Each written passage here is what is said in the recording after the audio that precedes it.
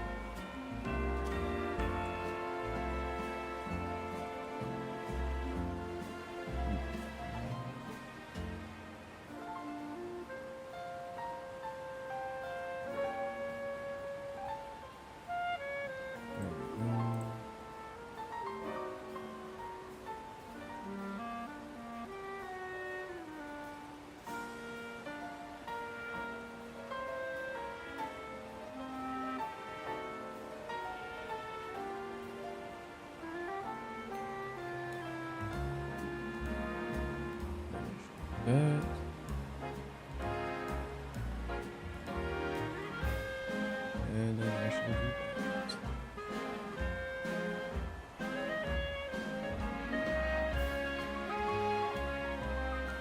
Okay, things should be set now. For some reason I thought I'm on my team healed up, but I guess not.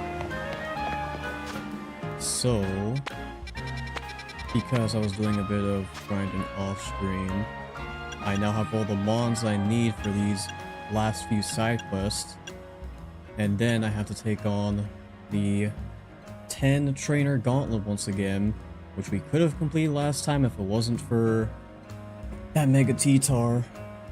So we're just gonna go ahead, complete these real quick, and then we'll save the battles for last, and then we'll be able to do the unlimited Z-A Royale stuff, which will also help us proceed with our 1K battle grind for the research missions, which I think, yeah, I have the 500 one, so I haven't unlocked the 1K. There's also these ones, but if I'm being completely honest, I'll probably grind these out on my own time, because it's just, you know, be a lot more interesting to grind out battles than just catch a whole bunch of mons.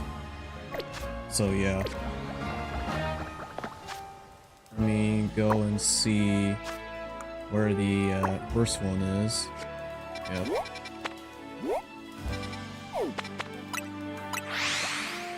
I go to Restaurant Royale. Which is where we're supposed to go. But just gonna give this kid his aggro real quick, like. Honestly, gathering these mons weren't as bad as I thought they'd be. The Go-Goat was annoying though, I will admit. There we go.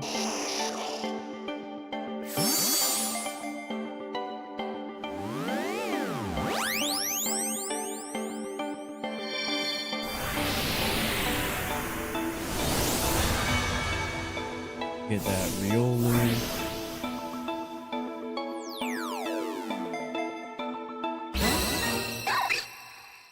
Royale. The names that they've come up with for these trade mons have been absolutely peak.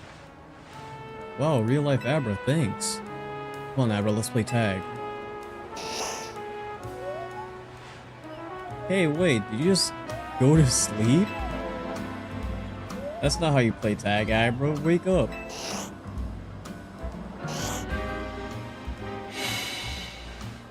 Where did it go? Did Abra use teleport in its sleep? Whoa. I guess our game of tag has already started. Well, thanks again. Take care of Riolu. Hey Abra, I'm coming to get ya. Yeah, good luck with that kid. I don't know where it could have possibly zipped off to. So now all we need to do is, you know, let's give this guy his Go-Go all the way over here.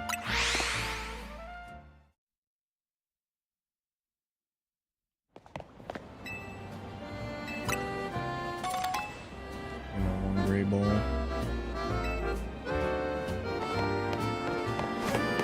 Also, as you can probably notice, we have updated our fit, so I just wanted to, you know, diversify things a bit. I didn't want to stay in the same clothes forever.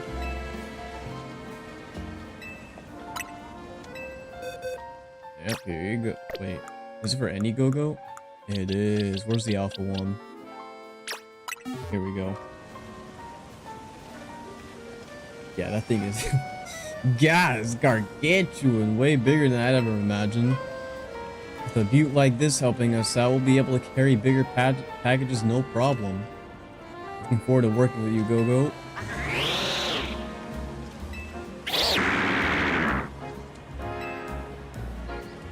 Don't you worry, my little helpers. I haven't forgotten about you. Your experience with the Go-Go shuttle taught you everything there is to know about Lumios. I'll be counting on you to share your know-how with our newbie here, okay? I believe in you.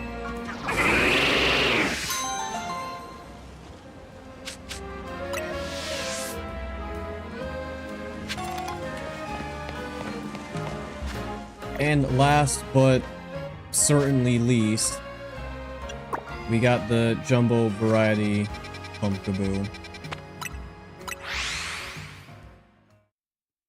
I'm not gonna comment more on it. I just want to get this out of the way.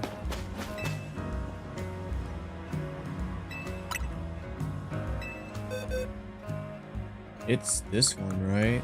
Yeah.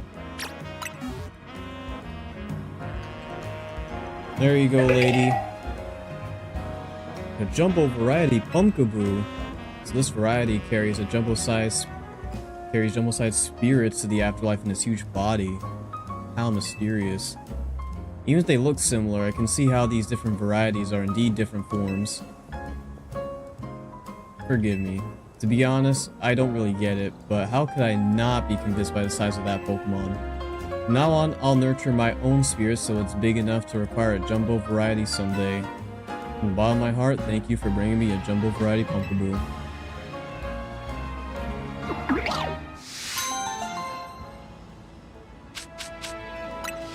And there we go. At least the rewards were nice. So, with all of those out of the way, we now only have one side quest left to do, which is to do our rematch with this 3-star restaurant here. And for this one, I know we got Frostlass in the party right here, but I ain't playing no games anymore. We're gonna bring Zygarde. We're just gonna bring Zygarde, give him the Mega Stone, and we're just gonna go crazy. Yeah, let me see the Zygarde cube. As much as I love Zydog, it's better for him to be in 50% in order to get to 100% more reliably. Though, at the same time, maybe it could be the other way around. I just don't want him to get straight up nuked, is all. A little Blastoise real quick. We'll have Mawile as our lead, as per usual.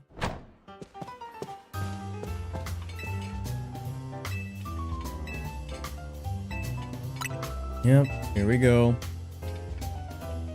Gonna be saving Zygarde for that T-Tar at the very end. If we're able to, that is.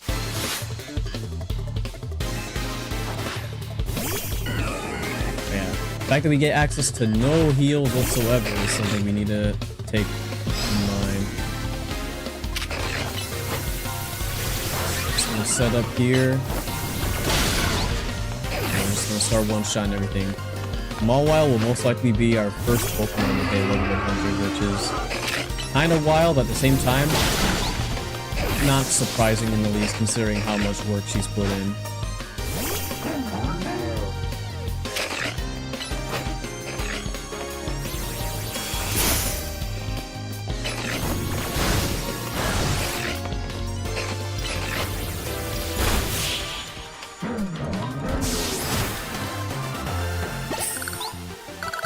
Level 99.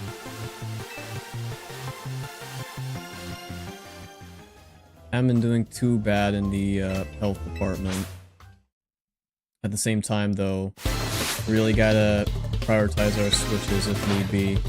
Like right now.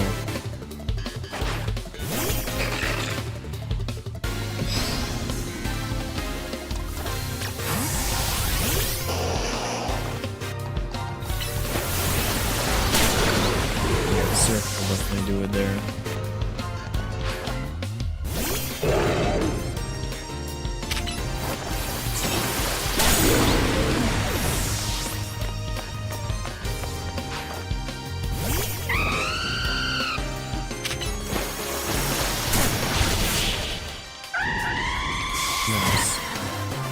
If we could just like sweep through all these trainers without having to take like big licks of damage, then we have this one in the bag. I mean, compared to these trainers, we're a good amount of levels higher than them.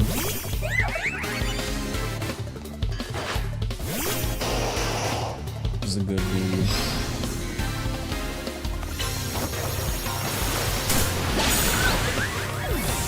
Start surfing away. This time we're gonna flash cannon go into sword. Wow, you live?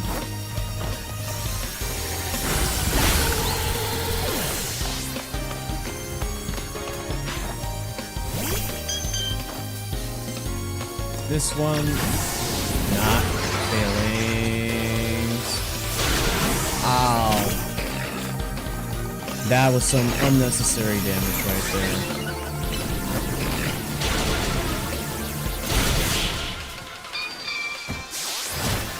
That is my bad. I'm used to having Royale as the first in the party, but when I was swapping around Mons, Failings happened to be the one in the first slot.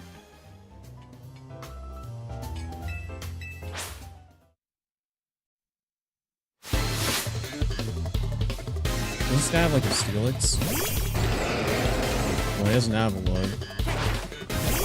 It's definitely Pyroar's territory. Ow. Ah, he flinched.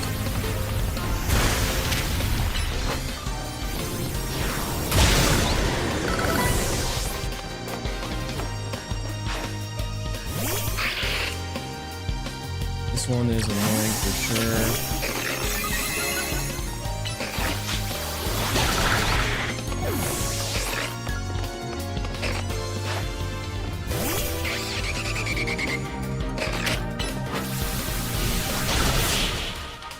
Gonna play rough off before we can get boom bursted.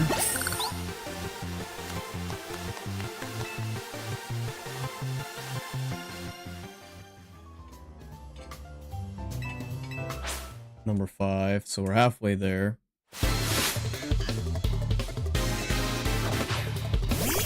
Angerstone. This would be a job for Phalanx, but at the same time,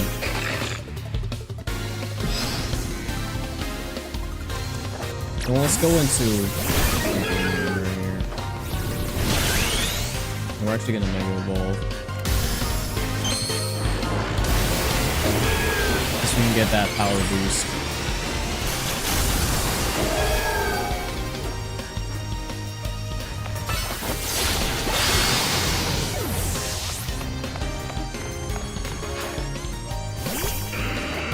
That is not great.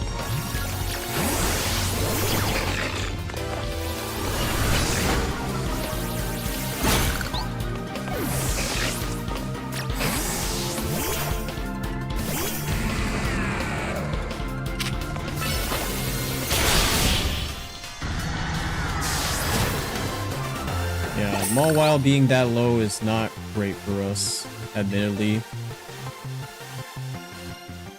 I wouldn't call her our trump card because that's what Zygarde's there for, but she's definitely one of our heavy hitters.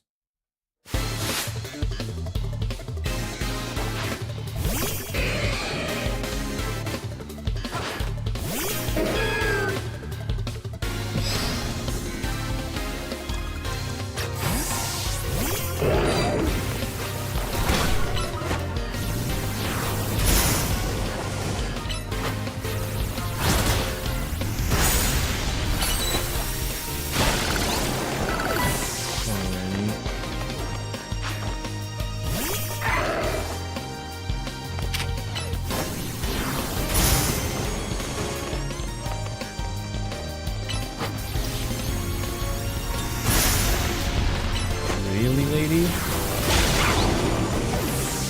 Protect, detect, combo? That's insane.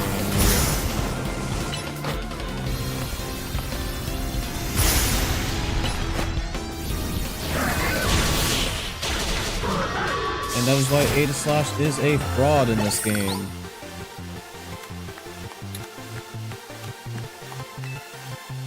It takes 5 to 7 business days for it to get into its sword form.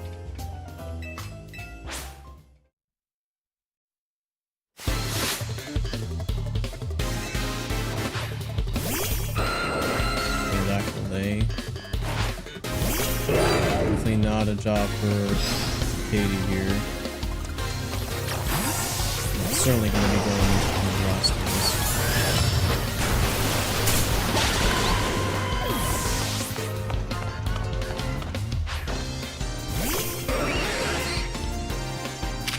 Unfortunately, ow.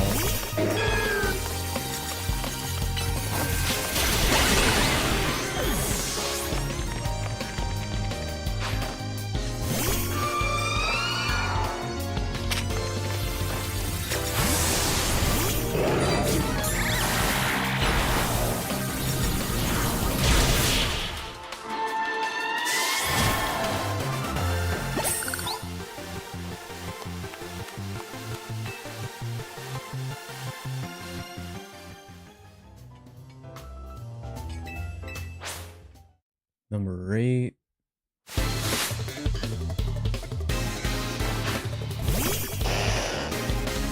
Arbok. Actually, we can use our power on it. It's gonna. Flamethrower, I guess, will do the job too. Oh, no, we're poisoned.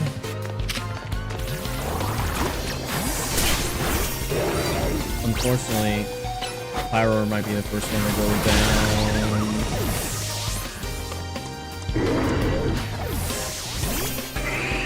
Yeah, that's quite unfortunate.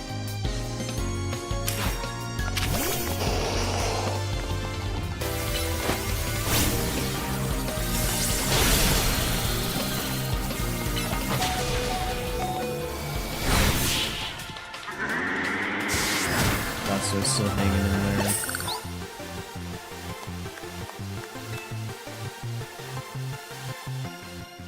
Though we only have one mod down, and we're at the 9th battle, so doing a whole lot better than last time.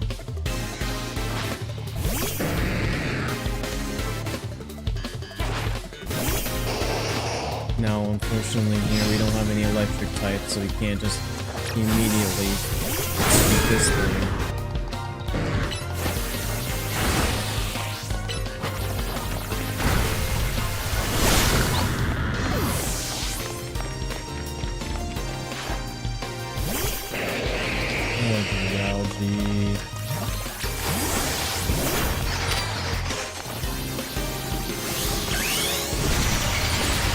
Mega to bypass the critical meteor damage.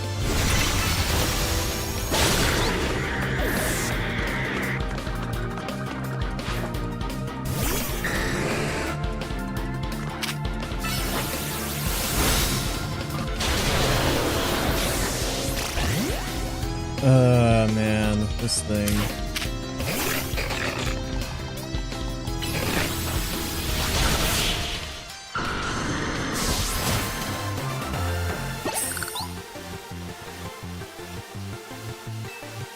Well, we have 2 mons down.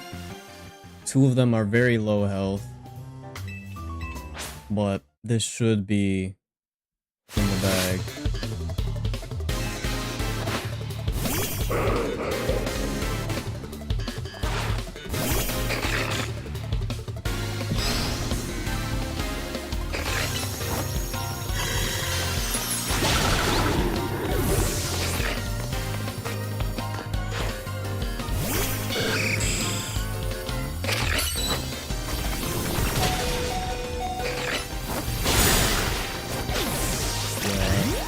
Drill Run, Skarmory. Alright, Zygarde. It's time.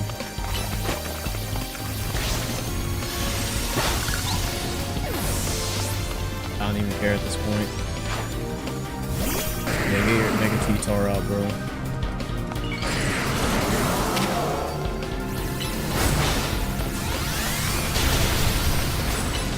You don't even have to go 50%.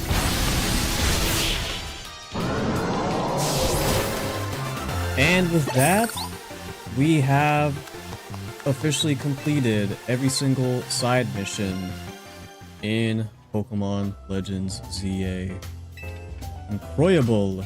This is a little show of appreciation for your fully savoring all our restaurant has to offer.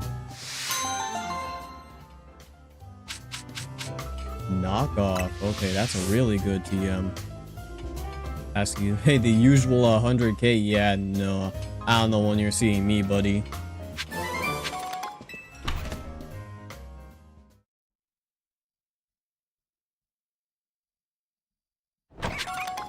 But, yeah.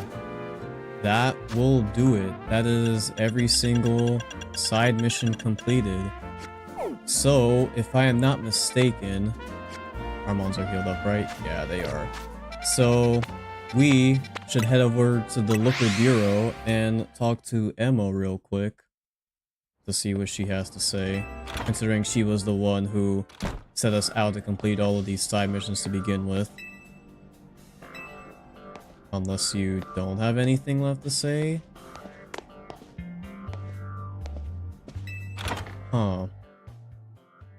I suppose we still have to do the Infinite Z-A Royale, so we might as well go and take that on first, but I'm pretty sure Emma does have something for you once you've completed all of these side missions.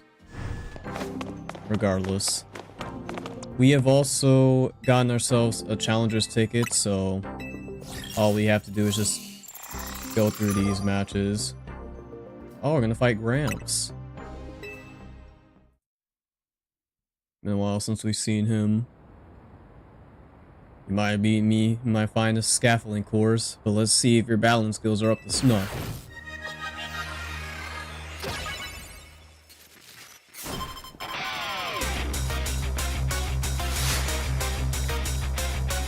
Gonna beat Gramps in his Mega Excadrill.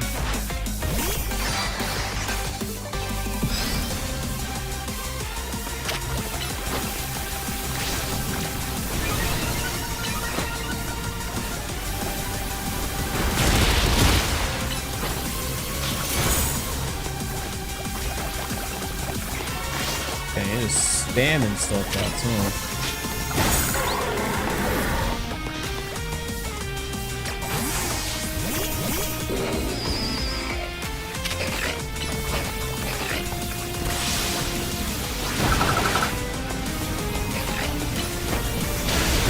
Ow. Honestly, we should be having a game after this. I don't know what I'm thinking.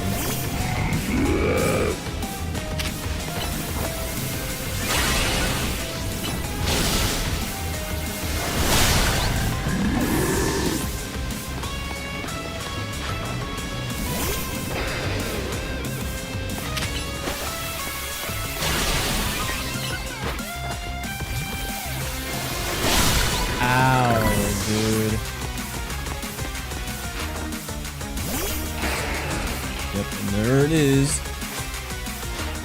Come on, Excadrill. Time to show this kid what your drill can do.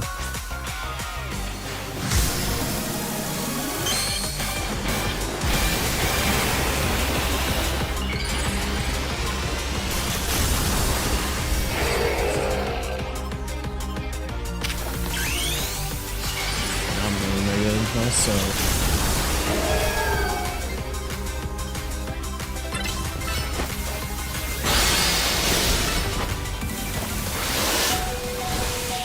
Ooh, okay.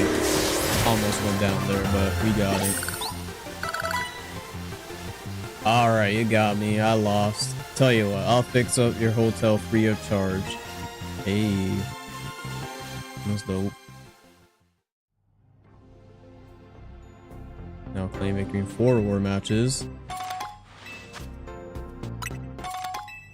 Now, to my knowledge, I believe you are supposed to get up to 15 wins in order to make some progression.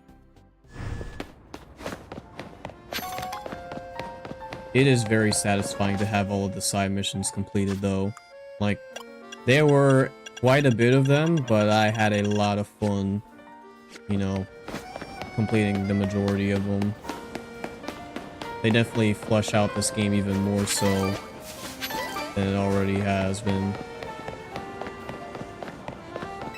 But, that being said, just gotta sit down here and wait till nighttime falls.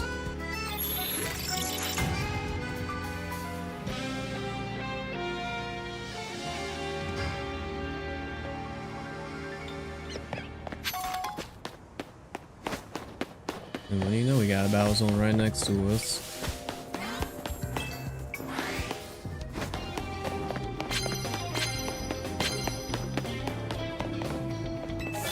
Knockout mons for Mega. Ow, never run around corners.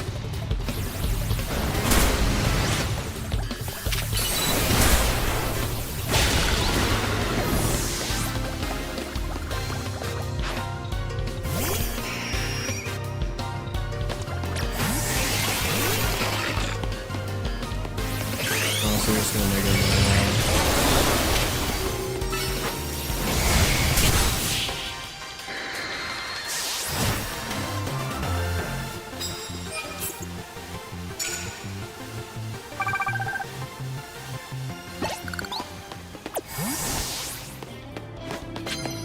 Alright, the Pokeball so we can save on the Mega Energy. Sneak up the psychic moves. I mean, we have Zen Headbutt.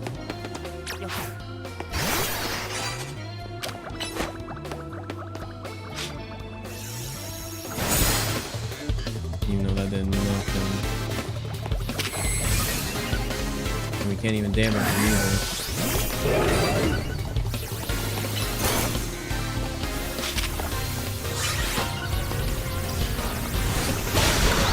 Ooh, that would have been... No, I wouldn't say deadly, but it would definitely hurt a lot.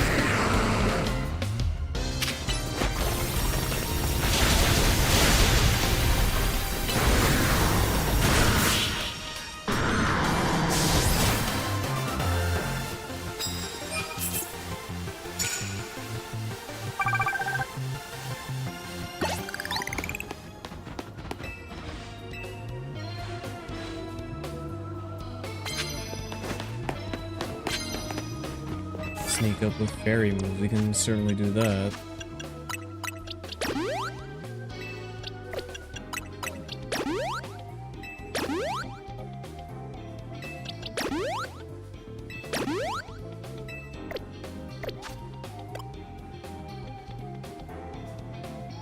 Oh right, yeah. This whole time there's an auto heal function. They had this in PLA as well.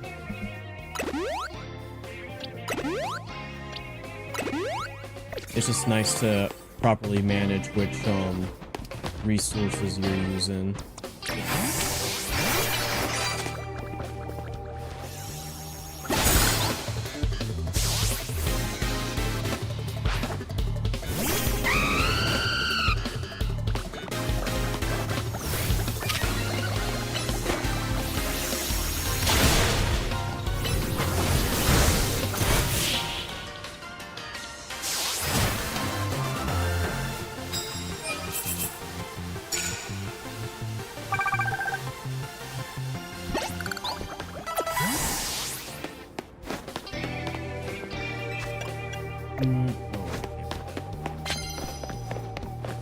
Now the best place to grind trainers in like the majority of these zones would be up on the rooftops. Which we do need to get ourselves there. I'm not curious.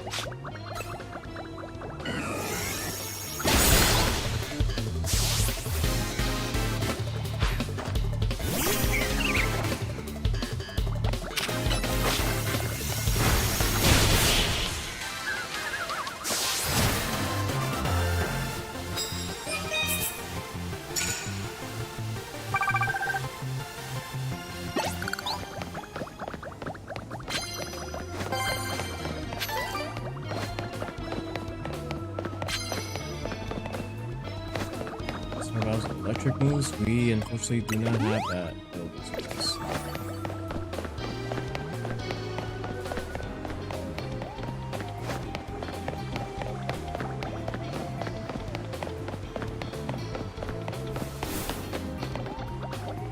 And second moves, I feel like we could get a better one.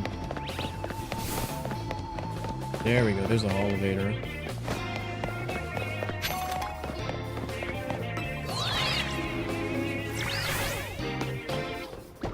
These are usually where the tougher trainers are as well, so that's something to keep in mind.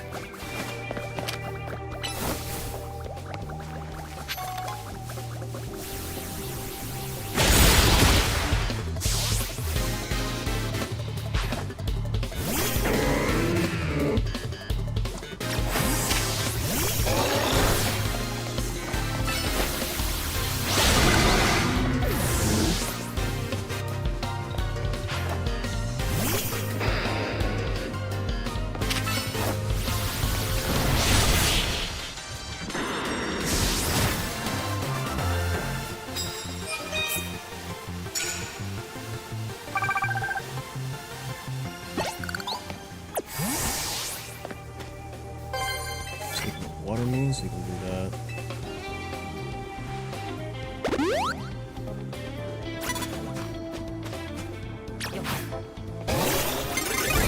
No, come on, man.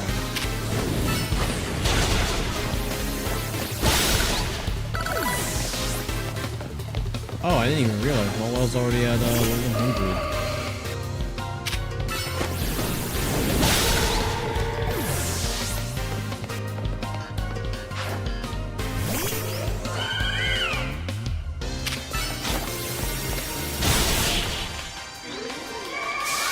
Yeah, no, she's just a beast, man.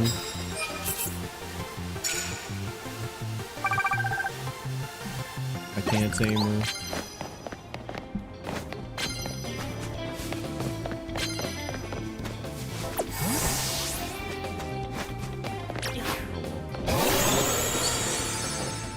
Yeah.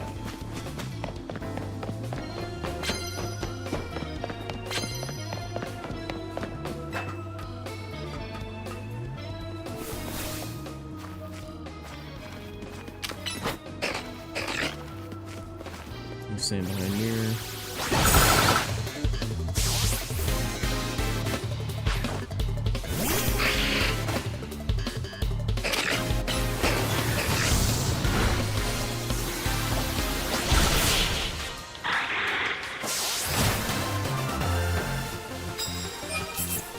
Bit is fire. Hey, appreciate it. Also, welcome Blipbop. Glad you could join us. So yeah, we are just grinding out the Z-A Royale right now. I thought that if you talk to Emma, she would have something for you once you complete all the side missions, but I guess we gotta go through those challenger matches first. Which is fine by me, because this also contributes to the 1K battle grind.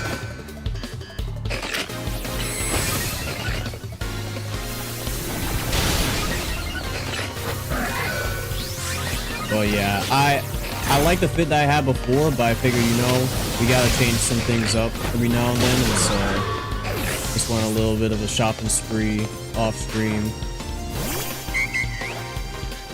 Are you gonna mega? You are gonna mega. Is that gonna matter though? Nope. Bro, I'm telling you, Mawile, I don't know why she's as beastly as she is, but like, she has just been absolutely carrying me throughout this whole playthrough. I just knew I wanted a mega one on my team, and then the rest was history. You do not see me. Please don't miss. Okay.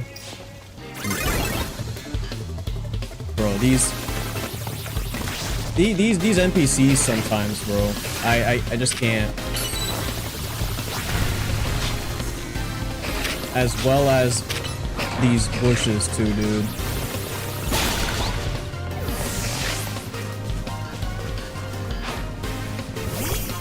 Oh, you have your own Molo. Guess what? Fire thing.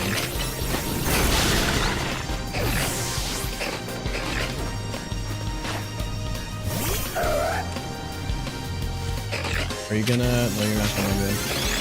Fine by me.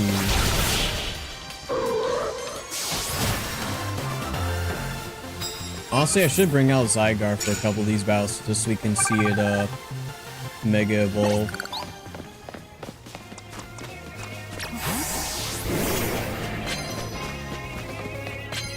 How do I get myself over there?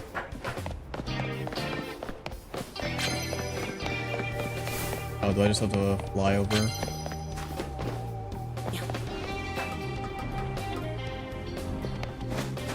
Shouldn't have to, Yep, there we go. I'm about to say we shouldn't have to do the roll tech. Gonna hit it with the 1,000 arrows.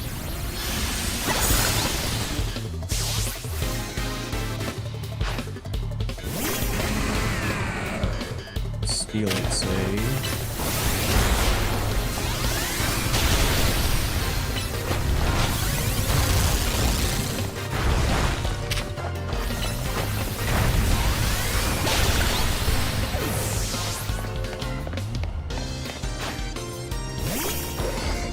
You most likely have a Mega Gallade. Yes, you do. You're gonna Sword Stance immediately because you're a bot.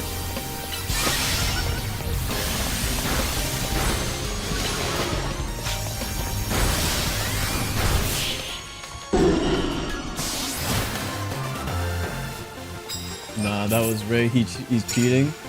Who was? Oh, and we got a 50%. Or what am I saying? 100%. I didn't. Are we at 50% HP? Which is what I was thinking of. Huh. Well, we can Mega Zygarde when we want to. Also, hey, Cooper Cloud. Welcome to the stream. Glad you could be here. Yeah, I should have figured, dude.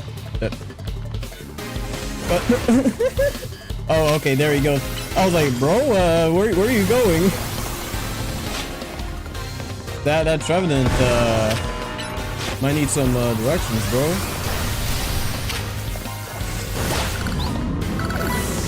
Oh, he damaged very cool.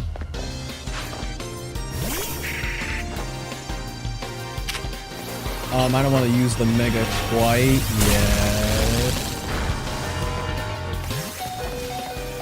Wait, what happened to my HP, dude? Hello? Hold on. Because it was literally at like... What? I was literally like 240 something and I automatically just went down to 70. Okay. What do we use so that we don't like heal up a ton so we can get out of 100%, but enough to where we can actually live something? I don't even think it matters. I might just have to use the max potion. We're gonna revert back. Nope. We're not gonna revert back. I'm probably gonna revert back after the battle. Got the Zy on guard. Yes, sir. I don't know what happened to that Trevenant, dude. He, like, I guess it's because Zygarde was on that building right there, and it tried to attack. He just fell down there. Oh, you got cursed. No wonder, dude. Ow.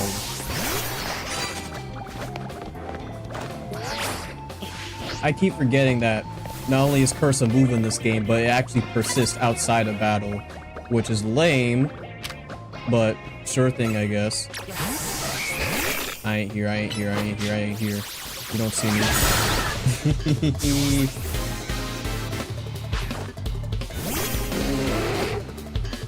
Angoro. Yeah, that's light work for us. I was wondering, like, where all of his HP was going. Shiny Phalanx? Yeah, le boys! I love them so much, dude. I wish I could use them a bit. You weren't even looking at me, dude. You weren't even looking at me. Bro. He was just like, oh, who's that? Bro didn't even make eye contact with me and it still counted. I'm telling you, these NPCs, man, they can... Like, sometimes they're absolutely hilarious to watch and other times they just make me mad.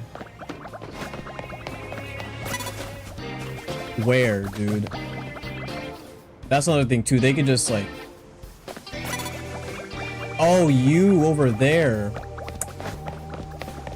Bro, they can literally engage battle with you if you're close enough, despite the fact that they can't even attack you. Poison Pokemon, yeah, I can't do that, unfortunately. Oh, okay, got a Metagross down there.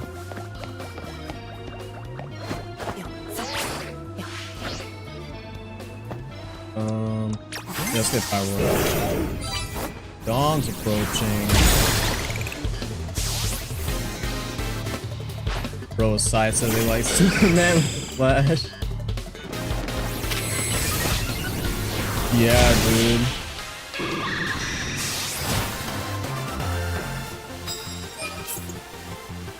Like, sometimes these trainers, they have like 0 spatial awareness on them. And then all of a sudden, like out of nowhere, they have like the Eye of Sauron. They can just like see anything. Get away from me. We'll get this. I don't think I can. Come on, dude. Alright. Get control. I almost fell off the building.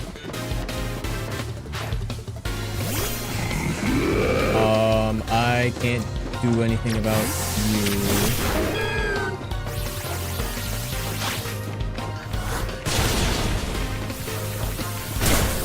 Did I get... hello? Where'd he go, dude? Oh, wait. Oh, bro, he did it again. Bro, what is with this Vigorously? He ran off the roof. Oh, man.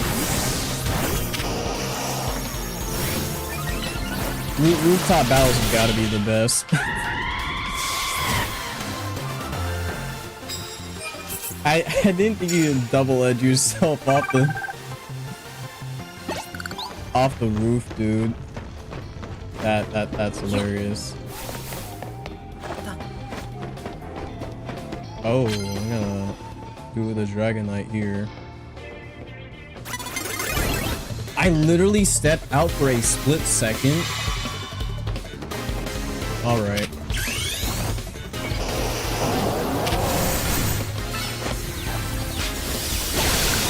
Nice outrage, dummy. Oh, you got Salamence? For a second, I thought he was gonna Mega there for a second. That was really scary.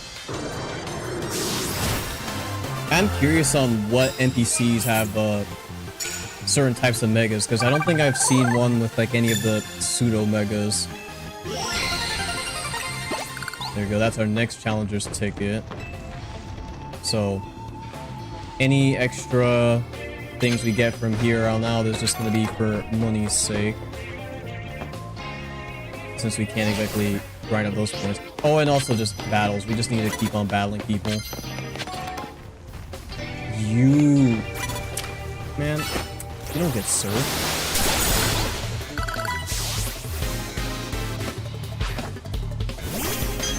You're getting flash cannon. At the very least, I know for a fact that none of the NPCs are allowed to have any of the newer Megas. Because, of course, they gotta restrict those to the actual, you know, new characters.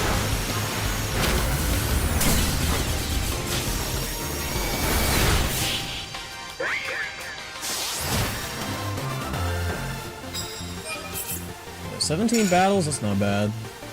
We could try to get ourselves to 20 depending on how much time we have left. That, honestly, that's cutting it close. At this point, it's not even a matter of sneaking on someone.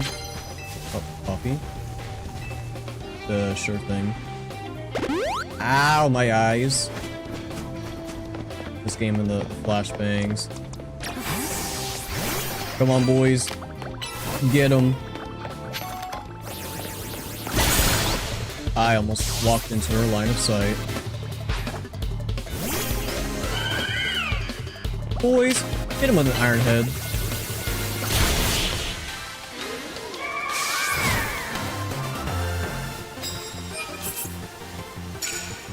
I just like, as much as I like having close combat on them, it's just so slow with the charge up on it. And the only other fighting move at least I can give them right now is Brick Break, which is like not good whatsoever in comparison. Like if these guys got access to like Drain Punch or something, oh, we'd be cooking. Oh. Don't turn around.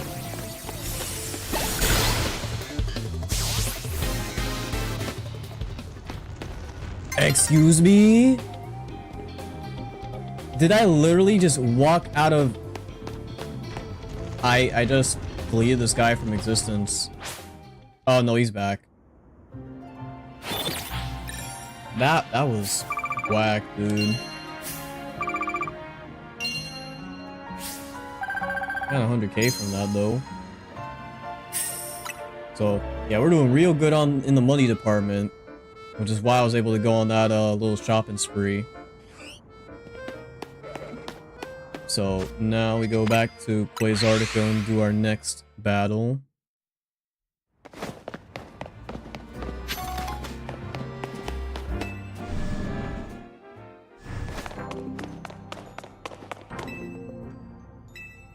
Yep, let's do it.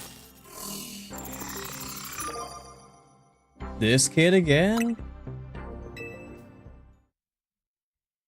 I mean, sure. I thought this was gonna be like, you know, all of the... Well, it is 15 battles, so... At least, 7 of them are gonna be like regular roles. Stampede.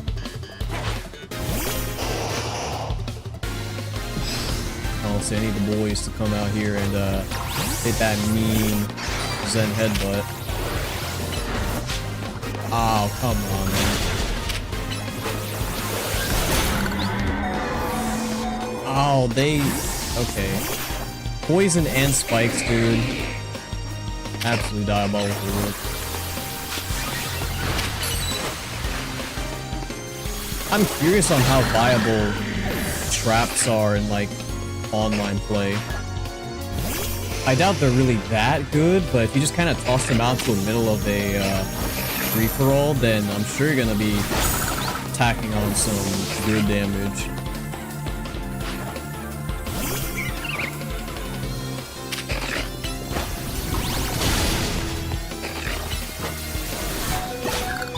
Ow, get out of there.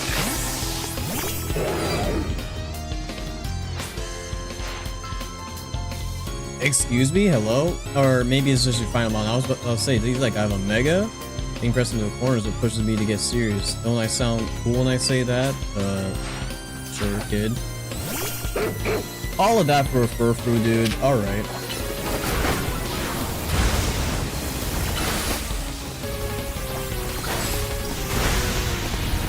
They're gonna drop a mega salamence on me or something.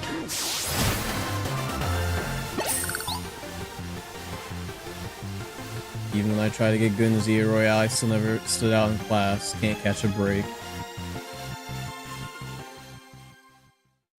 Gotta go back to the drawing board. So that's 5. We need 10 more victories. From what I've heard, at least.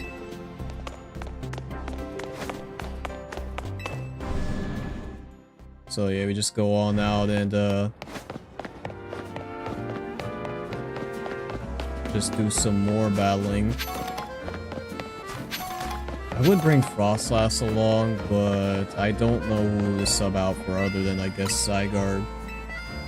And even then, I still at least want to use the Mega. I had an opportunity to, but my health was getting absolutely deleted by the curse.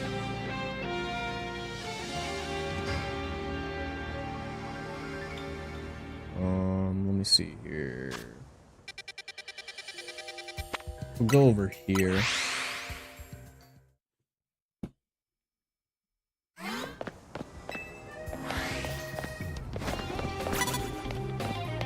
Off rip, alright. You could like turn around, please and thank you. Come on, man. How'd you see me behind the... Okay. There's no way you could have seen me while I was crouching behind this flower box right here. No thoughts. Those remind me, did the rank,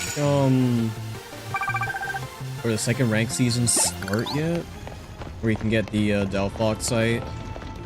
I'm not sure if that was today or if it was sometime this week.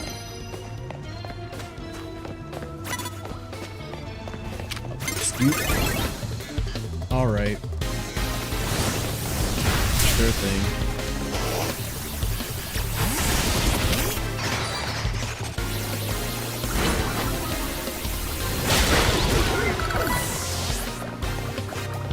Phalanx is now 90.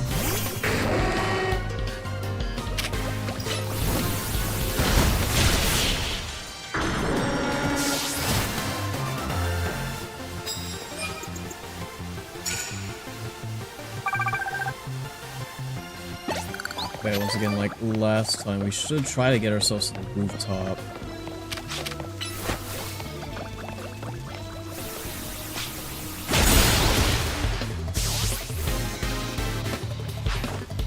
Just so we can cycle through a whole lot of trainers.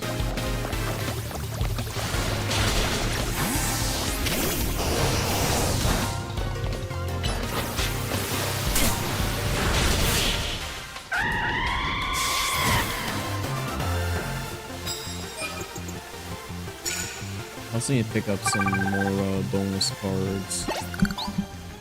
Wherever those things are, because I just have not... Okay, there's one down there. Two.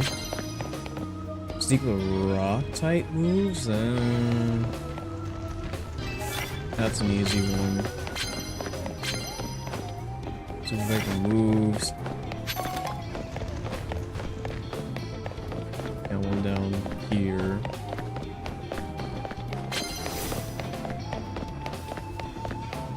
Let's see. Same deal.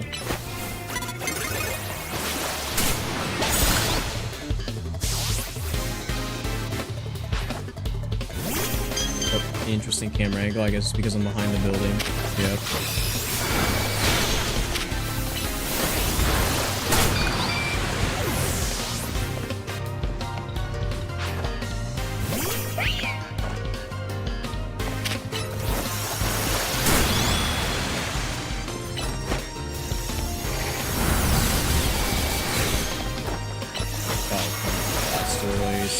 I know I went behind the building, but still.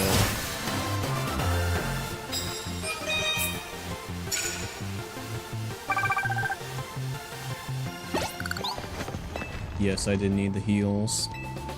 I'm gonna close my eyes this time so I don't get flashbang.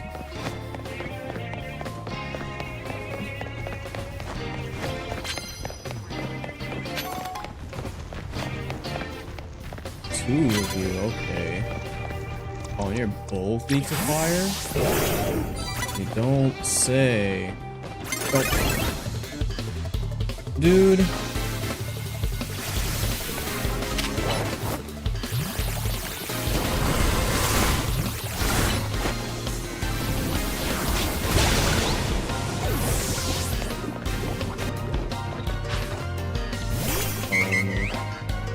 You don't Omega, do you? Usually it's only the nurse toys that have Omega odd one.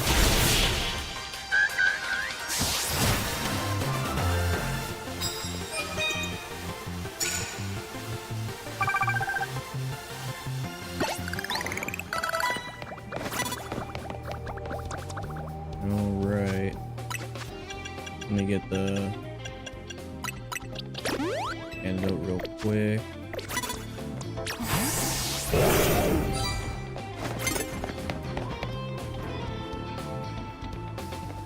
Could I like hide behind this? No, I guess not. I wanted to hide behind this lady so I can sneak up on this other lady. Fortunately, she didn't happen to walk the other way.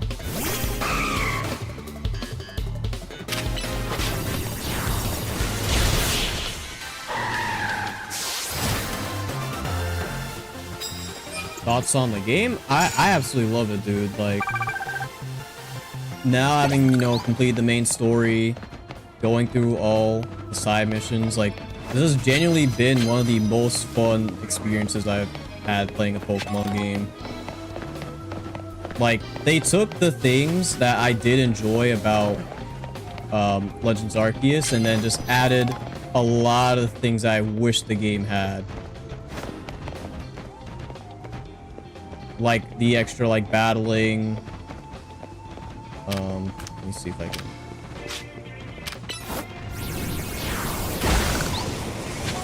Okay. Extra battling, like more customization, obviously. Even Ironhead, you're just gonna get away by that. Okay. Obviously, I'm going to have like a... Okay, I can't even say a bit of a bias. Like a decently big bias since this game takes place in Kalos. But like genuinely though, I've just had an absolute blast playing this game. Big Aerodactyl. And I still do, honestly.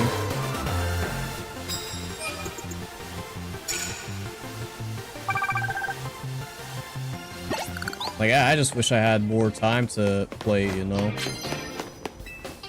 do you got for me? Oh, okay, that's easy. Like, obviously this game does have its flaws.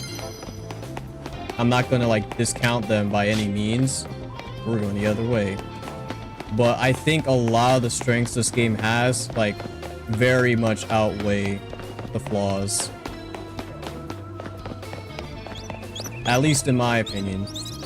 Sneak with ice side moves, we can do that. Not gonna be very good, but don't. You just had to turn left.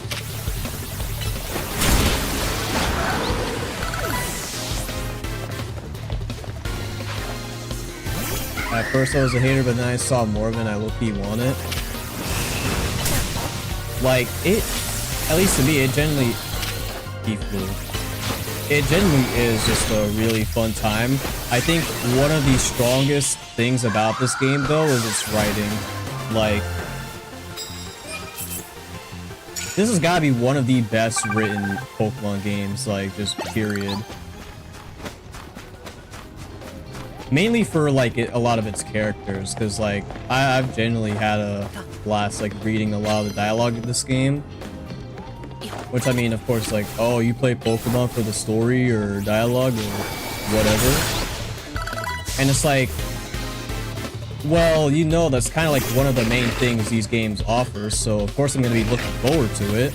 So if the story and, you know, dialogue is actually good or even great, then I'm definitely going to praise it whenever I have the opportunity to.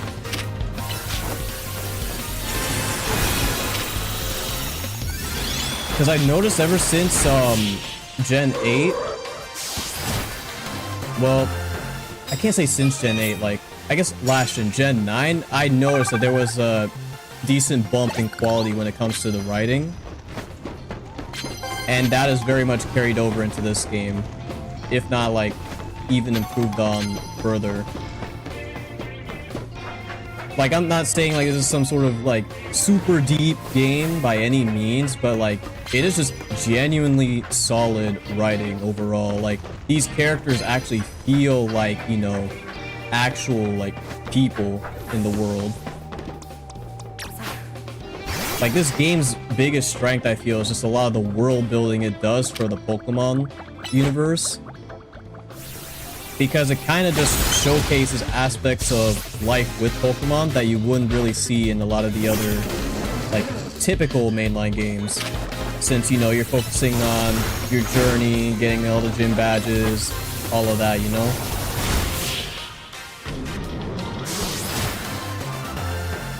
Which is why, even though it is just, like, strictly in, like, the city, I don't see it as much of a problem as I did when I heard that it was only going to be in this place. Because I was like, oh no, but I want to go to this town, I want to go to that town. Like, I want to go to all these past places from like X and Y and all that. And it's like, I was like, okay, let me just give this setting a chance, because it was obviously very, very different from any previous Pokemon game. And so you kind of have to treat it that way. And I did, and frankly, I absolutely love it.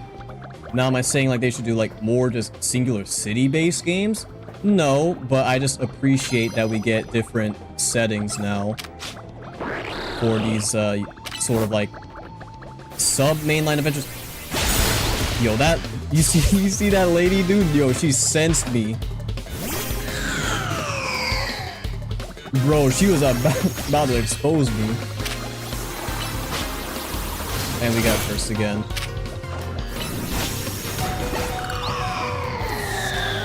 But like, I'll take this from my good friend Roxas. This Pokemon game feels more like a traditional RPG than any of the previous Pokemon games have. And I think that's probably one of the best ways to put this game. Like, it just feels very much more like I wouldn't say generic RPG, but like what you would typically see in an RPG, with more of a focus on like the individual characters rather than just like the overall like storyline. Even though the story does, like, you know, have a somewhat decent amount of focus, it really is just like taking those characters, putting them in like a story scenario, and then seeing how they interact with each of the different, you know, circumstances.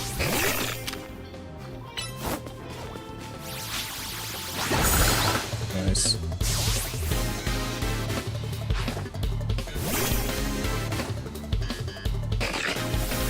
Oh my god, that was a awkward camera angle.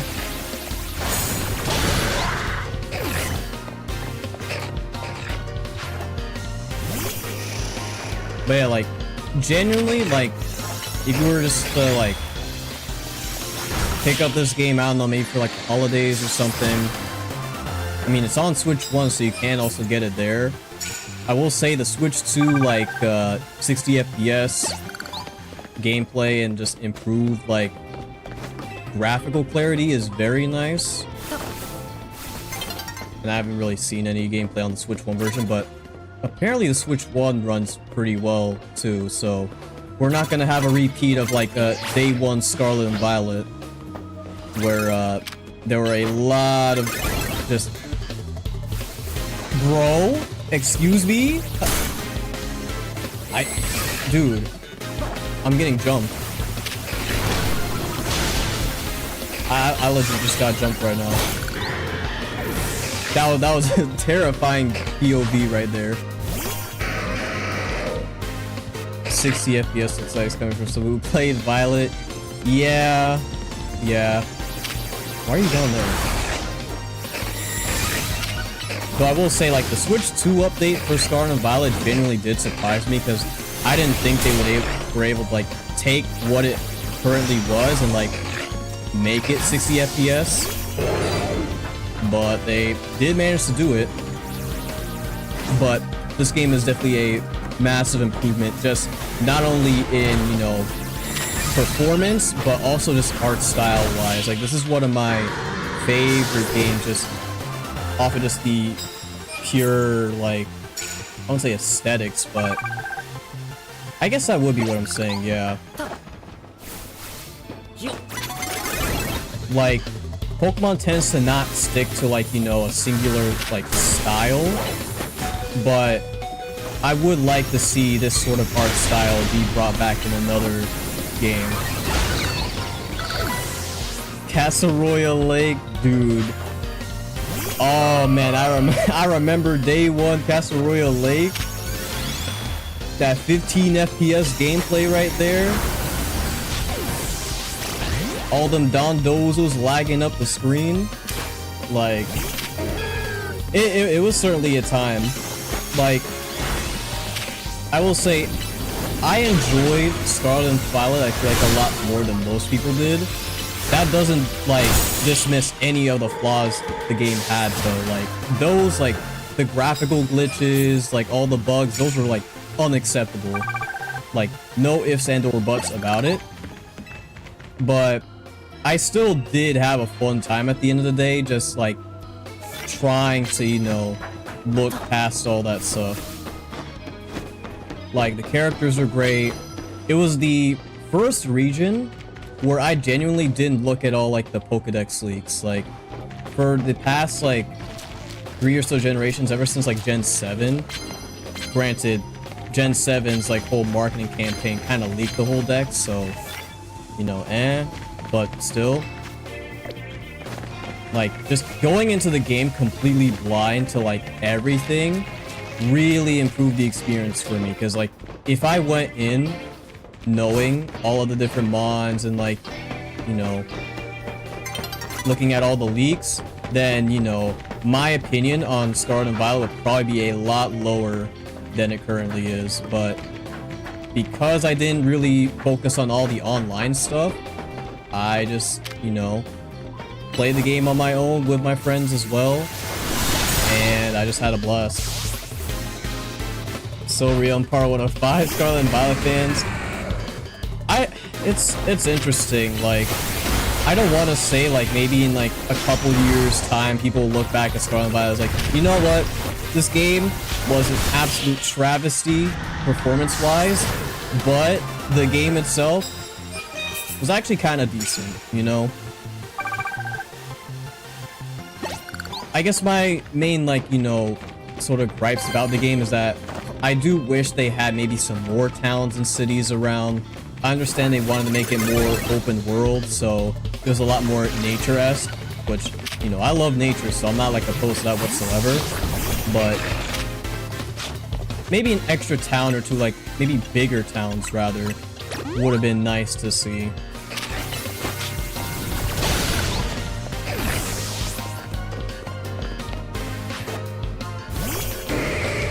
Jam.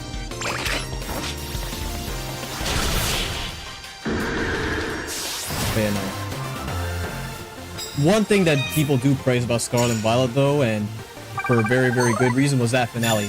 The finale of Scarlet and Violet's main story absolutely blew my mind when I first played. I was, like, absolutely dumbfounded with, like, this is an actual Pokemon game, dude?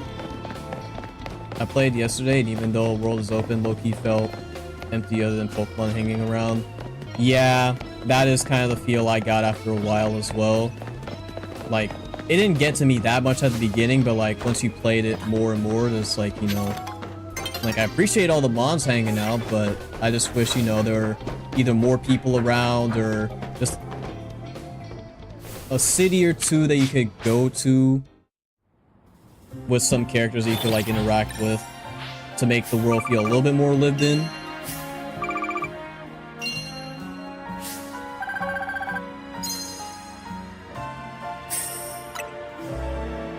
Almost at 1 mil. But yeah, I still do enjoy the game a lot. The DLC also helped in, like, the what do I say, like, man, I need healing bad. I enjoyed the DLC a lot. I think, like, overall it was better than Gen 8's DLC. because like with Gen 8, I like the Isle of Armor, but it was kind of like, okay, you know, here's all your competitive item grinding stuff, and like the only like standouts for that DLC is like the setting was cool. I liked, you know, being in the islands and whatnot, and you know, Mustard's goated. You know, Kubfu and Urshifu, they're dope mons, even if Urshifu's an absolute behemoth in competitive VGC and singles too. I don't want to catch you, do I? I don't think so. But the Crown Tundra definitely hard carried the rest of the DLC with like Dynamax adventures and just like the whole like different adventuring storylines with like Peony. Like that definitely made up for, you know, what I guess Isle of Armor kind of lacked. Whereas with Scarlet and Violet's DLC, it's like I enjoy Kitakami a lot. I think the storyline with Ogerpon was a lot more interesting than I thought it would be, because I figured like a lot of the emphasis would be like on Terapagos, and that kind of was the case, but Ogerpon's story being a bit more self-contained was a nice change of pace. It felt like even though she's like a legendary, it felt more in line with like a lot of the mythical Pokemon storylines that you'd see in like the older games. I don't have the Sword Shield DLC, but Dynax Adventure seems fun low-key. It is genuinely a lot of fun, especially if you have some friends along, but you do have to like think about the fact that a lot of the rental mons that they give you are kind of not great. I need you. I still need to complete my mon catching missions. But yeah, some of the mons you get along the routes are not too great, so you kind of have to work with what you have, but at the very least, when you're trying to like shiny hunt for legendaries and all that, that's super fun. Like, I'm trying to think here, because even though it is considered like the hardest raid battle in the game, at least I'm pretty sure it's still considered the hardest raid battle in like Dynamax Adventures, I did end up managing to get my own shiny Zygarde in like, I want to say it was like 24 adventures. Like I got pretty lucky with it, I will say, but I just wanted to get that before the Scarlet and Violet DLC came out, funnily enough, only to realize the Gen 6 legendaries weren't even in the DLC at all. I was like, bro, they forgot about Kalos, they shafted them, bro. Like, Gen 6 always gets the short end of the stick, man. Like, I can't get over this. And I was just like, I was just in like a whole rant mode for a while. And then, lo and behold, like a year later, they announced Pokémon Legends Z-A, which made me have like the biggest pop-off I've ever had in like a good while. Because Gen 6 was my first ever like set of Pokemon games, so I am pretty biased towards those. Yes, legendary shiny hunting, never done it, but I kind of want to try it. It is a lot of fun. Like, it is genuinely like a super satisfying experience once you actually, you know, get the legendary shinies. And because of how Dynamax Adventures work, it's like, it's just a different way of shiny hunting compared to, you know, like chains or like soft resetting, especially for legendaries. So, and the odds are a lot higher too. That's like the big draw of it. XY anime got me into Pokemon. Yes, sir. Bro, the XY anime peak, dude. Like, even though like I don't think the animes after that were like bad by any means, I just don't think they have reached the highs that X and Y did more often than not.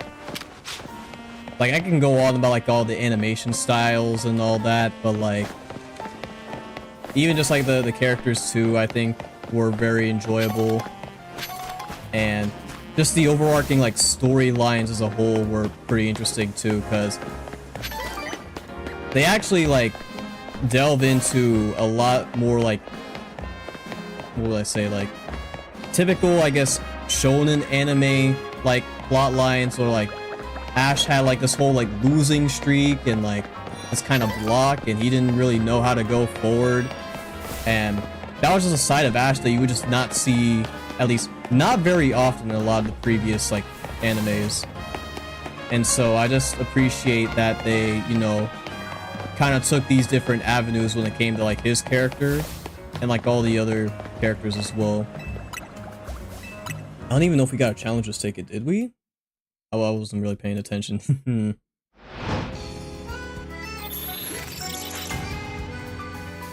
But yeah, like I love everything about Gen 6, man. Hold on, I got the thing. I got the thing right here. Yeah, can I move this? Yeah, this is the, I call this Gen 6 decree that I made. If Gen 6 has 1 million fans, I'm one of them. If Gen 6 has 5 fans, I'm one of them. If Gen 6 has 1 fan, that 1 fan is me. If Gen 6 has no fans, I'm no longer alive. If the world's against Gen 6, I'm against the entire world. Till my last breath, I'll support Gen 6. Yeah, so, you know, it's my favorite gen, if I haven't made that clear enough. And I'm just happy we get to sort of revisit it again with Legends Z-A. Let me get this out of here, dude. I made that like literally the day before Z-A dropped. So because where I need to watch like all of it, I'm missing out. Yeah, there are definitely some episodes I feel like I also missed out on that I definitely need to watch again. Yeah, Age of Slash, dude, like Gen 6's like new Pokemon dex is relatively small simply because they introduced Megas, but a lot of the like Kalos bonds are like very well designed. Like I love the Talonflame line. Diggersby's kind of cool, I guess. I like the Vivian line a lot, especially with the different patterns. What we got here? Of course, yeah, the Florges line, Go-Go, Pyroar. Like they've got a lot of really good designs here. Pangoro. Yeah, Age of Slash, of course. One of the greats. Like, it would have been nice if they introduced some more like new mons, but I also just appreciate the fact that we got just Megas in general, because I think Mega Evolution is the coolest like sort of mechanic or gimmick, whichever you like to call it, that they've introduced in the game. And like a lot of the lore surrounding it as well was also just so good in X and Y. This game also kind of expands upon that as well. Like, this game basically is just like a lot of the like story elements that probably would have been introduced in Pokemon Z, but they just expanded upon it, which is really all I could have ever asked for. And just giving Zygarde some actual like purpose. Definitely cooler than terrestrializing or whatever. Like, competitively, terrestrialization is a great mechanic, like just balance-wise. And it, you know, it gives every Pokemon a chance to shine in some way, considering that Megas are kind of exclusive, like only a set number of Mons get access to them, in exchange for the fact that they have to hold a Mega Stone item. But just like seeing these like Mon designs just kind of like either go to like the extreme or just like see how a Mon in their like final form would just like evolve like one stage further is just so cool. Like I absolutely love Megas, and I'm so glad they brought them back. I thought that with the Gen 7 like Pokedex entries, they were kind of like distancing themselves away from Megas, which they pretty much were, because they brought in like Gigantamaxing, which, aside from like the G-Max forms, which are like basically Mega designs, just like enlarging. It's like, you know, I just think they were cool, like in the stadium setting that they were in, but like if you don't include that, then it's just kind of like whatever. The Pokemon just grows big, HP stat doubles, they get max moves, and yeah, that's kind of like the gist of it. Whereas in Megas, they get increased stats, they get new abilities, some of them get new typings, like...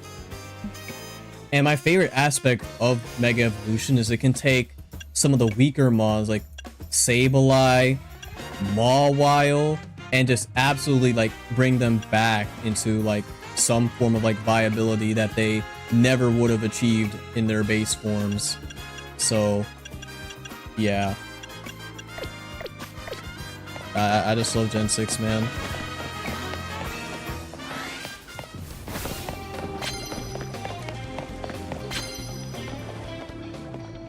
Speaking of Age Slash, you don't see me.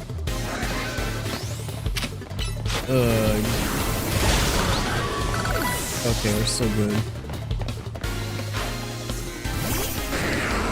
I don't think you died of one Earth power. You do not. You will die to this though.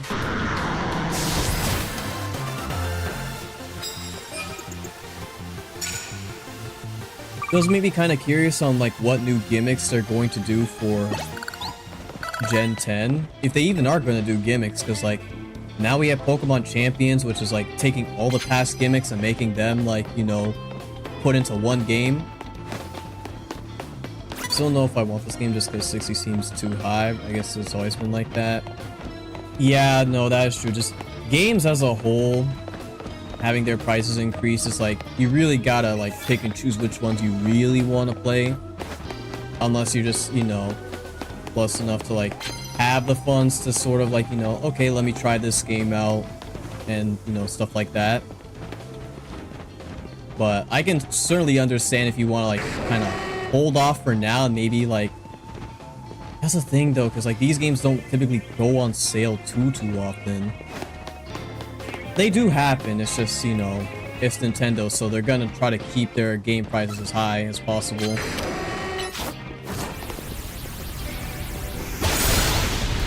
Especially for Pokemon game prices, because those don't usually decrease unless there's like some sort of deal to go along with them.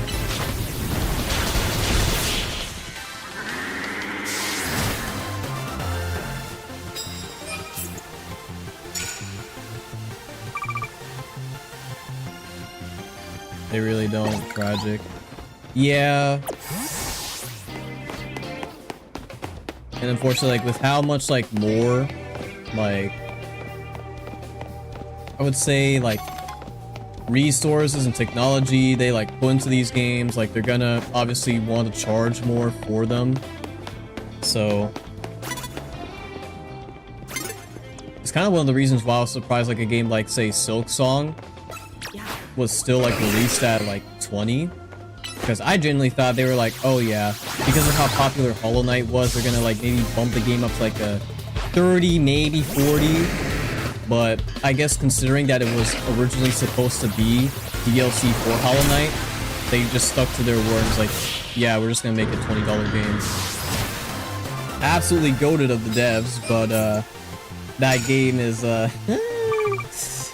I've never been so mad at a video game, like, ever, dude. That game can be so rage-inducing, and yet so satisfying at the same time. I've never played a video game that was, like, as difficult as Silk Song, but, you know, it is definitely a masterpiece in its own right.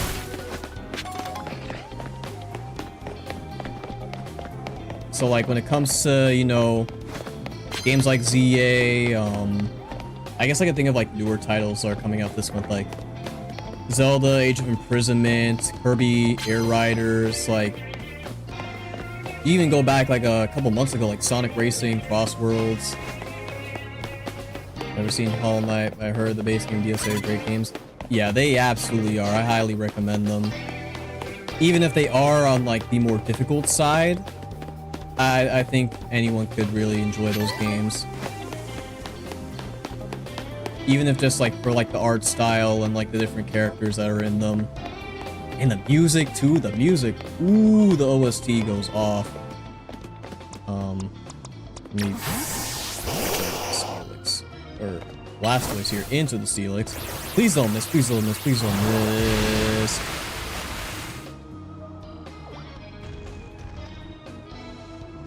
Bro. You literally shot right through him. Okay.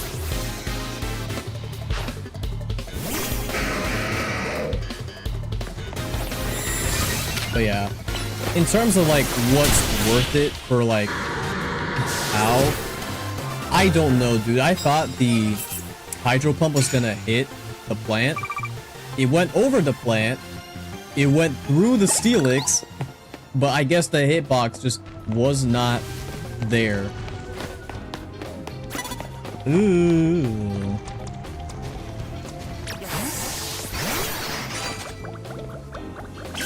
I'm gonna send out the bullies.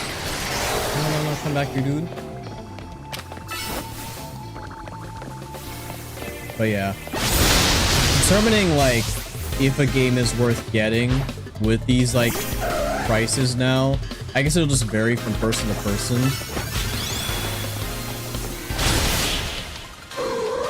And of course, you know, you just gotta like take into account like how much content does the game have compared to its price point, and then wait, let me take some medals.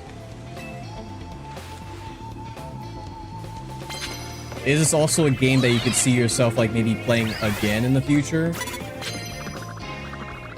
Because if not, then you know, not saying that like having like the one-time experience will like, you know, isn't worth like a game's price, but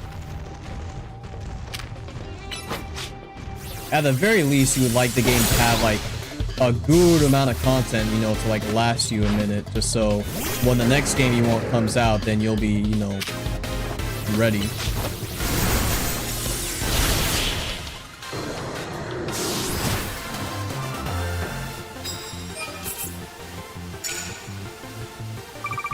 But yeah, it is certainly an interesting topic to kind of delve into. We'll just have to kind of see, especially with the Switch 2 era now, how much like is Nintendo gonna like bump the quality of the games up to make it, you know, worth those price tags that they're putting out.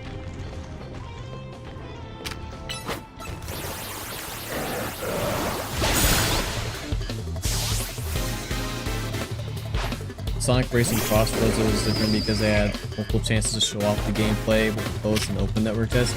Yeah, which that literally, that open network test was one of the greatest things that they could have ever done for that game. Because if not for that open network test, I wouldn't have gotten the game like at launch. Like I probably would have waited a good like couple months down the line to get it, even with how big of a Sonic fan I am.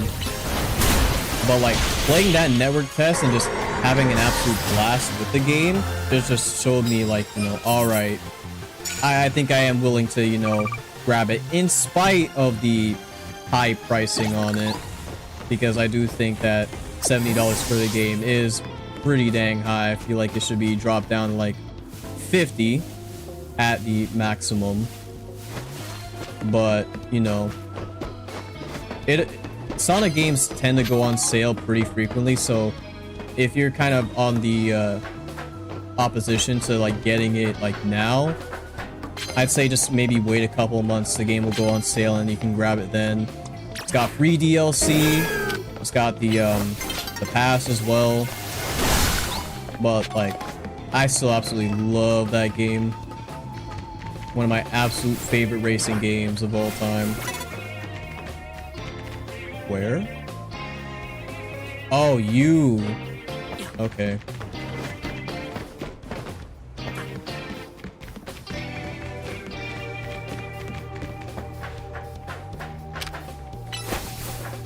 Let me just hide right over here like.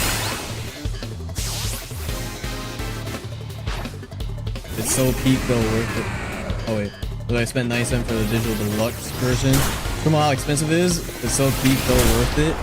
Yeah, no, I also got myself the digital deluxe version just because I just couldn't wait for the game. It's like, I really want to play it so bad because I was never more motivated to play like any sort of racing game before until that point. And also I just saw it as like a good opportunity for me to like actually start streaming, because before Crosswords even came out, like I've been like bouncing the idea of streaming around for the longest time. I just didn't really know how to start or like when to do it. But I just figured, you know what? Crosswords is dropping. I love the game. I might as well just start then. And yeah, that's why we are kind of here now.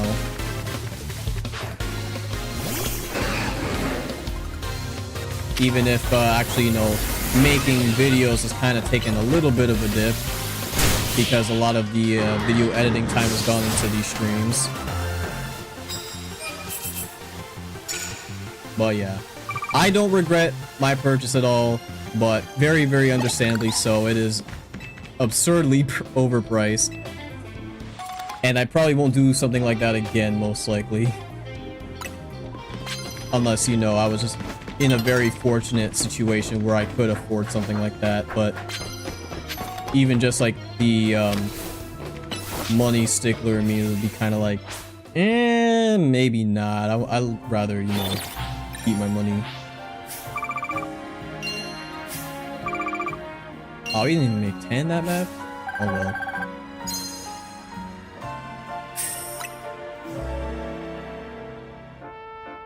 I'm pretty sure we have a ticket though, right? We should.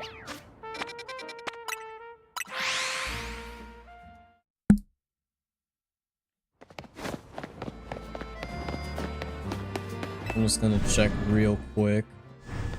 Or actually, I could have just checked the... Here. I'm pretty sure.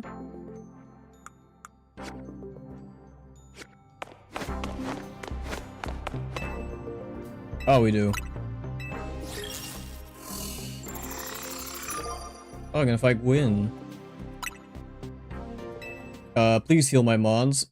I did not go to the Pokemon Center. Why do I battle in the Z-A Royale? Because I prefer the night. Fair enough.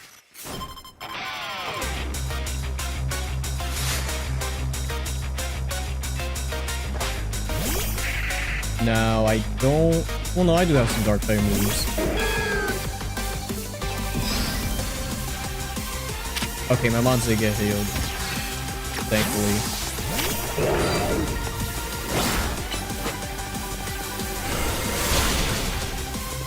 That did nothing.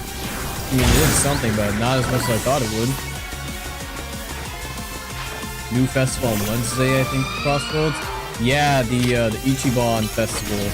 I would like to stream that, if possible.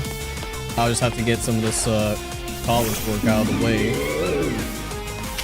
Just because so far I've done all of the festivals that have been released.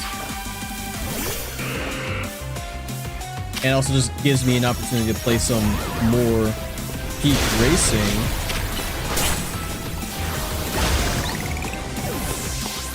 And I am genuinely happy with the changes they've made to like the point systems.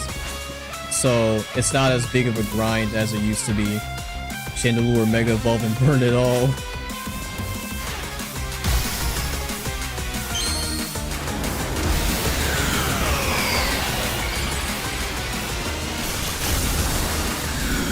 I like Mega Chandelure. I just wish it had the oh, that thing's... Ooh. Ow. I wish it had these sort of circles that some of the chandeliers have. Might stick around online till the SpongeBob Fest.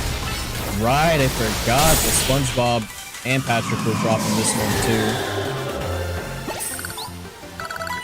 Which is kind of still a crazy thing to say, but yeah, I'll have to look forward to that as well. Just getting nothing but big nuggets.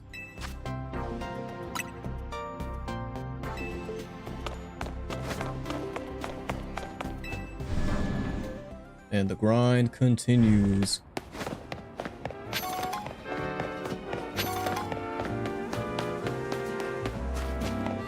So yeah, I'll have to definitely play in that festival when that drops.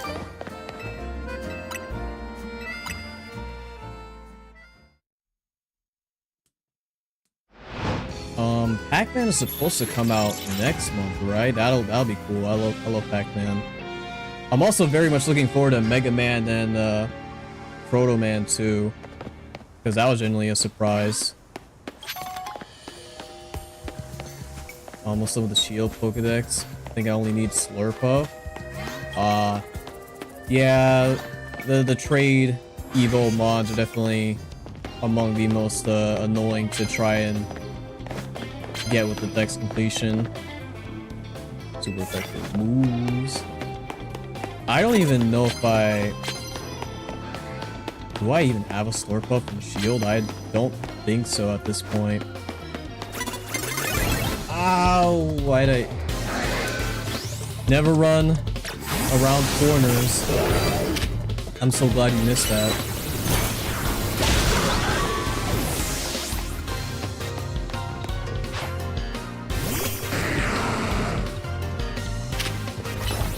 Because I will say, completing the decks in this game honestly was not that bad.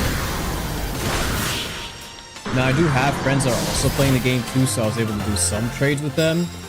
But you are able to get every single mod in this game without having to do trades, thanks to the alpha spawns in Wild Zone 20 in the post game. In the middle of the tower, there'll be 2 random alphas, and they could be any fully evolved mod in the decks, I'm pretty sure, except for legendaries, obviously. So yeah, that's nice that they added that. But yeah, and then the mega decks as well. The grind for the shards was I wouldn't say annoying at all. It was just kind of like, oh yeah, I see some shards here and there, let me just grab them real quick. And then I also just, you know, the ones that cost money were pretty simple because of how much money you get in the Z-A Royale. I know what this last one is, which is what we're working towards. At least I'm pretty sure. So I just gotta hope someone takes Iron Valiant for it. I don't see why not. Did I run into... Bro. And he blew up in my face. Where even... Hello? Did he like teleport or something? Because like, you were way down that hallway. You should not have seen me.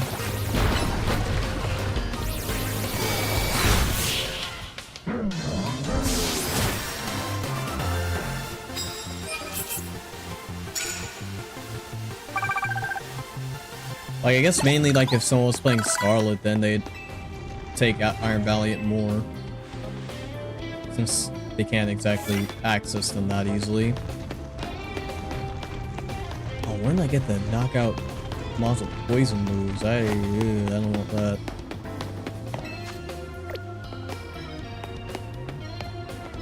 Immediately knock out mom with the first blow. This should do it. Playing on shiny hunting Galarian Zigzagoon. Yo, I always wanted myself a shiny Obstagoon, but I just never like took the chance to actually like shiny hunt for Zigzagoon.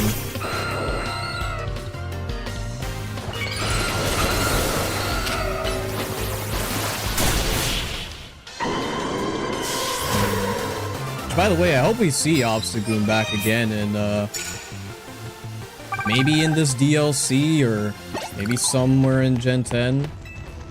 Because it's such a dope mon that I feel like shouldn't just be, you know, locked to just one region. Though I guess the same goes for like Cursula as well. Like Galar had a lot of really cool regional variants. Sneak up. And I want to do some shiny hunting in this game too, It's the whole point why I'm doing all of these battles here, since you have to get 1k of them to get the shiny charm. Or at least work your way up the shiny charm. I'm at yeah, level 47 for my research request. And yeah, shiny charm is at level 50. All of these ones right here I'll grind off stream because I just feel like it'll be more interesting to do like the battle stuff on stream. But after the absolute travesty that was Wild Zone 15 and the curse of the 7 shiny Pumpkaboo and 2 shiny Alpha B drills, I just feel like at this point I need to get myself the shiny charm just so I could save myself a bit of the grief when trying to get that shiny Scolipede. Though knowing me, that'll only get me like another 5 more Pumpkaboos.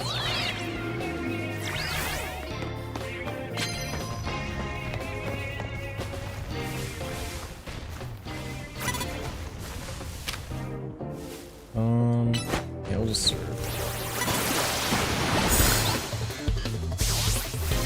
But I would like to get shinies for a lot of the new megas that drop. It's just that some of them are kind of difficult to get, or hunt for rather. And it would be in my best interest to get the shiny charm before I do any of those.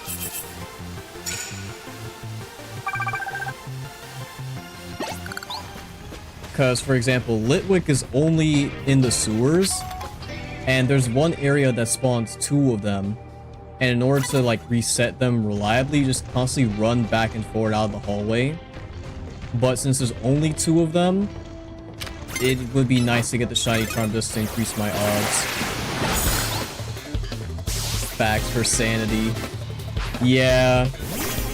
Like, I've gone on some insane shiny hunts, but, you know, even I have my limit. Like, I can't even fathom the hunts that people have for, like, where they've gone for, like, what, thousands of, like, soft resets for a specific mon. I don't even want to think about, like, the shiny Manaphy hunt that people attempted, or, like, shiny Jirachi. Like, those ones, like, I heard stories of, and I'm like, yeah, I think I'm good off that. Like, the only reason why I was insane enough to, like, go after shiny Zygarde was because it was one of my favorite legendaries. And it just has a sick shiny as well.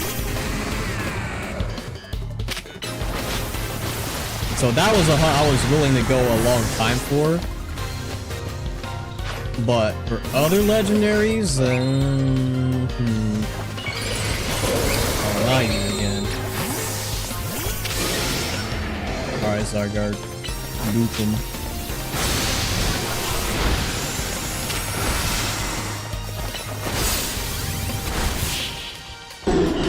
No, it should be in 100%. I couldn't even, I'd give up so quick. Yeah, it is certainly a war of attrition when it comes to those hunts. Look at my goat. Another Gallade, dude?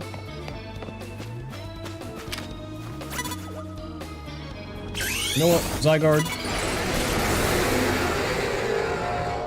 Delete them. Oh! Dude, that move is actually insanity. Hey, look at this dude.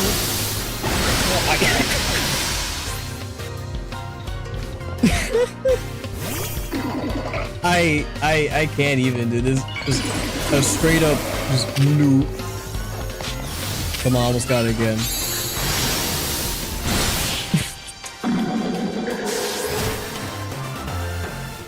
You know, all the memes of us getting a Pokemon gun did end up coming true. He's even green like the memes as well. Yeah, no, I very much expect Zygarde to get some form of nerf once we head into an actual competitive format. But at least for this game, it's just nice to have this absolute monster. Oh man. 200 base attack on top of a 200 base power move.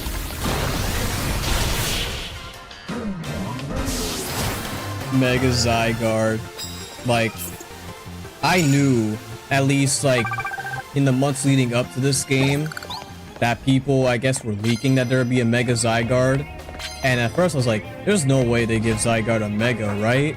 I know it's its game, but like, that's just kind of insane to think about. Zygarde complete going even further beyond. It will never not be funny. Also, what is with all these trainers and their obsession with explosion and self-destruct? I genuinely want to know.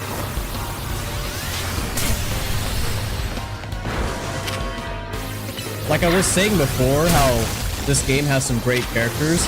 A lot of the NPCs in this game are absolutely unhinged. Like, there are some absolute wackos in Lumiose. But I do think it adds to the game's charm. Bunch of freaks or something, yeah.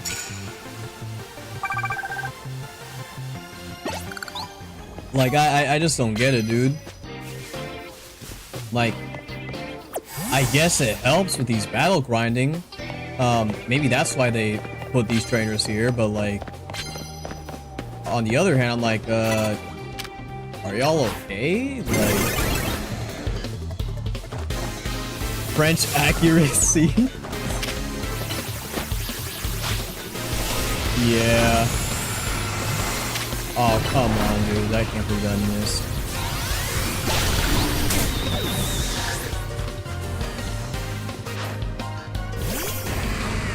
I don't know, maybe in sometime in the future I can go to Paris and like see if this game is representative of the France populace.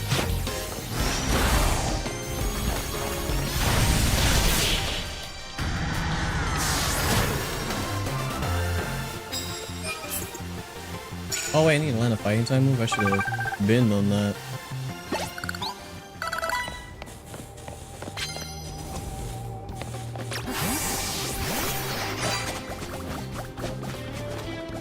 Normal time moves. Yeah, no thank you.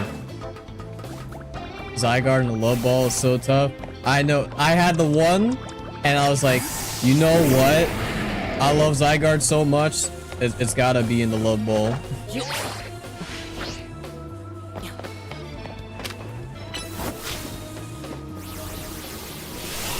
Go, my power morphing snake.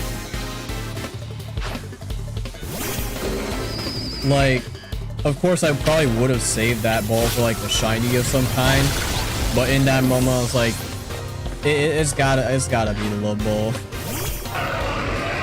Like, I couldn't just toss him in just a standard old Ultra Ball, even though that probably would have done the trick.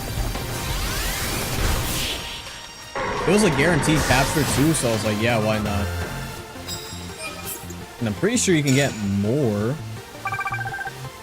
through like the Z-A Royale. If not, then they'll definitely add more in the DLC.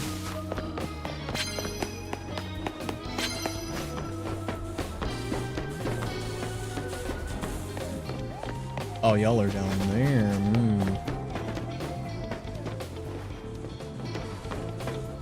Don't like spot me in midair.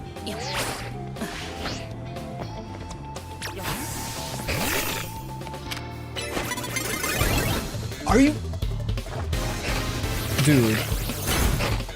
Okay. Hopes for the DLC? Great question. Like, obviously we're gonna get some more megas. And, you know, I would just at least hope there are some, you know, good picks. I'm not really sure what they could do, like, story-wise, because it involves, like, Hoopa, and I guess us going to, like, an alternate version of Lumiose. At least from what I remember. So, it'll be interesting to see if, like, any new characters get introduced, which there likely will be. I don't see why they wouldn't.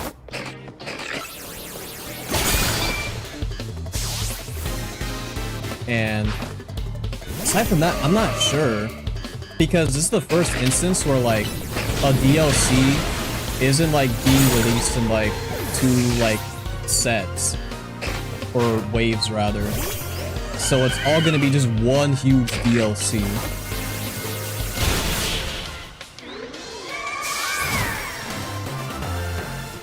Because I really did like what they did with Scarlet and Violet's DLC with the like whole overarching storyline with like Carmine and Kieran.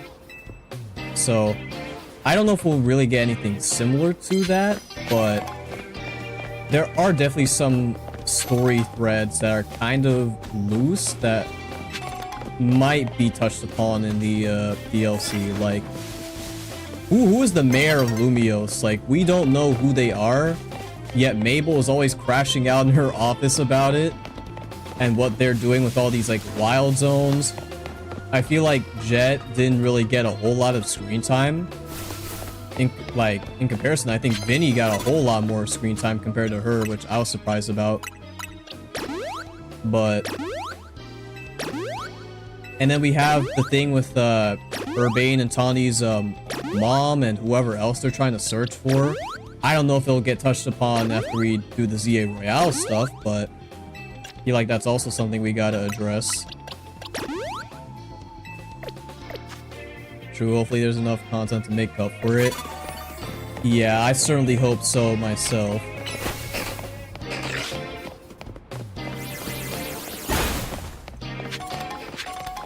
Especially if they're able to like just go ahead and announce DLC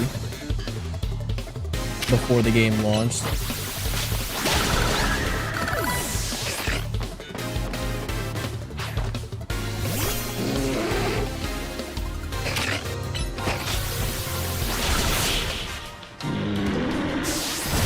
Because I would like there to be at least maybe like a couple new areas we could go to within the city. I've seen leak stuff, but like I don't know yet. Yeah. I've been trying my best to like avoid any sort of leaks just so it doesn't like hamper my experience. And obviously when it comes to story stuff, I want to like stay as far away from that as possible. But in terms of like the Mons getting like new megas, I only know about 2 of them, and I don't even know if one of them is actually true, because there's like a lot of new info out now apparently, like based on like data mines. I'm surprised I haven't figured out any of the other ones yet, but I suppose I haven't been going out of my way to search for them. I was just kind of afraid that maybe I would just see all the new megas spoiled in like some YouTube thumbnail. Like how most people get spoiled by things. Because fortunately for me, I do not have, I mean, I do have a Twitter, but I do not use it anymore because for my own mental health and sanity, I just do not want to be involved on that platform in any way, shape, or form. There's obviously some cool stuff on there, like I like all like any art that's posted there, any memes too, but like then you get into like all the like arguments and whatnot, and that's when things just go completely downhill.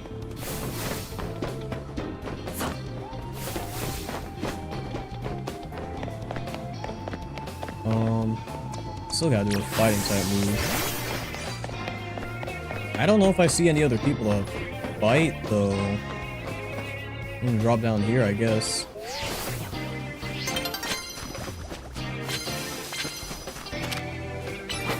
Why'd I do no retreat there? I fumbled the bag. I fumbled the bag. Yep. I needed to click close combat, dude. I mean, at least we got 15 there. So that's something.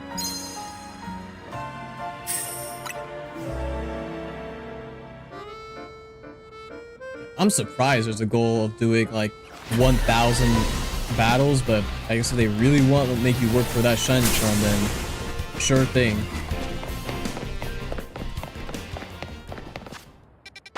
To go up here.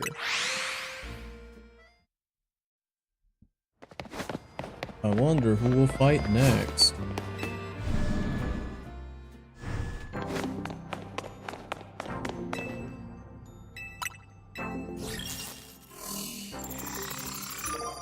Oh, Laban.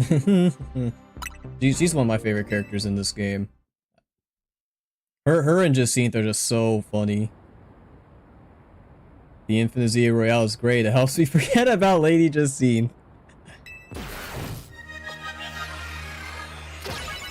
Bro, like, these two are an absolute riot.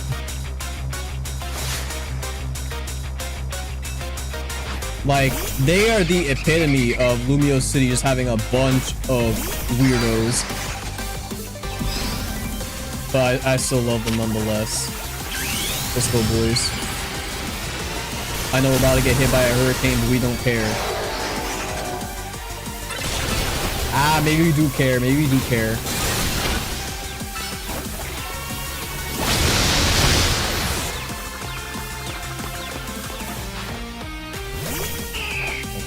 A. Oh, come on, dude.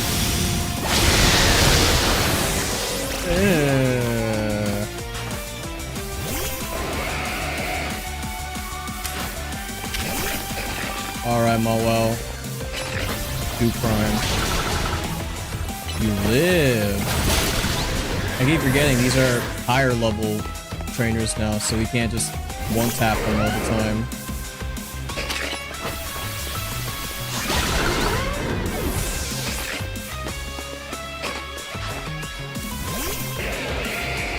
No, not this thing.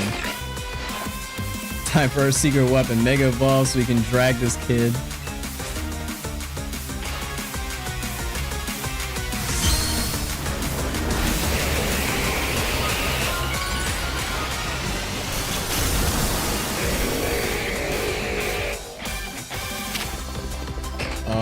What do I even... Because I don't have any psychic moves. Fairy is neutral. Alright, Zygarde. Yeah, we eat those.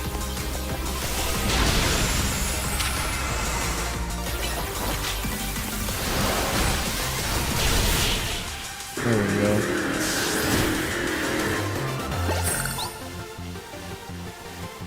Battling makes me remember how sharp my skills used to be back before I met Jacinthe.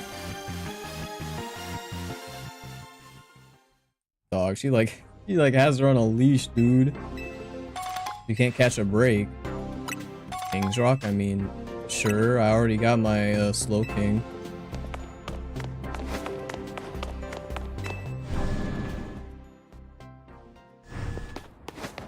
But yeah, I suppose the reason they have you do this to begin with is just so it can help you grind out those 1,000 matches a bit more reasonably. Back to this bench over here, like.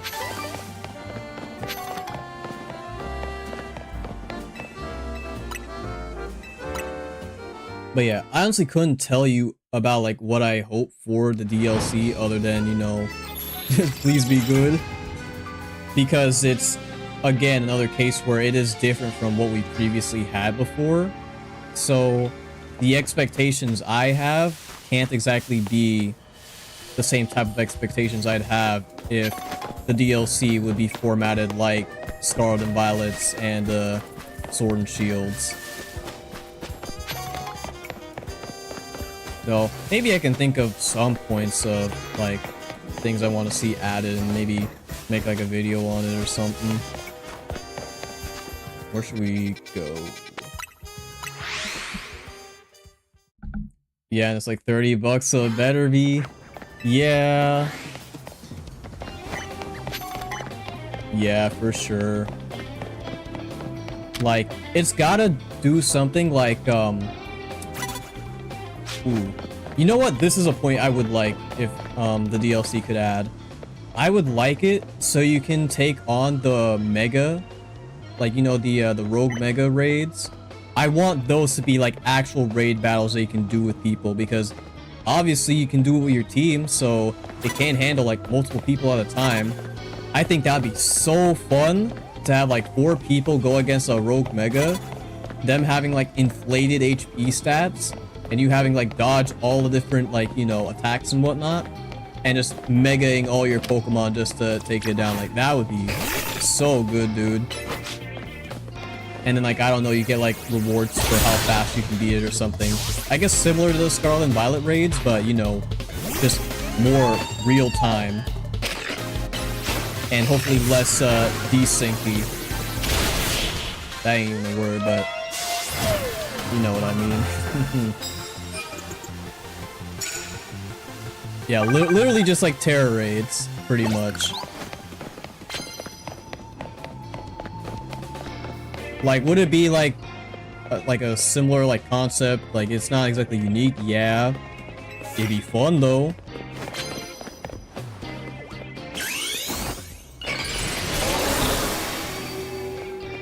Lady.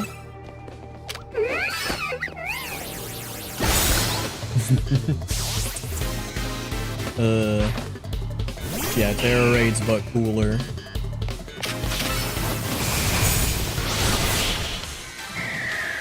Or they could even just introduce some other, like, new game mode that you can do on the side, maybe. That'd be nice. I'm not sure what it would be, but... Take me some prize medals. I like the online battles in this game, at least from the bit I played of it. I would like to play some more, but I want to get this post-game stuff out of the way first.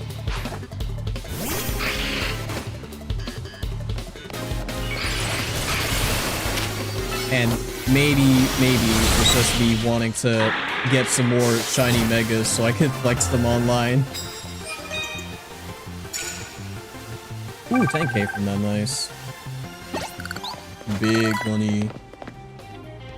Yeah, no, we don't want that.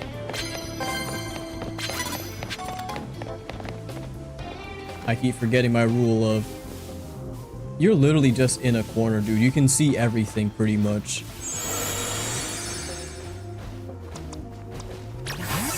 Why was the Hippowdon just stutter stepping right there? Blastoise, please hit it this time. Thank you. I thought I was gonna hit the building again. And I was just like, I'd be a very, very disappointed father.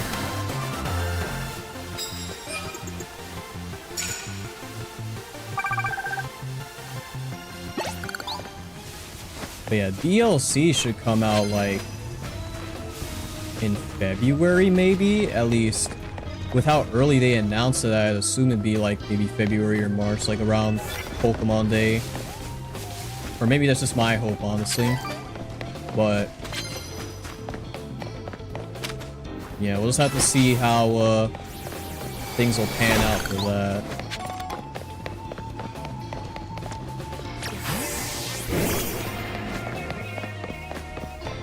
Oh, someone down there. Because the only thing I could think of that they could touch upon more is with the, just the XY legendaries.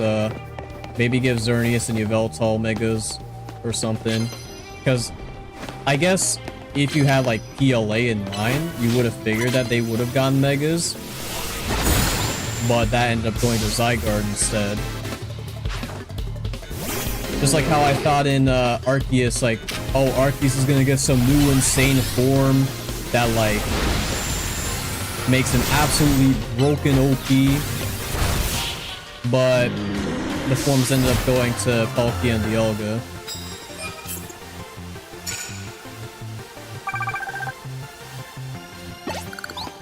so bug type moves, I don't remember that. Oh,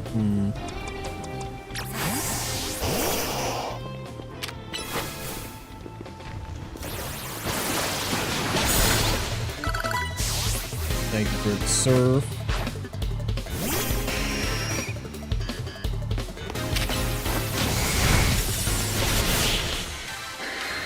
That was, I guess because it was the middle of doing Brave Bird, that's why the camera was like kind of freaking out there.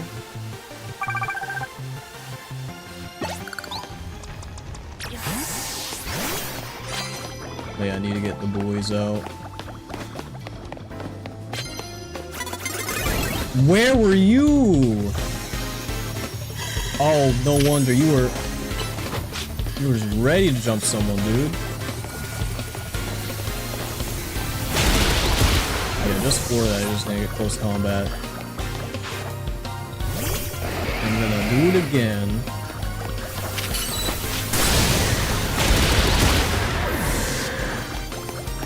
Yeah, and like a lot of these trainers just have like a bunch of jump scare moves. So we can play that game. Yeah, just tank your whole hyper beam there, buddy.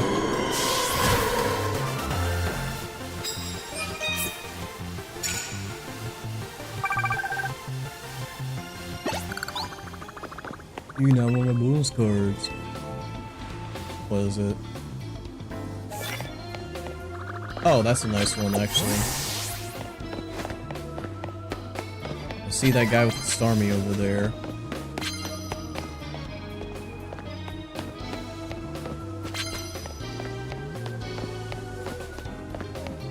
The thing that'll freak me out about these NPCs is whenever they start like running towards you. Because typically they just walk, but sometimes they'll just go on a full-on sprint in your direction.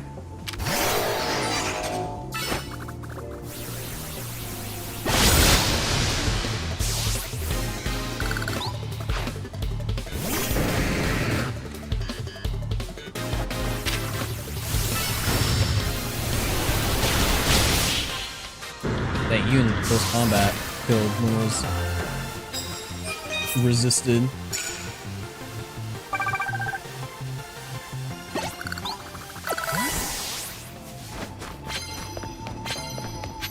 Yeah, I guess I could talk about mons I would love to see get megas, but with them being leaked and all, no, I could still like make a little wish list. So at least from what I've heard, like from friends, there actually will be like then again, I don't know if I want to say it personally, but like not specific mons, mind you, but like just specific generations that will get megas, you know.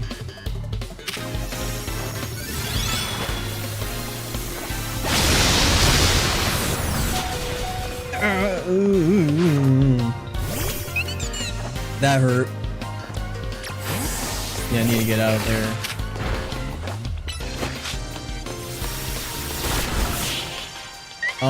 Let me see here. It ain't happening. I know it ain't happening. But I would love to see just out of nowhere just a Mega Regigigas that'll finally let him be an actual mon instead of having to deal with slow start for like the past 2 decades.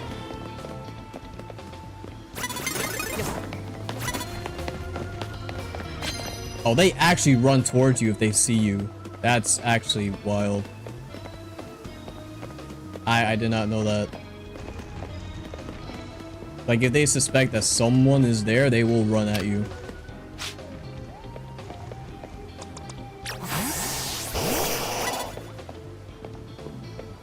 You could just like... Yeah, run over there, buddy.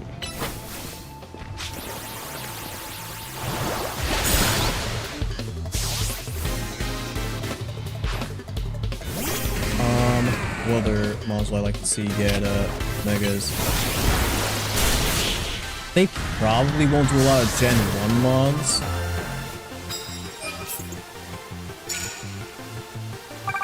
I would love to see a lot more Gen 6 mons get megas, but considering we got like 10 of them this game, I doubt we'll get many more. I guess a mon that like appears a lot in this game that I would have thought gotten a mega, but it just didn't, was Roserade. And considering that Gen 4 doesn't have a whole lot of like mons to go off for megas, I feel like Roserade would definitely be like a top candidate for a mega.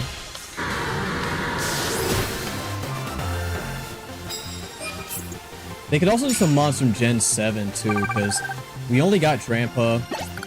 Gen 8 megas are on the table too with the boys. Obviously my favorite Gen 8 mon, Colossal, probably won't get a mega because it's already got a G-Max, unfortunately. In terms of Gen 7 mons, I love Sarina to get a mega. It's my favorite mon from Gen 7. Yo, the Alakazam was going after me, dude. I could not hide from him. What else? I literally have to like pull up all the Pokedexes for the different regions and just kind of pick and choose which mons I feel like either would get a mega just for the funnies or like actually need a mega, like viability wise or just, you know, love wise in general.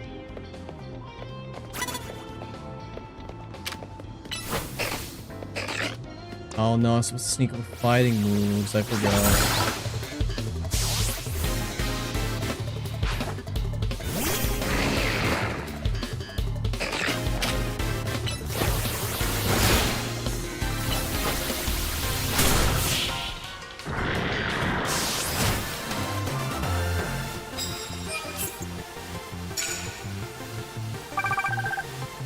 We're almost there. Yeah, I'll take coffee.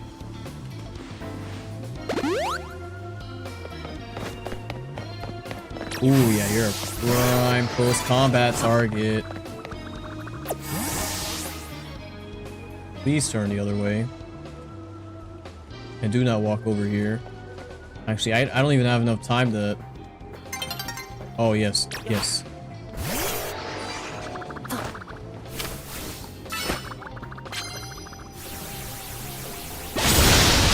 Batman level sneaking right here. Oh no.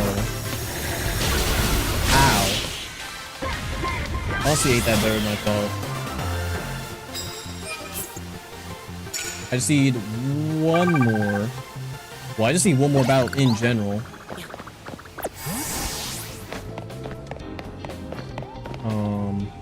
Sure. I gotta find one fast. Really now? Okay. Oh, the roof. Yeah, there we go. Okay, maybe not because that looks like it's gonna take forever, dude. Yep, I'm glad I didn't go there.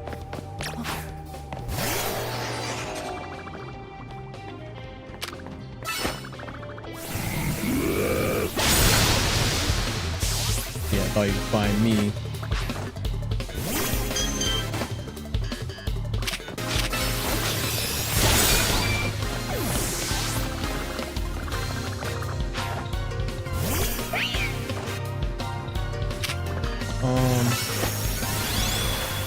Yeah, we'll just do that.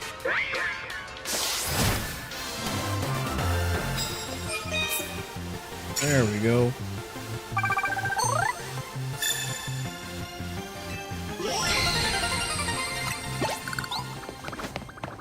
I mean, I'll take the heal. I don't think we'll be able to do any more fights.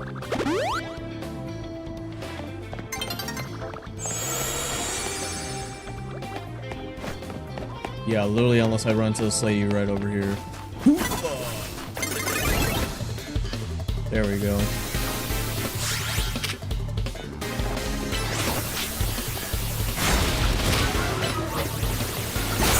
Wow, you Swords Dance close combat and that did nothing. I mean, I guess Our boys are almost at level 100.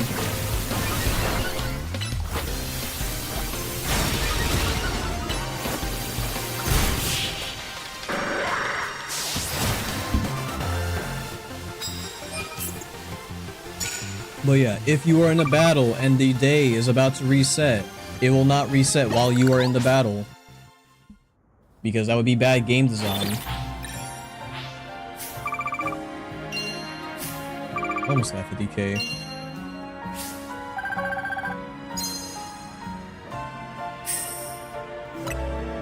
And we're at 1 mil, nice.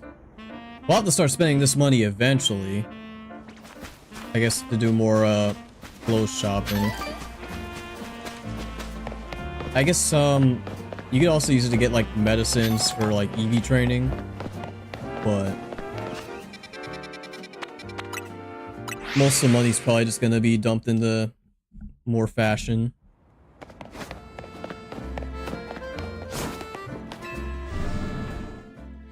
Yeah, like, I wish we were able to, like, explore this whole building. Like, that was kind of one of the things I was expecting when playing this game, but it just didn't happen. So, maybe that's something we could do in the DLC as, like, a new area, quote-unquote. How many shards do I even have? I almost have them maxed out. I should probably buy some stuff. I got all the megas. Oh, you could... The candies. Oh, yeah, I need these. Hold on. Do I buy 29, like, medium candies, or do I... I'll buy 5 large candies. I'll get the rest of medium. For easy, levels. Let's see what we got here. Oh, I got Naveen. So, will be the second Team MZ member, and then after him, eventually we'll get to Tawny. What I miss? Not too much. Just, more battling. I was talking about, like, some megas I like to see in the new DLC. Also, my bad, bro. I mashed through all of your text. Like the average Pokemon player.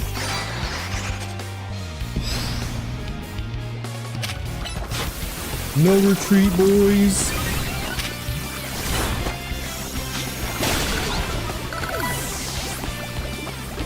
But yeah, I was saying, like, I would like to see, like, Roserade. Not Roserade.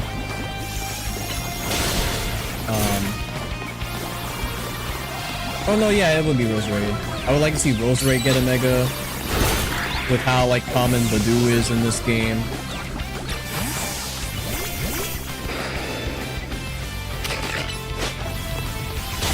And I was saying how, like, Gen 7 and Gen 8 could probably get a lot more of them, considering that, Drampa and Phalanx respectively are, like, the only ones that represent those gens. So when you get an Aegislash, which honestly makes him having an Aegislash makes a lot of sense. Because I have a theory that Naveen is either Serrano's son, or he's, like, related to him in some way, and it's simply because of his tie. Alright, Scrafty, let's wheel your Mega Evolve power to the maximum.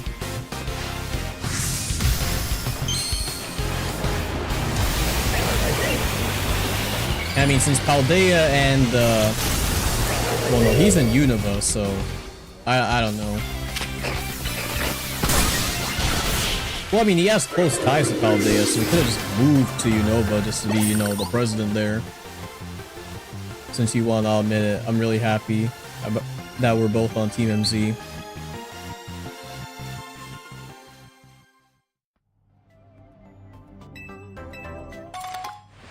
Ooh, nice. I'll take that. So we're at 8 now. We should get, we'll have to do 7 more, which, Let me check my battle progress.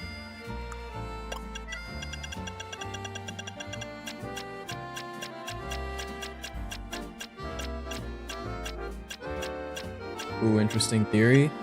Yeah, it was just his tie has like the, I guess, would it be the eye symbols of like, I guess either Hone Edge or like Doublade? And since Serrano had like his whole like Aegis slash sort of scarf, I was like, there might be something here. We need 45 more battles to reach the 500 mark. It's insane. I have no idea how people were already able to, like, you know, grind all of them out and get their, like, shiny charms. Unless they were just literally at it for, like, days on end. Which probably is what, people were doing. For me, I was just doing other stuff. Too busy getting a bunch of pumpkins. Continuing on with the, I guess, a lot of side missions and all that. And it's a good amount of the post-game, content. There's one over here, and then one over here. I heard that if you get the battle zone over by the Lurker Bureau, on the rooftops, a lot of trainers tend to, like, spawn there, and you can, like, get up to, like, 30 battles in a night. Which would be nice. Hey, what's going on, Luxray? How you doing, man? Glad you can join us. We're just doing some, battle grinding here. And just talking about this game, the past games. Hopes for, I guess, this game's DLC, since it will have one. Bro, like, are there any therapists in Lumios? Genuinely asking. Because with the amount of people that love to use explosion on their mons is very concerning.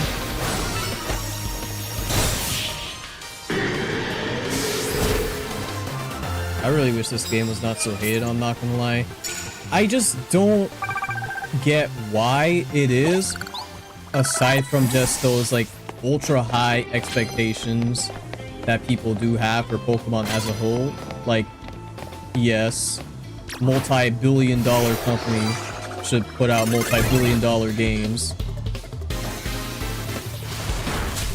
Or something along those lines, but like, my main, like, issue with a lot of the complaints is that, like, a lot of them just feel like they come from a place where, like, people haven't really, you know, played the game to its, like, fullest. Like, of course you have your typical, like, oh, graphically this game is not great or anything like that. And it's like, okay, this game isn't, like, a graphical, like, masterpiece. And, like, when did you play Pokemon for the graphics? 1. 2, this has got to be the best looking 3D Pokemon game we've gotten thus far. And I don't really want to hear anything else about it.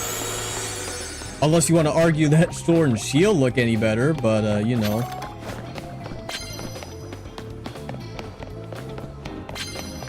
Like, it is very clear that Pokemon Company has received the feedback that people have given about Scarlet and Violet. And considering that they did take their time to, you know, really refine this game, I guess that's why people are very critical about it.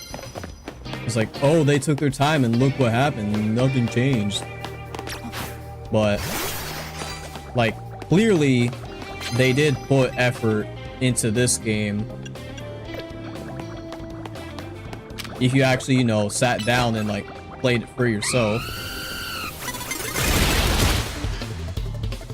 Because to say they, like, didn't care about this game at all is a bit massive disservice to, like, the writing, the character designs, like, I don't know, man. I particularly have a problem with people who think people like this game lack critical thinking for liking it.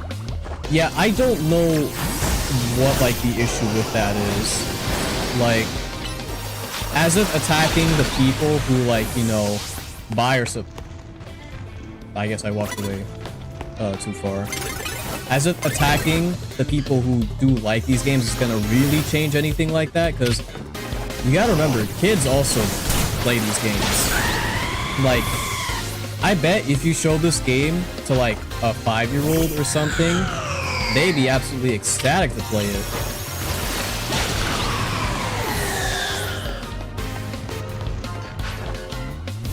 So, like, regardless of like if you attack the people who, like, you know, like these games or not, like, the game will still sell simply because of the fact that it's Pokemon.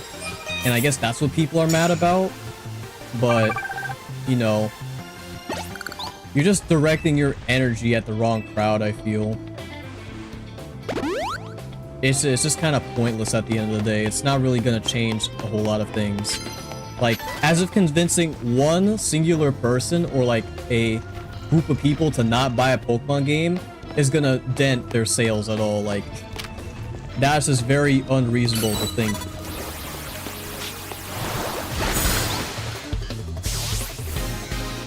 Like, the only way you can get like some sort of like massive boycott on the Pokemon like franchise is if they did something like egregiously awful.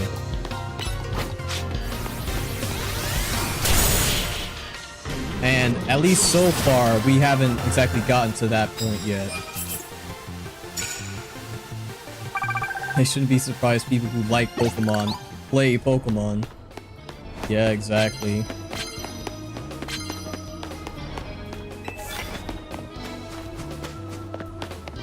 Like, I'm just more curious about what exactly the standards are. Like, what game are you going to be comparing this to and saying like, oh yeah, Pokemon should be like that?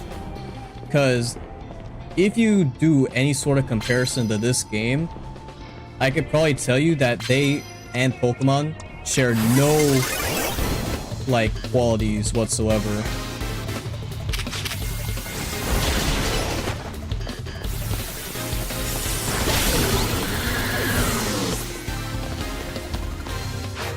Can I add my thoughts on this? Yeah, go ahead, Lister. I'm happy to, you know, discuss this sort of conversation with y'all, because it is, like, an interesting one, and I just, you know, would like to hear other people's takes on this whole, like, the criticism that this game has gotten. In spite the fact that it's, like, you know, not a bad game. Like, you would think that with all the negativity surrounding this game, like, it would be, like, actually, you know, awful. When, no, it is just a very, very solid game. Like, it ain't no masterpiece by any means, no, and I wasn't expecting it to be. But I was just hoping for a fun Pokemon experience that would sort of, you know, fix the issues that they did in Gen 6. And it does just that. Let me heal here.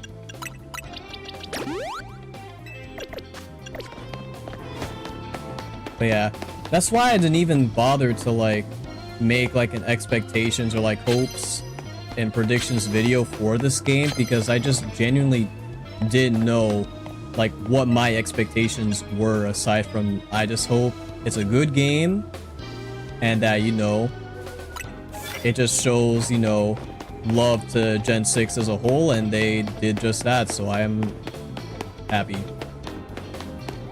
If they don't like a game for whatever reason, they don't have to buy it. Yeah, exactly, like... And I feel like it's just another case of, like, people sort of, like, jumping on the negativity bandwagon just so they can prop themselves up and get more attention and, you know, views, and this is kind of how we are in this, like, world of social media. Because they might think, like, the game's, like, either fine or whatever, but they'll still say the, like, least popular opinion just so they can get that attention. And it's like, just, dude, why be so, like, dishonest with yourself? Like, if you say, like, something isn't that bad, I don't think you're gonna, you know, be, how'd I word it?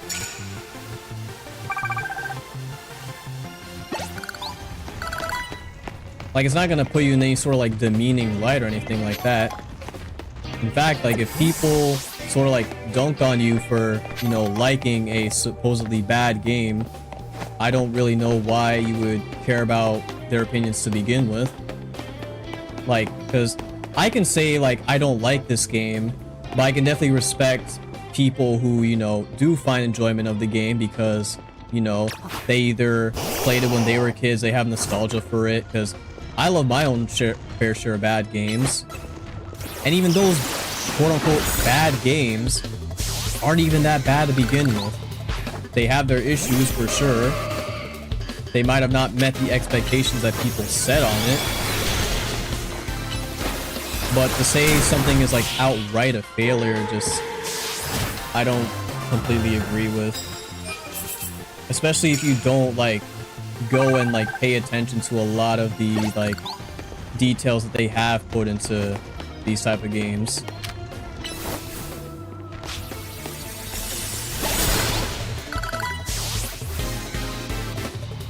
Also, our party is basically like all at level 90 except Iroar. Which I didn't even pay attention to.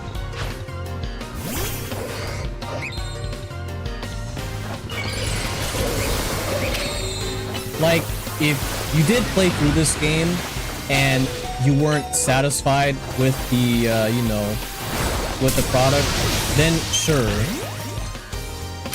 And if you, like, have some valid points to make about it, then, you know, I'm not gonna go and discredit you and say, like, oh, you're wrong, this and that, and so on. Like, I'll say, okay, I respect your opinion, even if I have a different opinion about the game.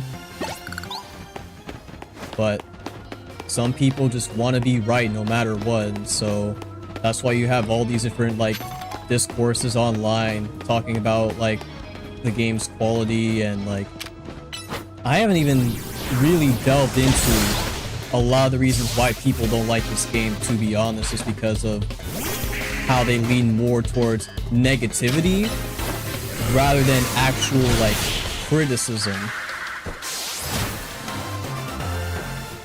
Because again, I'm willing to listen to, like, genuine criticisms for this game, but if your main, like, job is just, like, bash it as much as you can just to make it seem not as good for other people to, you know, lose interest in it, then that's where you just completely lose me.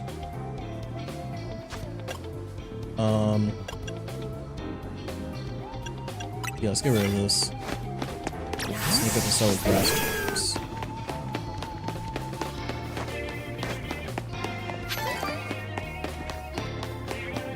But yeah, that's just kind of my 2 cents on the topic.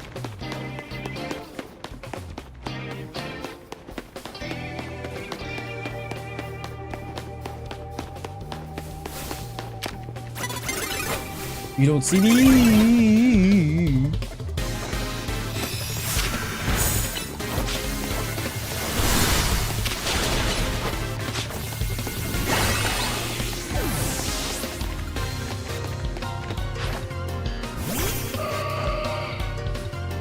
Feel like, honestly, I don't care about the graphics and stuff, but I do wish the news had more life to it. Like, the NPCs shouldn't justify me sitting around doing nothing. Yeah. I feel like the side missions definitely help in that regard, because it does sort of flesh out the people that are around and how they, like, interact with all the different Pokemon. Since that is, like, the main theme of this game, like, the bonds between people and Pokemon and how we can, like, coexist with one another.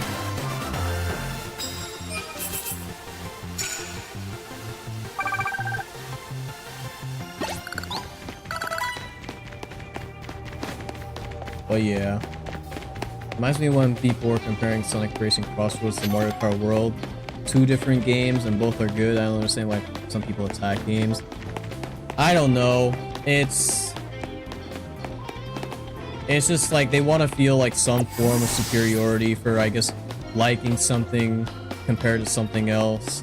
Like, of course, I'm no, like, you know, different when it comes to, like, I've taken my jabs at like Mario Kart World for like having things that or missing things that Sonic Cross Worlds does have, but I don't think it's a bad game by any means, and I've said that like multiple times.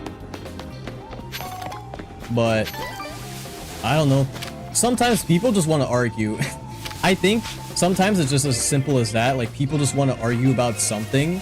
They either want to get attention or they just want to, you know, say something just for the sake of it, and then that's just where things kind of spiral.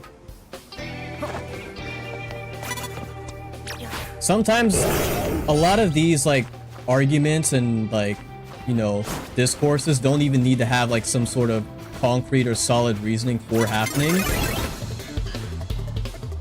It can just be as simple as like I just want to rage bait someone. Not to say that happens all the time, but it does happen more often than you might think. And they just have a very good way of like masking it. Also, when did Blastoise go?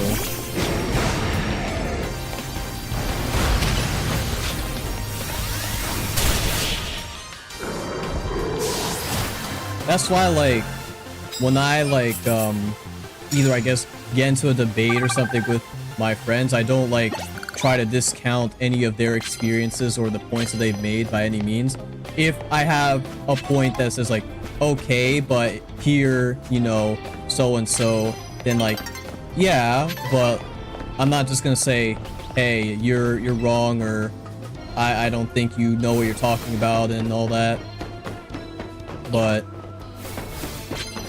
you know, and at the very least, we do like to keep things civil. We don't like start yelling at each other or anything like that.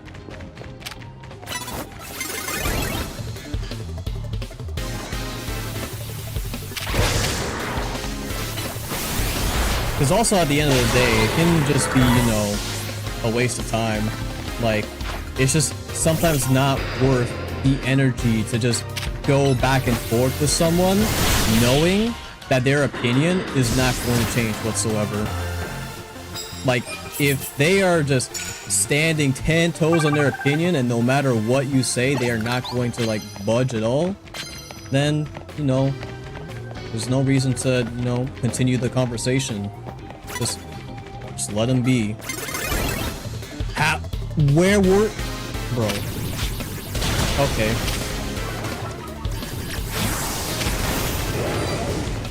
I'm tired of these trainers jump scaring me, dude. Or maybe that's my fault for not being more attentive. Pokemon communities in shambles, pretty much. Like, I genuinely don't know what can happen for them to all, like, I guess, be on the same page. But, you know.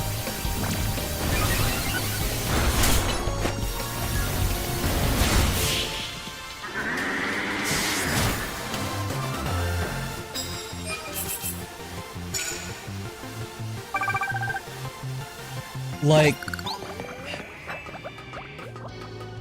oh, so, oh, you, I was gonna battle you, but then this guy was like, no.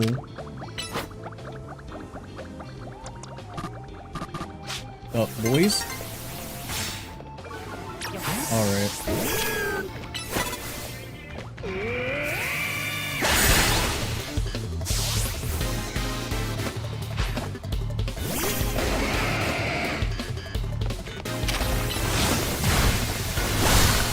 Oh yeah. Apparently, thanks to the, like, I guess the Terra leak, or, you know, the dude who was responsible for leaking all of that stuff from, you know, Pokemon Company last year, or Game Freak rather.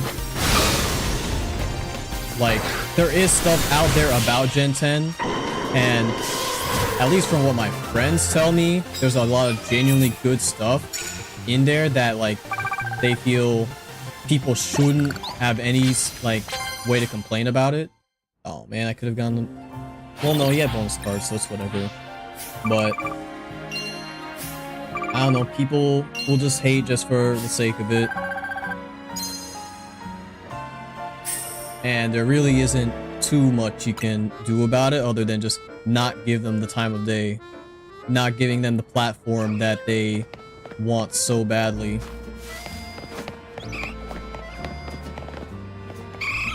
Oh, hey, Evie.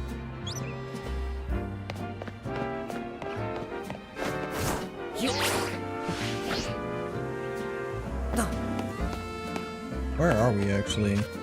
Oh yeah, we're over here. I don't know if we even got a challenger's ticket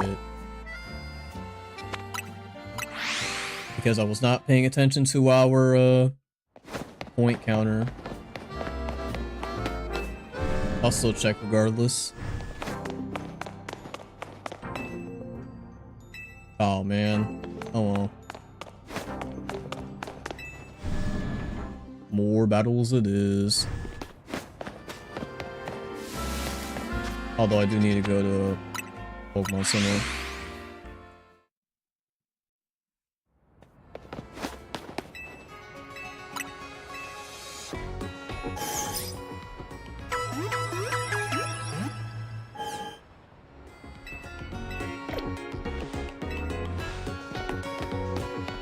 Should be a... yeah, there's a bench here.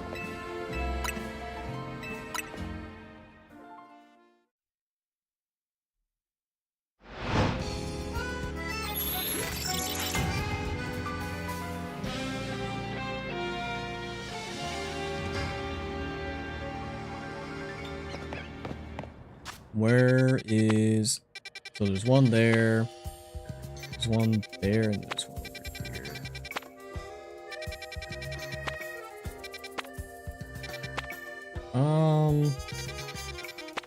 Want to go in the bigger area since they are likely to have more trainers.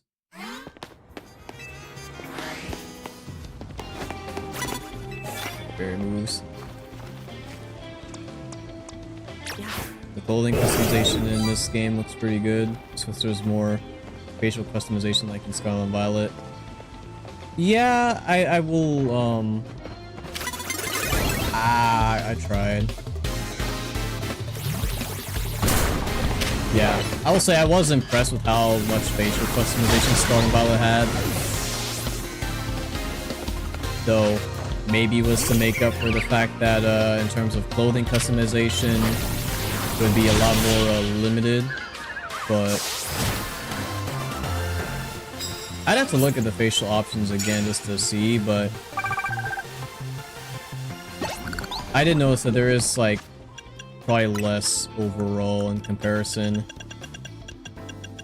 However, though, when it comes to like clothing, it's on like the best lineup we've had since, well, X and Y. Maybe Alola too. Alola had some decent customization as well. I'm not gonna discount that.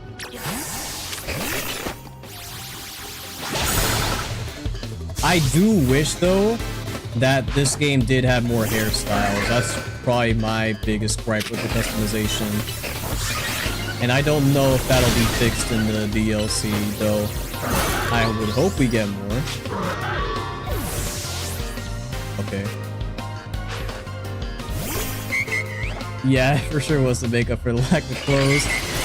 And like, I'm not as big of a like hater on the school uniforms, but it does kind of suck that at least like, you know, post game we can't like wear, you know, like regular clothing. In fact, we're not even like in the school like for the majority of the game.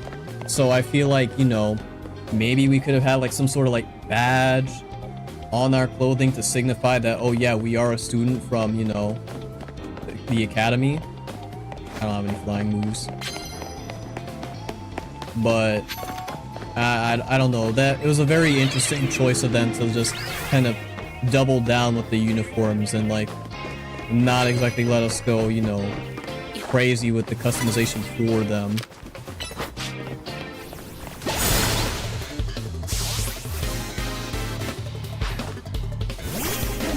Like, we couldn't wear, like, jackets or anything like that.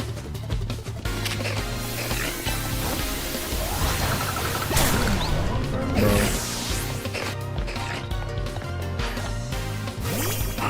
Like, if they wanted to be accurate to, like, IRL school, you know, whatchamacallit,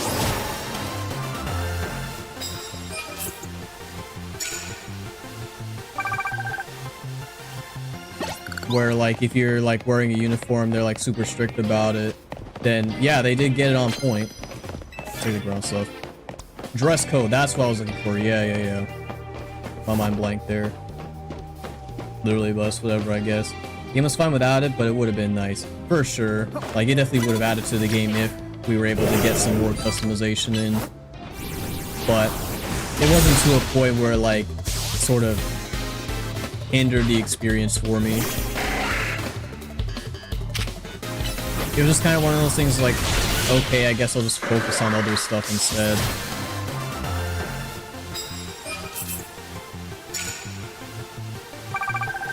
There we go.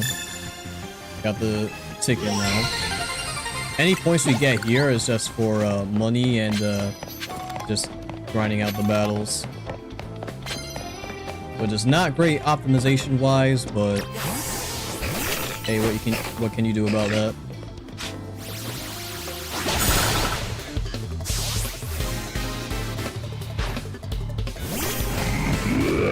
So I will say, like, if I had to pick a gripe for like the clothes customization for this game, I would say I wish the selection of pants was better.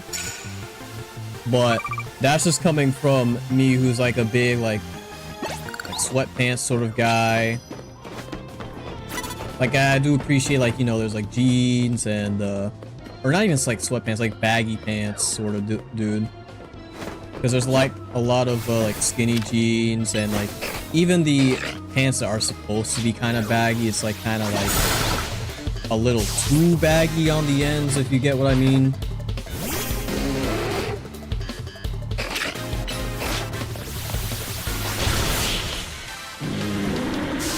Where it feels like you're wearing like some pants that are like a size up. And not like pants that like aren't like super form-fitting, but at the same time it's like, yeah, these are like, you know, they look comfortable to wear.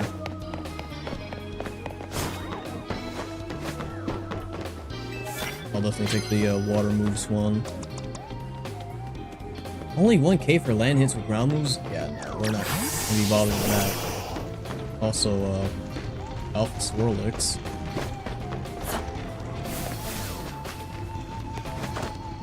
See if anyone's down here. We got this dude. Wait, what was this? I'll definitely take that. Honestly, I guess he saw me. On the surf.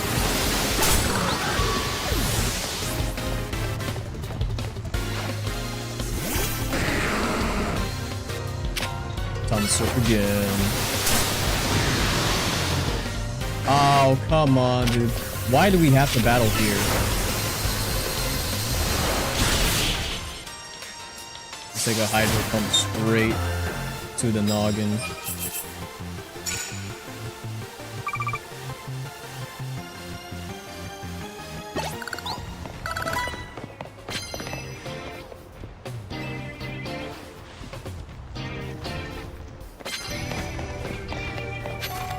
Oh, I didn't even know you were a trainer. I was like, oh, this is a Heracross, but no, there's a lady there with it.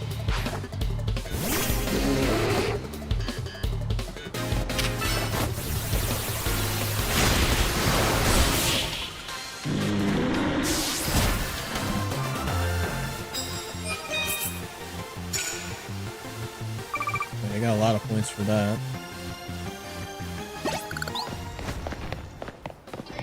I didn't even realize we got 1k points if we complete the water one.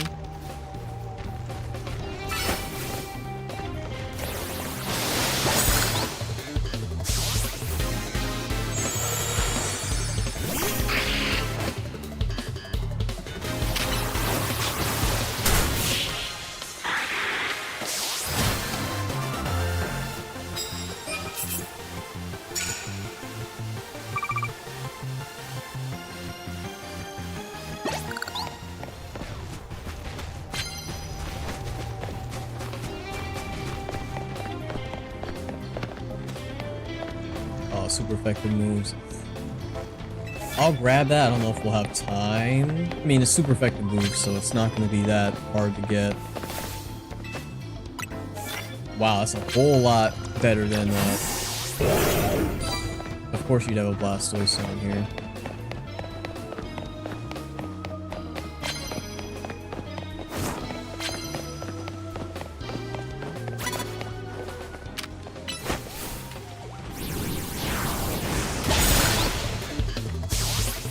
But yeah, I do appreciate the amount of options we have in terms of building customization we do have in this game, because there's a feature that I'm not sure if people have really talked about, but it's the fact that if you buy the same like type of clothing but in different colors, you can mix and match like the shirts and the jackets, or like the pants and the belts, which is something that I would never think of, but I'm just so glad it's actually a thing.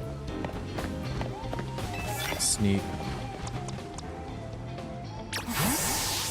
This one will have to be a super effective one. So, like, I don't know, off stream I can definitely like come up with some more combos I can rock out. I guess I also wish that there was some way where we can have like, you know, I guess a closet of sorts, or like a way to save our different outfits as like presets, so that you don't have to, you know, go and like select all the same clothing again. That'd be pretty nice. As like a quality of life edition.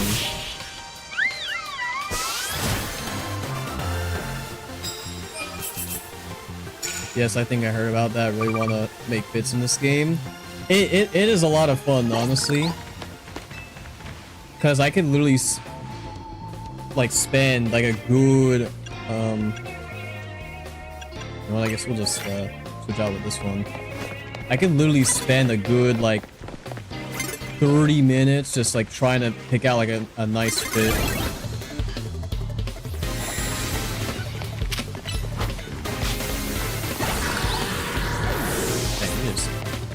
Deleted, dude. Peak idea, yeah. Like, I really do wish we had like clothing presets. That would be like so nice to have, because there's some fits that like I like the look of. I just want to like try something else out. So like, you know, and then whenever I feel like, you know, I want to go back to this fit, then I can just instantly like swap. But like, aside from stuff like that, the quality of life in this game has been pretty dang nice. Like, I wasn't expecting for there to be like a mass release feature for, you know, your boxes. Like, that is so nice, especially when you have to work on those mon capturing missions. And the clothes aren't interlocked too? Yeah, W change, honestly.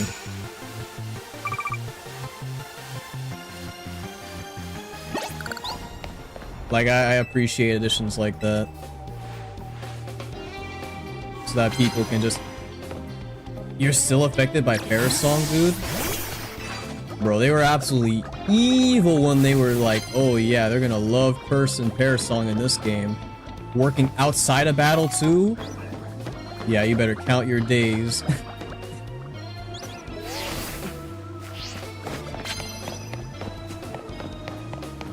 But yeah, it's nice to, you know, let people be free to... Oh, but that's knockout. Why do we do so many, like, water missions? It's just so nice to let people be free to, you know, customize themselves, like, however they see fit. And not have any like formal restrictions, because it is a game at the end of the day, so it's not gonna be like a super big deal by like, you know, not having them.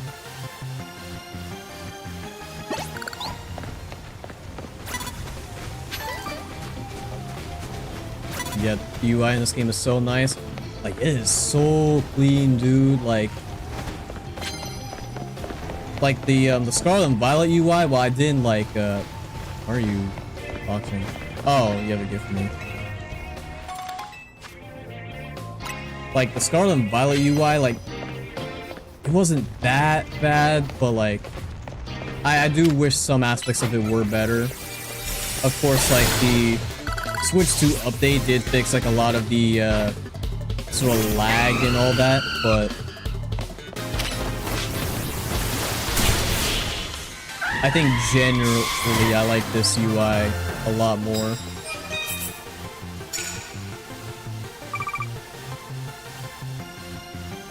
What time are we at in the day? Okay, honestly not too bad. Though at the same time, I'm so used to Scarlet and Violet's UI that I just have the muscle memory for it and just not this game's, cause like I'll think like, oh, I gotta like press B to back out for like when I'm over here with these mons when I only need to go left just to select these. And like all of it is just very seamless too, which I appreciate. So yeah. And it's just super clean overall. Knockout. You know, I am not going to, I mean, yeah, I'm not going to get the water one. I could get the super effective one. So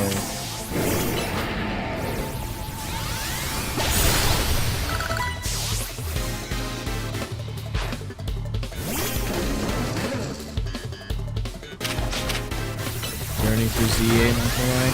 Like, it is genuinely a blast to play. But like at the same time, I can understand if you're not like willing to, you know, commit to like the price point. Like for me, the game is worth it, but you know, that like is very like a subjective opinion. Yeah. Wait. Yeah, no, 1,000 arrows.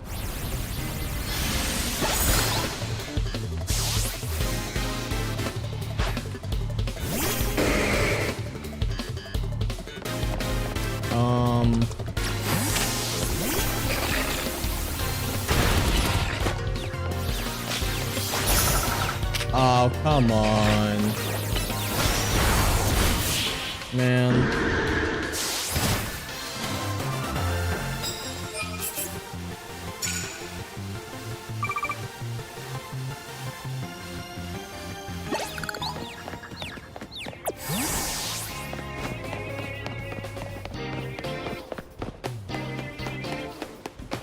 I can at least get this Glade over here, I think.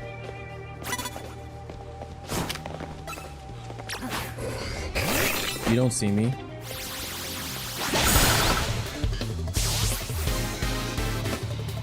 True, and honestly, I think I like this game a lot, especially since shinies don't despawn. Yes, dude! I completely forgot about that. The whole shiny, like, I guess, system in this game is like one of the best they've ever implemented. Like, just the idea of there being like 10 shiny slots for the overworld and for them to just stay there until like a new shiny like spawns and like takes its spot is like, it is so good. Because like unless you interact with them in any form, it just kind of relinquishes you of the fear of them, like, you know, just outright disappearing if you don't, like, take that opportunity to, you know, catch them.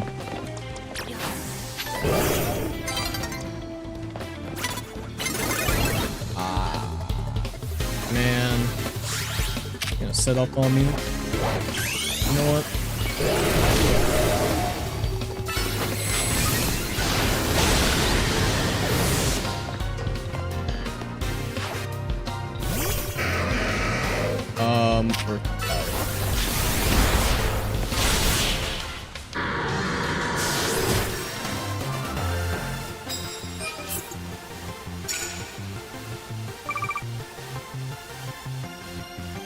But yeah, I would have never thought that they would have, like, you know, considered making a system like that, but I'm so glad they did. Along with, like, the... I guess I already went through these guys. Along with, like, the dude who retrieves all the Pokeballs you, like, miss as well, like...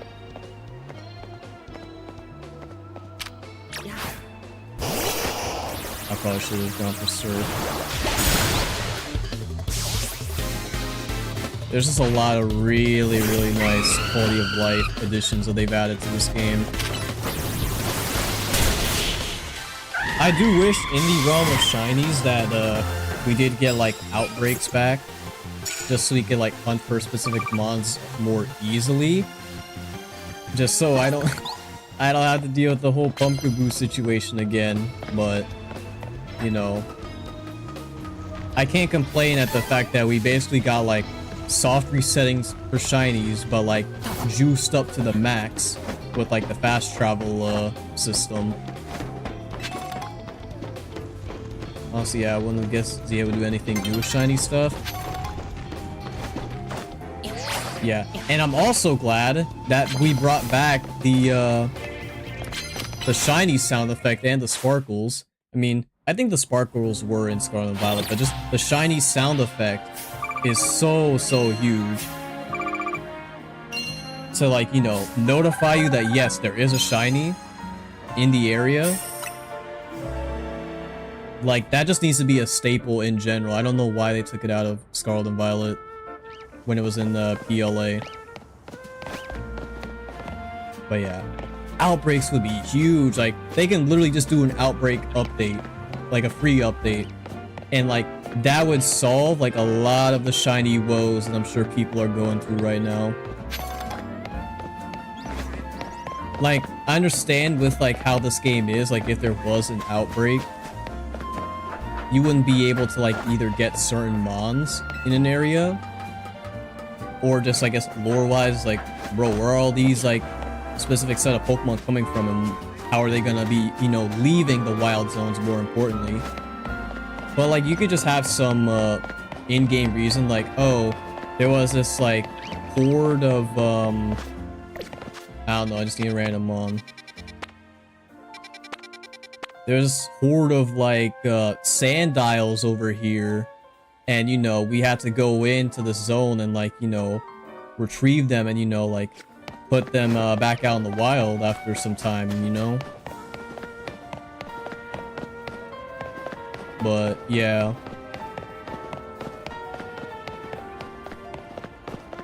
it would just make hunting for specific shinies so much easier and a lot more fun as well.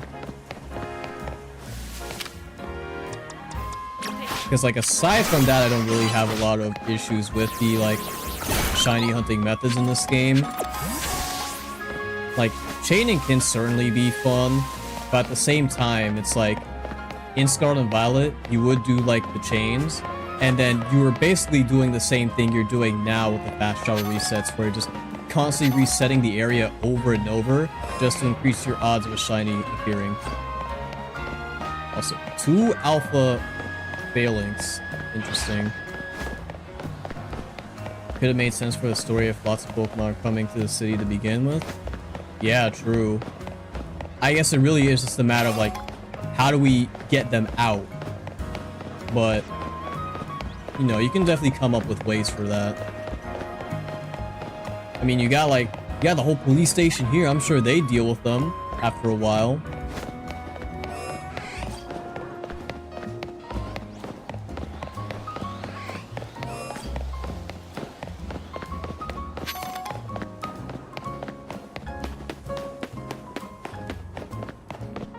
Like, I am curious on, like, if the whole, like, fast traveling... I don't think fast traveling is, like, intentional, but, like, just the fact that it can, you know, like, reset, like, mon encounters. It's like, they gotta have known that it does exist, and they just kind of left it in the game. Oh, yeah, we can go to Quasar now. It'd probably be a bit too chaotic if they get aggravated, though. Yeah, especially if you get a lot of the more aggressive mons. Like, we literally would just have a wild zone 17 situation, but just in like any zone if the mon is aggressive. Though at the same time, I'm sure a lot of them wouldn't have like earth power flamethrowering you like on the rooftops.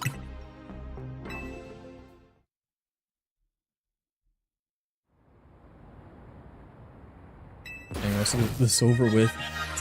Straight to business.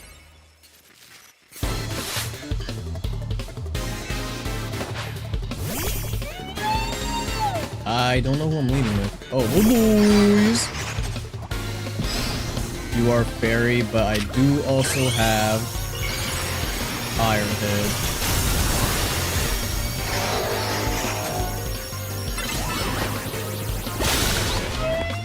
I don't know, what was that, yawn or something?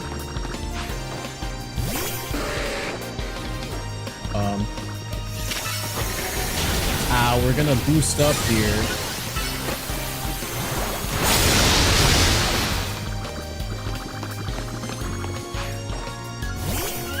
I want to know the abilities of these new megas so bad, dude. Because, like, stats can only tell so much of the story. We gotta know what the abilities are. Like, for their competitive viability.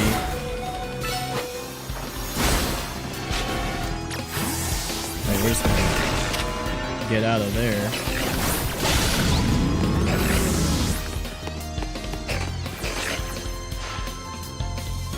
I won't let you end this that quickly. Vivian? I mean, sure thing, lady. If you say so.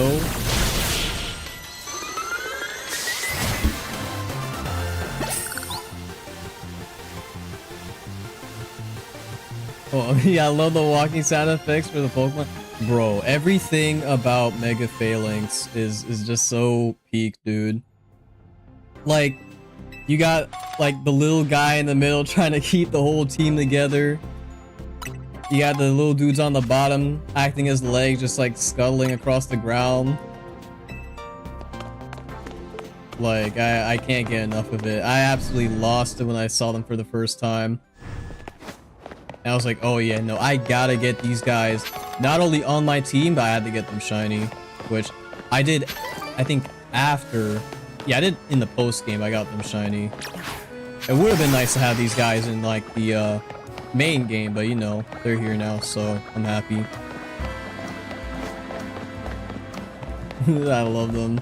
Yeah, no, I think Mega Phalanx is by far my new favorite Mega that they've introduced so far, because it's like the perfect sort of blend of both like super wacky yet super cool at the same time, and just the animations of them in general are just so good.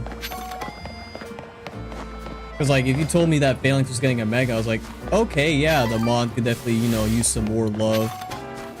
And then you just go out of your way to make, where are they? Are they early on in the decks? No, they're right here. Just go out of your way to make this. Like, this is so good, dude.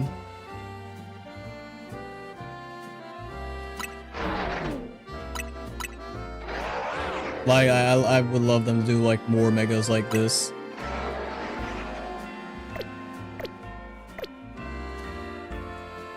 The selling point for me, honestly, need a shiny Alpha Mega Phalanx. Yeah, no, it would have been nice if I got an Alpha myself, but I'm perfectly okay with just getting the shiny. Because, like, I genuinely forgot how good Phalanx shiny was, but then you also add the Mega on top of that, and it's, like, it's so good.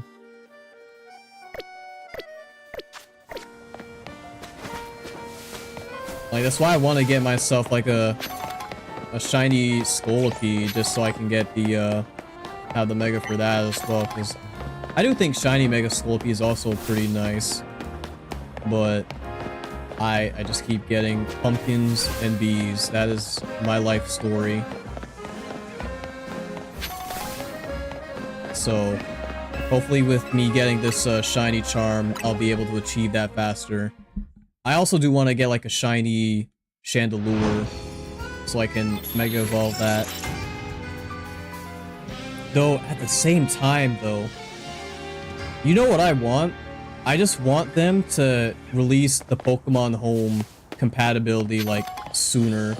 Because, like, a lot of these mons I already have shiny in Scarlet and Violet that I can just transfer to this game. Even though I know I can't transfer them back, it would just kind of save me the time of, like, having to hunt them again. You know? Because, like, I already have my shiny Dragonite, so I don't really want to hunt it in this game.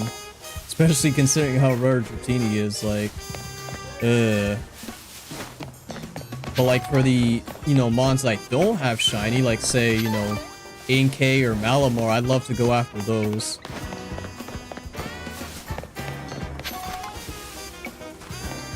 Yeah, Chandelure, absolutely love Chandelure's shiny. And, like, I wish I could show it here, but, like, with the Mega, it, like, gets the, because one lens is red and the other is, like, yellow. And it looks like it's got, like, the Spamton lenses from, Deltarune. True, I have a shiny Greninja, but I don't know if I would transfer it. Yeah, the fact that you can't transfer them back is kind of like, you know, that does suck. But this is kind of the bridge between Gens 9 and 10, so it does make sense. But yeah. I also have a shiny Greninja in Scarlet. And I also have a shiny Froakie on my Pokemon X file that I do need to transfer up. I just don't know if I want to evolve it into a Greninja or if I just want to keep it as a Froakie. So, but yeah, I would love to transfer some of those shinies up so I can just have them as Megas off rip. They'd also be like already trained up too, so that would also be super helpful. Also, I wasted a good amount of time. I'm just gonna do another reset. I was too busy running around.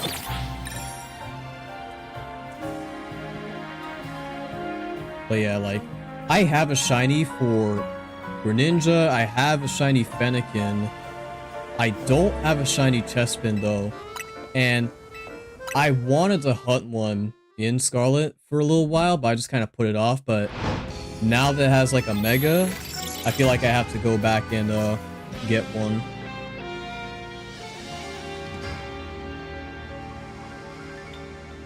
And I could have gotten one in this game too if it wasn't for the Diggersby that just happened to spawn in the one of the burrows. Sneak up with grass moves.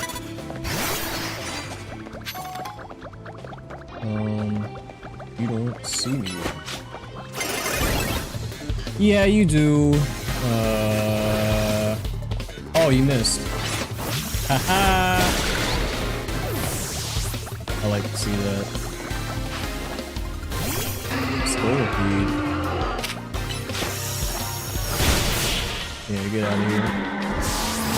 Took forever to get shiny Froakie, but it was worth it, not gonna lie. Yeah. It took me a while to get mine as well, to be honest. At least in Scarlet. I got like super lucky in my copy of X, because like I don't think I had the shiny charm at all. Yeah, no, I definitely didn't. And I was just doing some like egg hunting for it, and I ended up getting it in like it was like 13 eggs. And on top of that, it happened to be a female one too. So it was like doubly rare.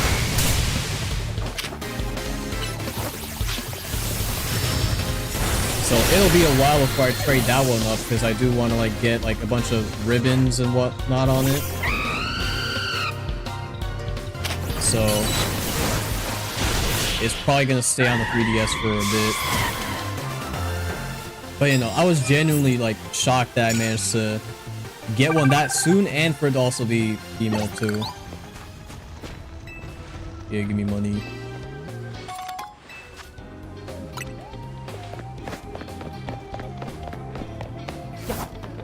I can... yeah, I can blast. Or just surf. Don't surf behind the... oh wait, never mind, you're good. It still hit. was gonna say, don't surf behind the wall. Only shiny I got from egg was a Feebas. I wasn't even shiny hunting it. Literally the first egg was the first egg? That's insane. Especially for Feebas too. Like, of course, getting a Feebas in general is pretty rare, so like having a shiny of it is like, you know, get that extra flex going on. Because like for me, I managed to get like a shiny Feebas in Kitakami, just because there was like a Feebas outbreak. And what's funny is that I wasn't even trying to get a Feebas outbreak. I was actually trying to get a Hisuian Basculin outbreak, but legit, that never showed up for me. Like, out of all the times I played Scarlet and that DLC, it just never popped up with all the resets I've done. Like, I've gotten, like, Feebas outbreaks so many times. Let me get up. And I walked off again.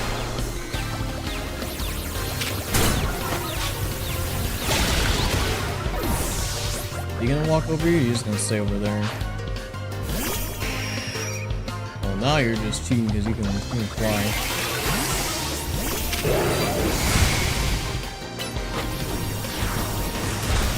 That does remind me though, I've had that Feebas as a Feebas for so long. I've been meaning to evolve it into Milotic, but I just never asked my friends to trade.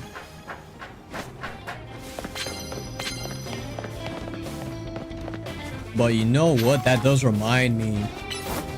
In the DLC, if we're getting more Megas from like Gen 4, they've got to do a Mega Milotic. At the very least, to parallel Gyarados having a Mega. Like, I feel like that's a very strong candidate for one. Especially from Gen 4.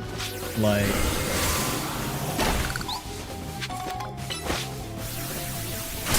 Let's just go ahead and make Cynthia even more broken, why don't we?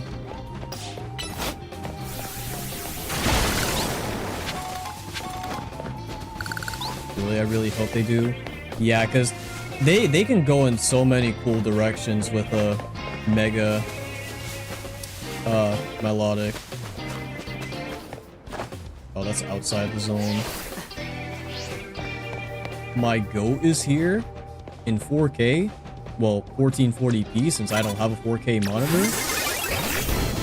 And she ran over to me. She is mad, dude. You see her eyes? Out for blood.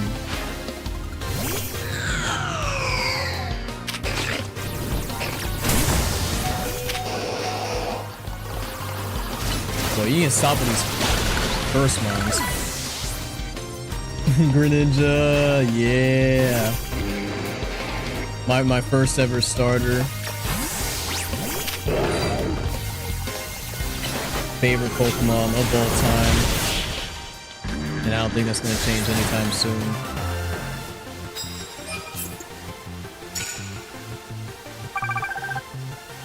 I'm just so glad the Kalos starters got Megas now, when they should have had them in their debut gen. Not only that, but having all of their designs be so good too, like, it's just a win-win for everybody.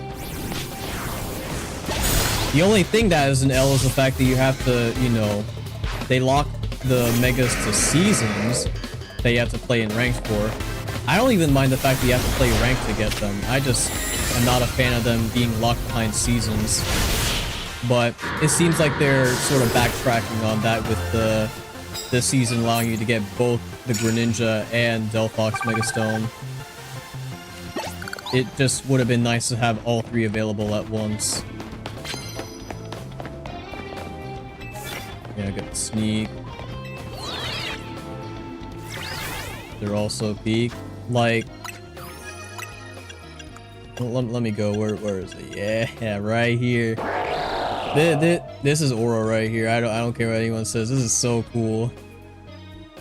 And like, I also really like how they incorporated the starter shinies into their designs. Like, you got the black for Greninja, referencing his shiny. With Delphox, you got like some of the like purple sort of streaks to reference hers, and then with Chestnut, you got like the red coat too. Like, they absolutely cooked with these, honestly. Like, can I? Can I? No, I can't turn them right side up. Oh no. I wish I could, but it's. Ooh, you see that? I've never seen that animation. Yo, and he throws the star, and then catches himself and just goes on the star again. I can't even do this. This is too good. Like, don't get me wrong, I love Ash Greninja to bits, but I think this is like a worthy successor if they're not gonna bring him back.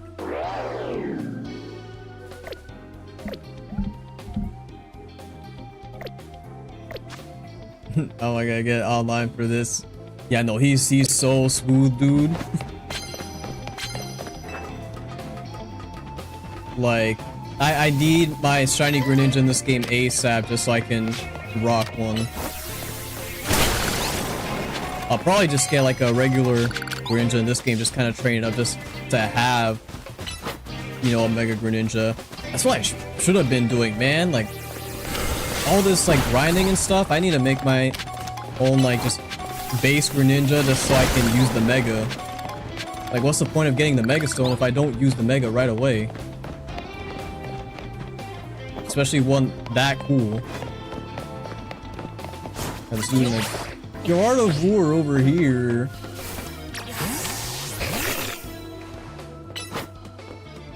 Go.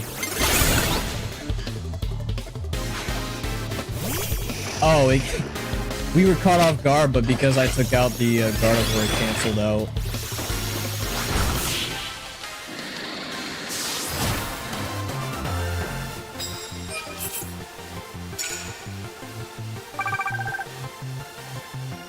How much? Oh, we got half a day left. All right.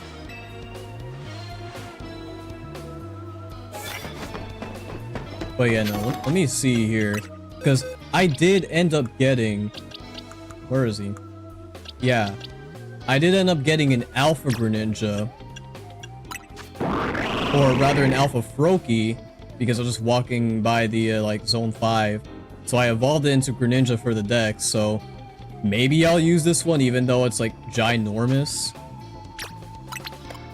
At the very least, I could use him for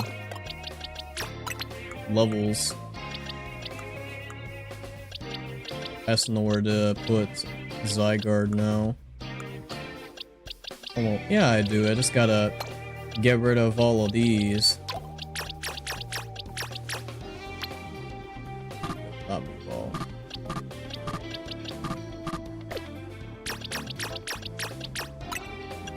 Release.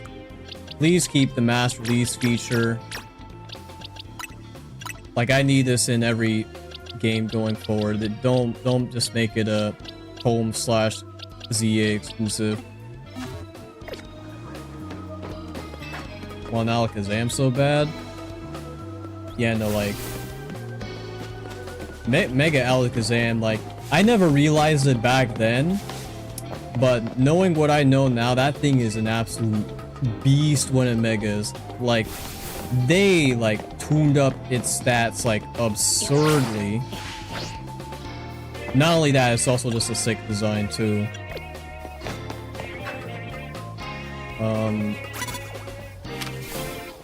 Yeah, turn the other way, please.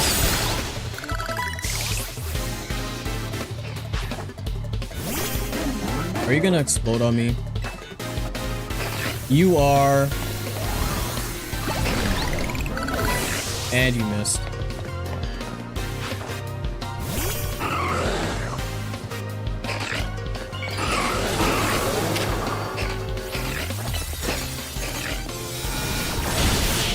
I should have the lucky egg on the ninja too if I'm gonna level him up.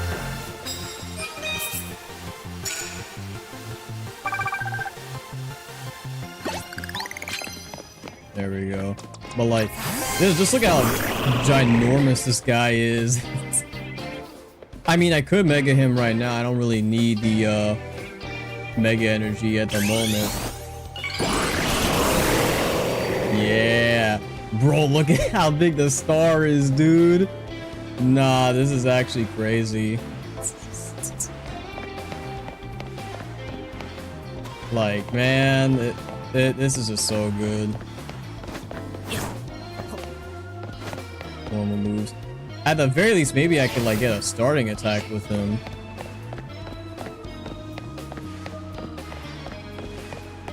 If I can like find anyone. Oh, there you are. And he throws that for the water shuriken too, dude. That hurt. Come on. Oh, you got this. You got this. Yeah, there we go, Greninja.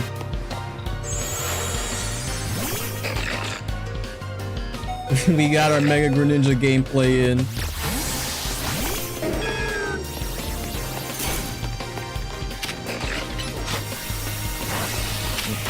I just gotta clean up the rest.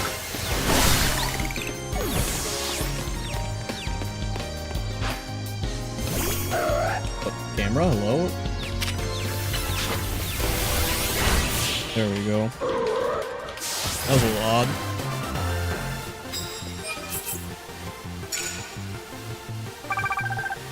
I didn't expect them to be that big. Yeah, no, dude, like, alphas in general, although I don't think they're as large as they could have been, like, in the PLA, they are still, like, massive.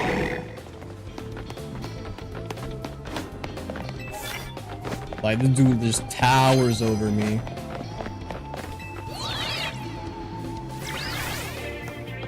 Oh, thanks. Actually, you know what? No, I gotta beat him up with the boys.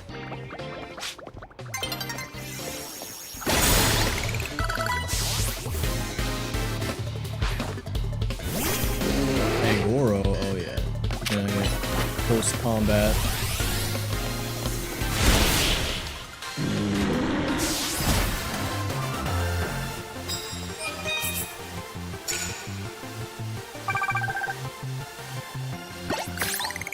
Let's start. Oh, we hit 500 battles. Nice. So I believe if we go and check our research requests, we gotta do 500 more. Man. Also, this is worth 2k points. I don't know why people were like capping about it only being like worth 200. Unless that was just like a meme post. So yeah, you very much need this so you can get that elusive shiny charm. But yeah, no, like off stream I'm definitely gonna maybe, yeah, it would probably be this Greninja, like unless I somehow in some way in some universe stumble upon like a shiny Froakie in that zone, I'll probably just train up this Greninja just so he can use it in these battles. And it'll unfortunately take the place of Blastoise, since I mean, not that having two... Where did that come from? Not having two water types is bad by any means. But it's not like I'm rocking a ground type on the team to, you know, soak up any electric damage.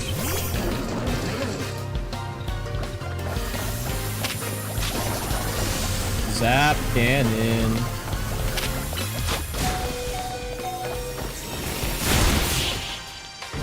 Just in time.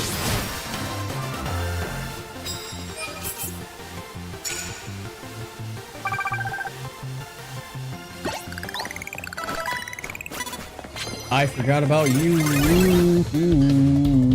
And you! Where did you come from? My boys! Nah, dude. Not like this.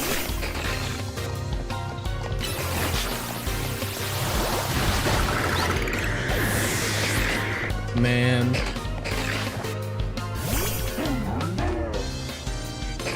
Are you gonna explode? You're gonna explode. Do it.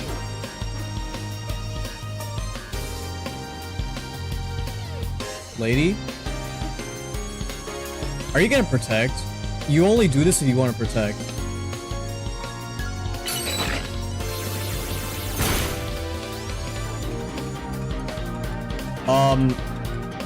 You...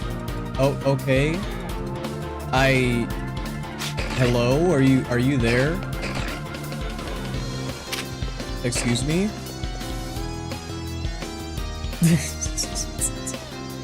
Did I break the game in some way, or like did you just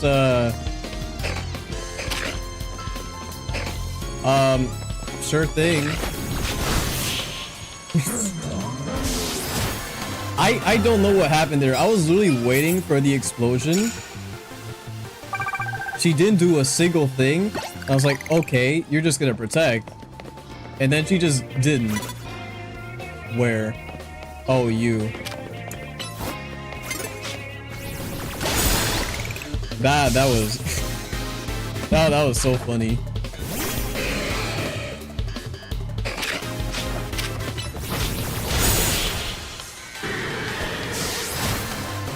I was about to be like, I didn't know the NPCs played mind games, but then she just like, there was just no mind to begin with.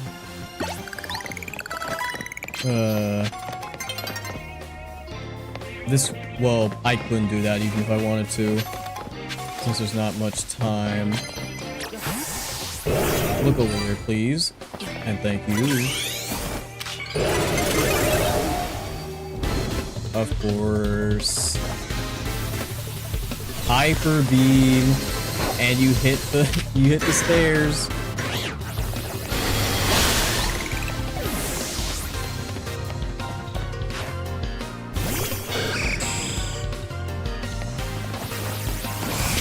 Ow. Peak gameplay. Yeah. This is what Pokemon battling truly is about.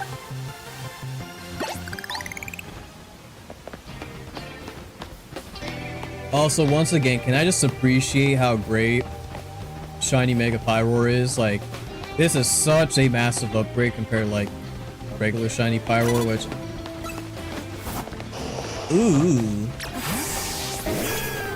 Oh, the mons point them into a direction. I thought the trainers didn't, like, care what their mons said when they warned them. Interesting. But yeah, no, dude, I really like Shiny Pyroar's or Mega Pyroar's look. That's why I wasn't like too sad about like just getting it as like an accidental shiny when I was trying to get a Skarmory. But I just would like to get some other new shiny megas on the team.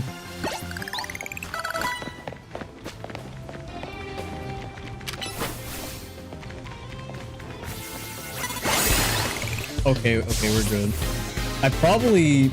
Would I do Frostlass? It's a subtle shiny, but I absolutely love Mega Frostlass, so I might just do it just because.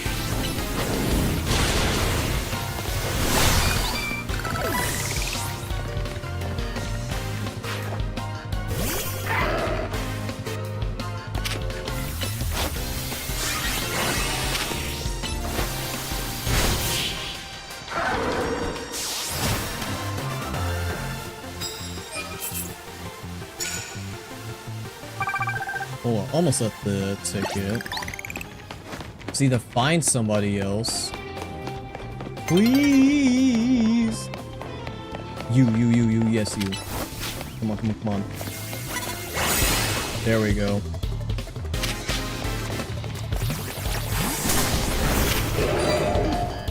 I don't even care if we, well, we did get the, sneak, so we're good. Mega Frostlass is cool. Yeah. That one was like a genuine surprise to me as well, just because of like how much it changes compared to regular Frostlass.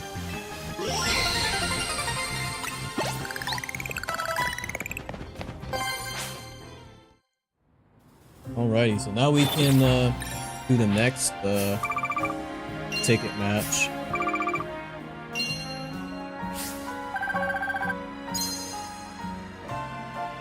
I really should like do like a mega, like either ranking or like tier list maybe. Although I haven't really done any sort of tier list stuff on the channel. It would be fun though, because I could like maybe potentially bring my friends along too to get their opinions in, if they're willing to, that is. Because like most of my opinions on like the new megas in this game are pretty positive. There are some where I like wish they either did more with, or you know, they just wasn't the design I was expecting for their mega, but like I'm still happy with it. So let's go here. Our team is absolutely beat up, dude. Let me get the where is it? Should be around. Yeah, here we go. I'll give the lucky egg to Greninja here.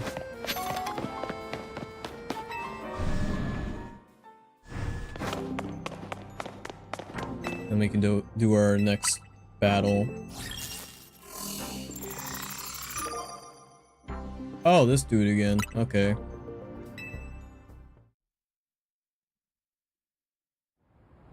This will be the 10th one. I'm gonna make Restaurant Lena into a 3-star restaurant. You wait and see.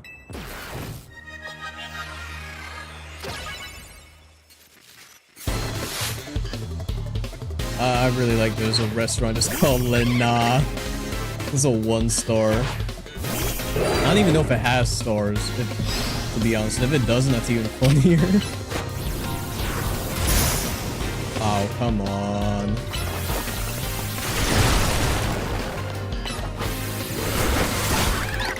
Give Pyro a boom burst, so we go crazy.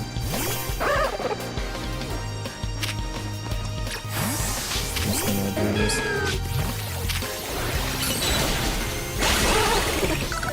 I know he was waiting to protect too. I guess he was just waiting a bit to see if I did anything.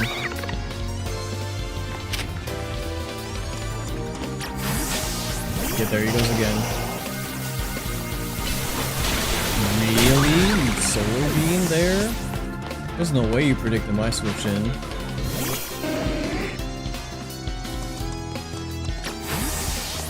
You know, he's a protect guy. You really just wait a bit? There he goes, never mind.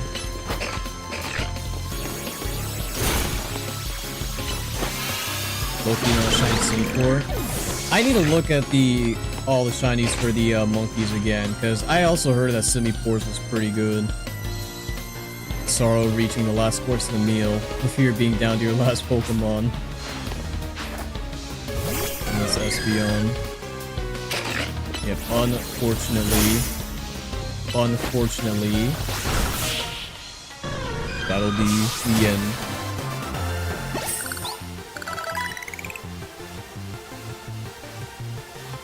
Harmonious flavors of my Pokemon was so perfect, and yet not enough.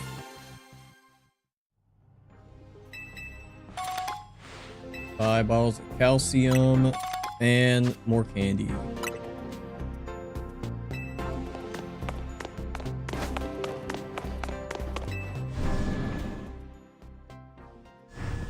So yeah, I mean, we're doing decent progress when it comes to the battles. I'm not sure how long it would take to get another, like, basically 500 or so. I don't think I'll be able to complete all of that on this stream, but at least for the next one, I'll certainly continue.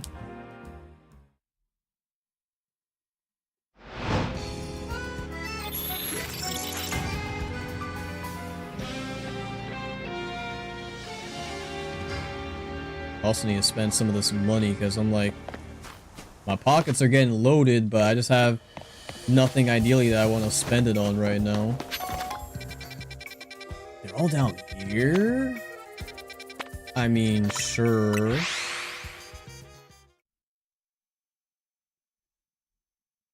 I'm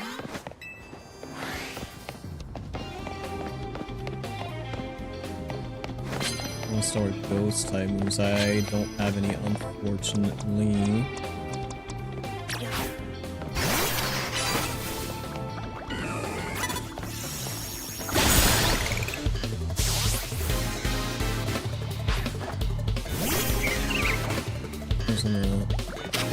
Zen headbutt again. I don't know if it was where he got the toxic off though. And I am stuck in the wall. It did.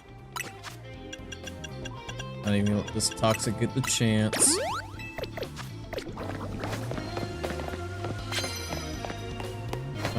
What is this?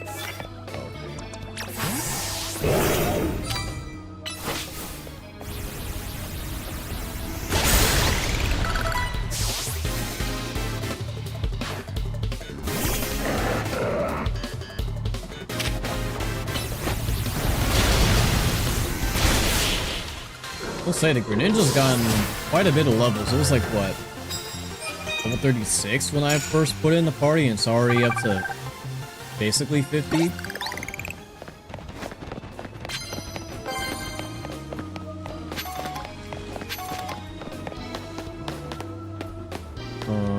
There's for sure somebody down there. Yes, there is. You know what? I could probably do that with Pyroar. I keep forgetting Pyroar is part normal type, so...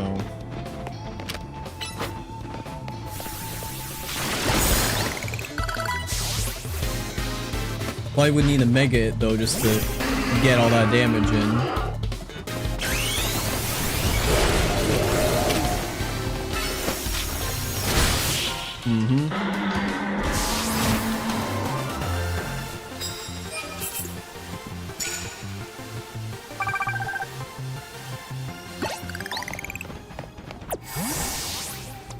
I'm gonna do that just so I can keep the Mega Charge. I'm not here, I'm not here. I don't know what you're talking about.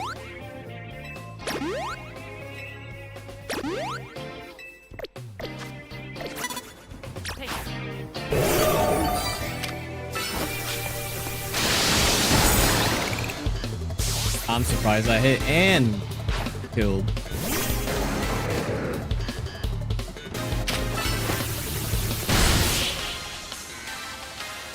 Power putting in work, dude.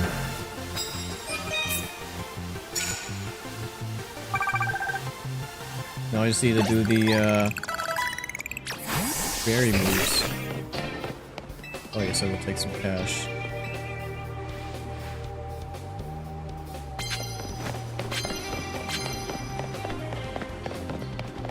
My goat again.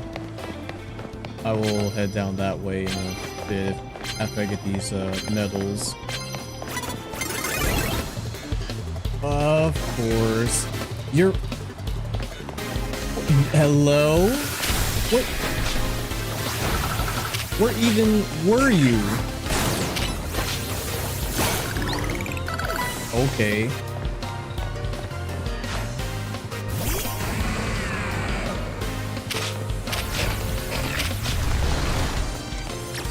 Do this. So I'll do like nothing.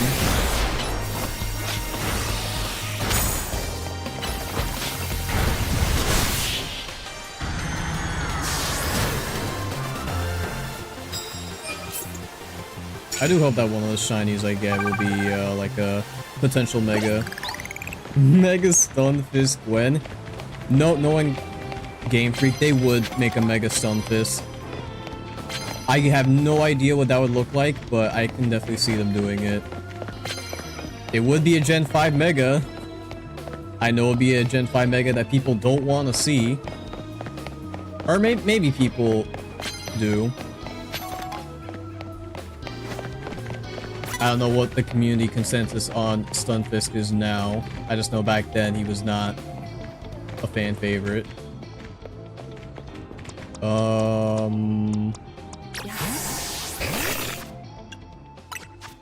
Let me get this paralyzed heal. Inch my way a little bit closer so I can actually target you. Ooh, just in time. Really running up on me, dude. All 5 Stunfisk fans. Yeah. Oh, I know that'd absolutely make their day. Mega Pidgeot.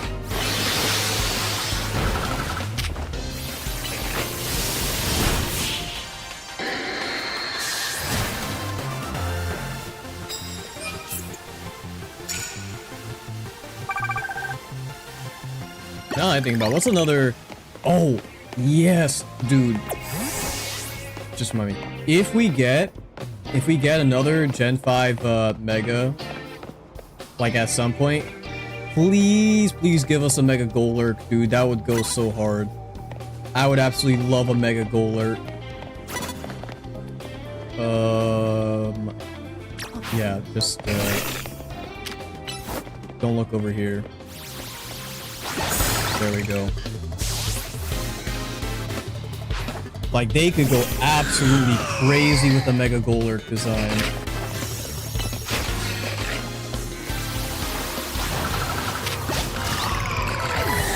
And it cursed me.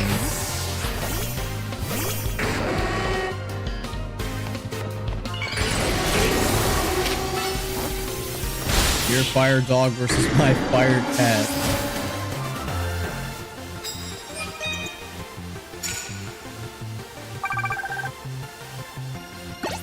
And I won.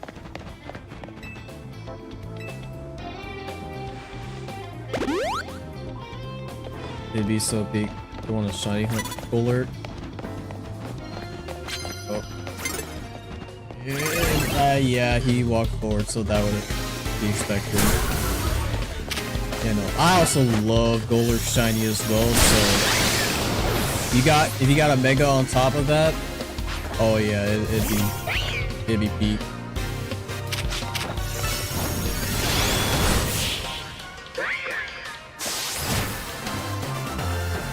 Because, like, Golurk, at least it's shown off in the anime, is able to fly. So, if you were able to, like, to turn it into, like, some sort of, like, flying fortress or something, that would be insane.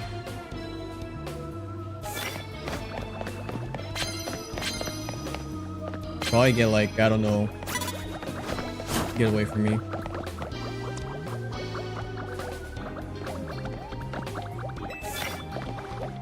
Probably get, like, I wouldn't say levitate, but I mean, no, levitate wouldn't help at all. It makes sense design-wise, but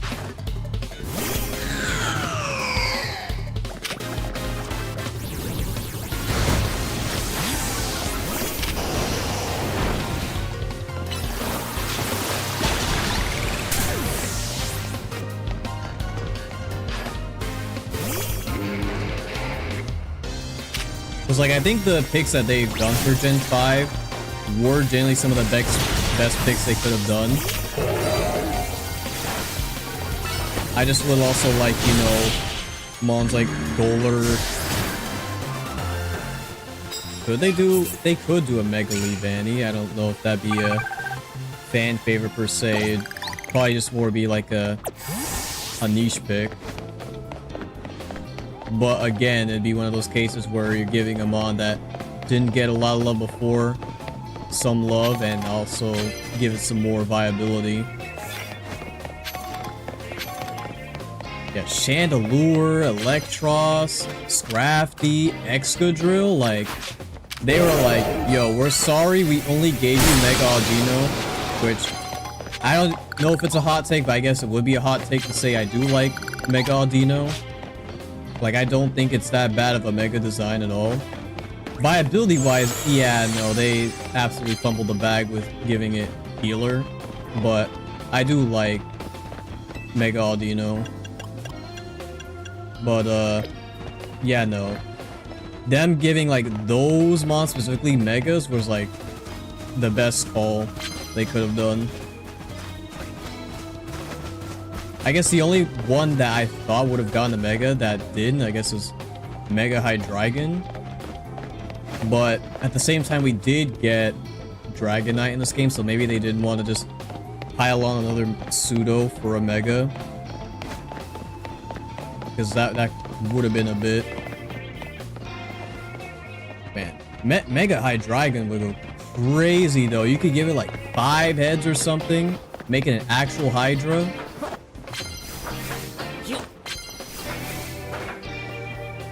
This will not take me anywhere.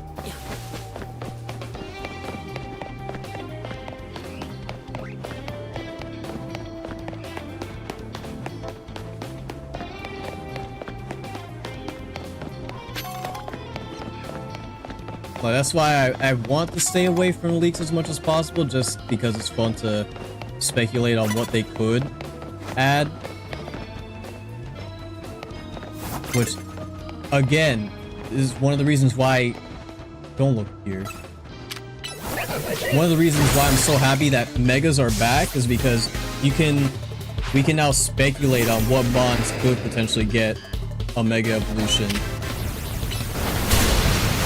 Because since Megas went away, you couldn't speculate on like whether or not they could get like a new form or not. At most, you just speculate on whether or not they could get like a regional variant.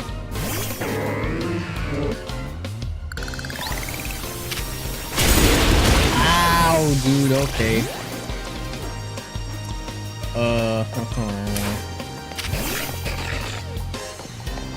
Yeah. Them giving Malamar close combat was a very interesting decision. Does coincide with its ability. Though I'm curious to see what Mega Malamar will turn into once we know its ability. That would be so sick. Yeah. I'd absolutely like... I just... what am I trying to say here? Because I have two things in my head going on right now.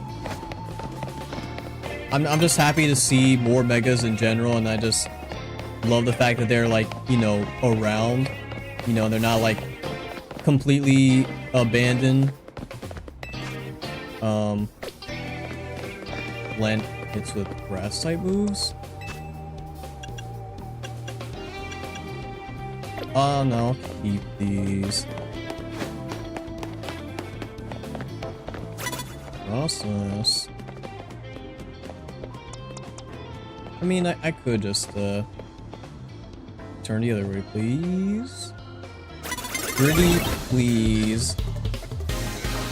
I mean, you weren't gonna do anything, but... God damn.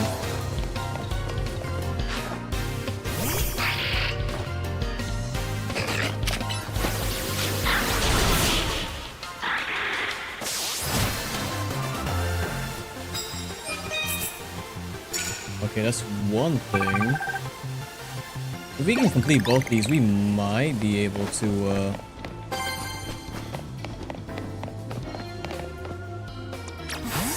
No, not gonna. As much as I want to use you, you're not exactly at the right power just yet.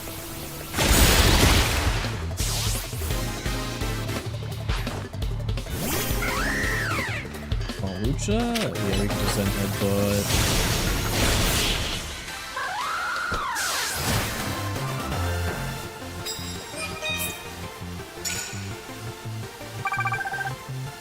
Is Momo freezer burned or what? Yeah, let me take care of that real quick. Yeah, I had Will-O-Wisp on my own Frostless for a while, and it did come up every now and then, but I just figured, you know, let's just slap another attacking move on it.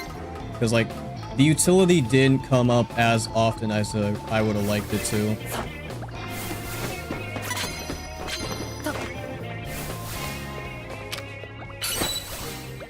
Though maybe if I did like another playthrough of this game and genuinely like used it more, it would be handy. Because a lot of the trainers in this game do hit pretty hard.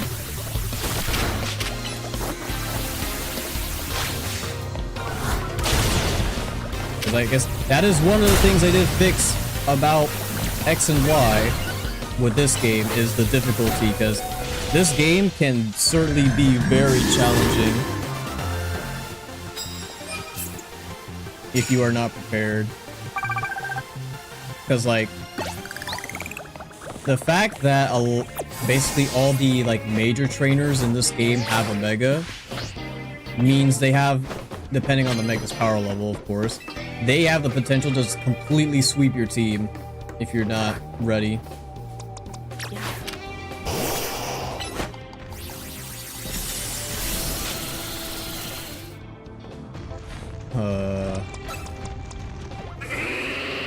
Blastoise, what are you doing?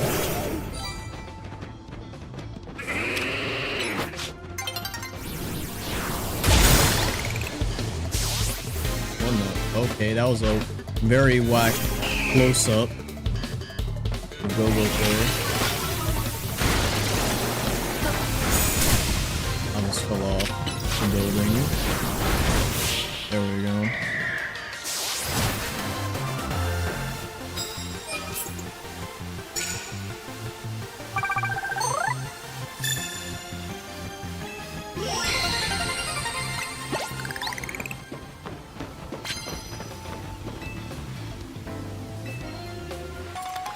Rare candies. Actually, that's pretty good. I appreciate that. Got our challengers ticket as well, which is nice. And also on the topic of megas again, I know, at least from what my friends are telling me since they've looked at the leaks, but I don't care. I'm gonna will it into existence. Please, please, please give me a Mega Tinkaton. That's all I ever want now. Please. I would pop off so hard if Tink got a Mega.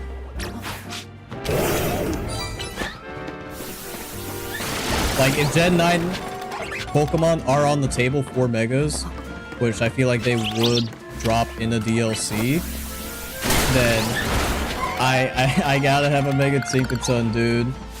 Like that'd be so peak. Just give her 2 hammers. Either you give her a even more ginormous hammer or give her 2 hammers. I need her to dual wield Gigaton hammers and just go absolutely crazy. Make her Mega Mawile 2.0. I don't even care about balance at that point. She deserves the world. I love Tinkaton. Yeah, no, me too, dude. Actually, hold on just a second. Because I'm not sure if my camera's picking up. I actually have a Tink plush. Like, this is the only Pokemon plush I ever have gone out of my way to get. And I absolutely love her, dude. I don't know where to put her, though. Like, I want her to be in the camera, but I can't like have her up top here or, you know, the best I can put is just put her like, you know, right where my bed is, but yeah, like on top of like not getting spoiled the Gen 9 decks, like just finding a Tinkatink for the first time was already a shock to me. Oh, so cute. Yeah, no, I absolutely love it, dude. It was worth every penny. I bought it for my birthday, was it last year? Yeah, no, I bought it for my birthday last year, which, funnily enough, is this month. So, I don't know if I'll get something similar to that, but, yeah. But yeah, like, I got a Tinkatink early on in my Scarlet playthrough, and then I was like, yo, what, Steel Fairy? They actually did this again? And then I evolved it into Tinkatuff, and it's like, okay, I see where they're going with this. And then once I got the Tinkatuff, I was like, all right, absolute cinema. Like this is peak Pokemon design, and I just never looked back since. Like, Tinkaton genuinely might be my second favorite Pokemon besides Greninja. Like, that's how much the design struck me. Literally one of the best mons in Gen 9. Oh, absolutely. And I'm happy that, you know, she's a fan favorite.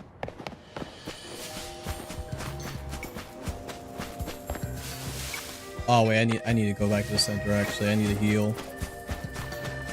And now I think about it, I already got a challenger ticket, so I can just go fight the whoever's next.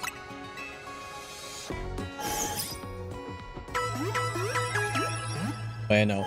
Tinkaton's #1 in Paldea for me, followed by Palafin, Ceruledge, and Armarouge. Yeah, those two are so cool. Honestly, I just wish their shinies were a bit better. But yeah, no, the Gen 9 Dex is generally one of the most like well-rounded Dexes like I've ever seen in terms of like mon designs. Like, it's so good. Yeah, let me head over here now. Yeah, no, Tink would be first, then Palafin would be third. I know Bellybolt is up there. I love Bellybolt. I don't know if it's like #3 for me. Who we got now? Oh, Canary, nice. Actually, didn't we fight her already? I gotta win the Infinite Z-A Royale so Dynamo can start hosting our video game tourneys.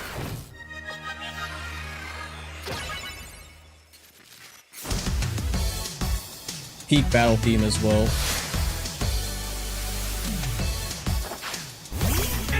Like, again, they did not miss with the character designs in this game, dude. Like, that is something Pokemon has been uberly consistent with, is character designs. Along with it, you know, the Pokemon.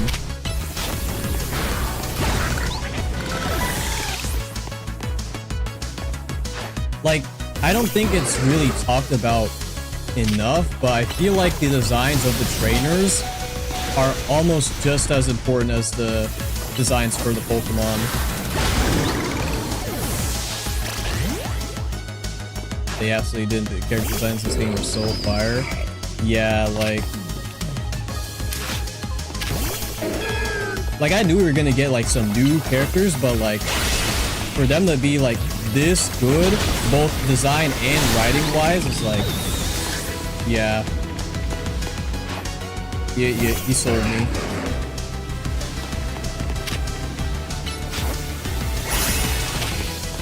I think the best thing though about Canary's inclusion is all the meme posts that I've seen of her like having beef with Iono, which is funny because they're both electric type screamers, but and the fact that they're like not exactly that far from each other, because Paldea is like right beneath Kalos. For Dynamo to Dynamo, me and Electros are charged and raring to go.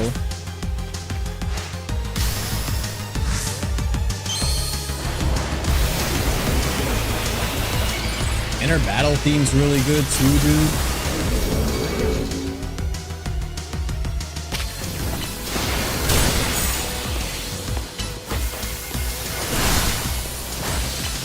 Dang, I'm gonna go through this.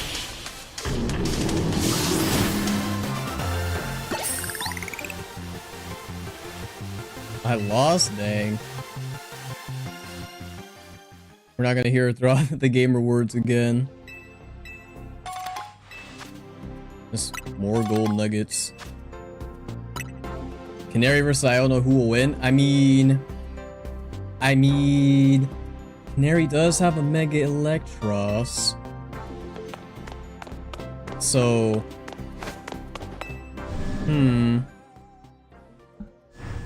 at least battle-wise, it'd probably go to her? Maybe? Then again, Iono is a gym leader, so... In terms of streaming, I couldn't tell you. I don't know what their content is.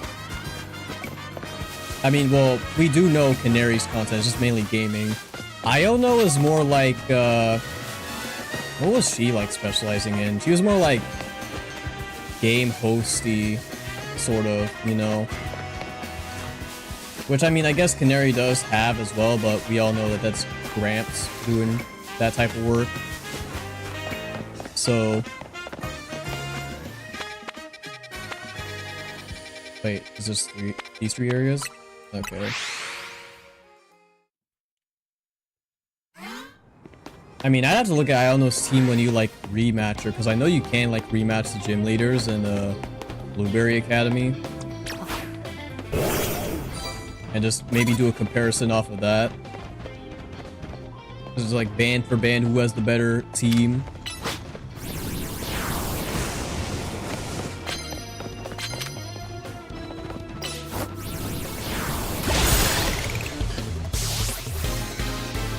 I think Iono did more like interactive stuff.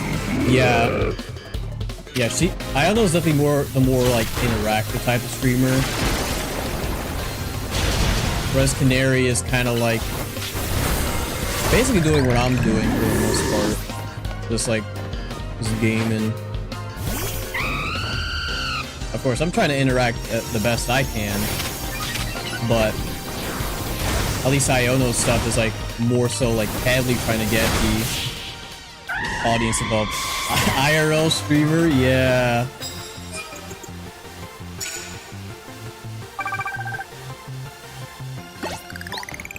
It's only a matter of time though before we get like a streamer character in a Pokemon game that's actually like a VTuber, considering how popular they are now.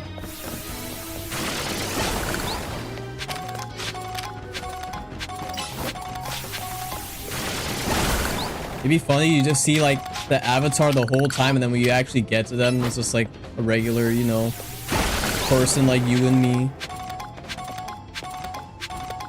Like, I am curious on how they're gonna go with making characters in the future games.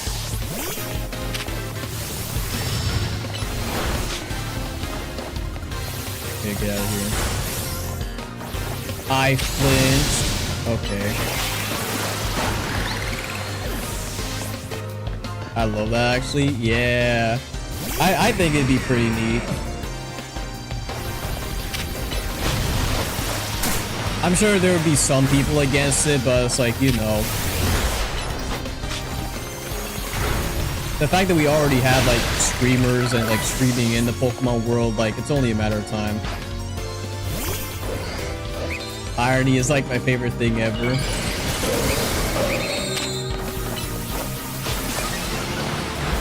Yeah.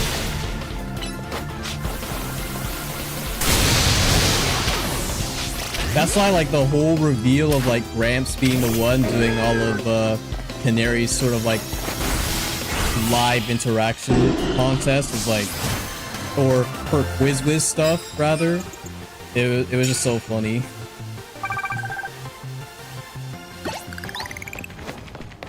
It was like, oh yeah, you're her grandpa. Okay. You do all the construction stuff. And then you see the avatar pop up next to him and like, wait, what? What level are you, Greninja? Ooh, 58. You're actually kind of climbing. I don't think you'd be able to take on anyone right now, but you'll definitely get there. It's like this auto heal. I need to remember that. Sneak up with water type moves. Ground. Actually, how many is that for ground? 3, and then this one is... Well, we'll take that since we have Pyroar.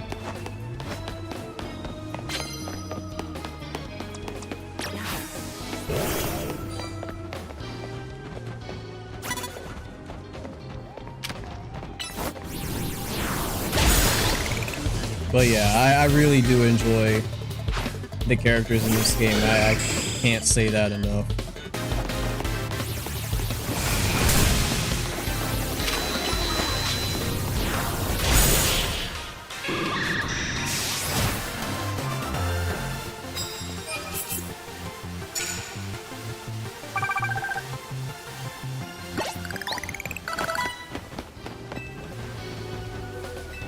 Thank you. Bro, this guy is still stuck in the mall. This stuff like this, dude, it just gets me. How you gonna be stuck in the mall at night? Now you're just trapped until morning once the battle zones leave.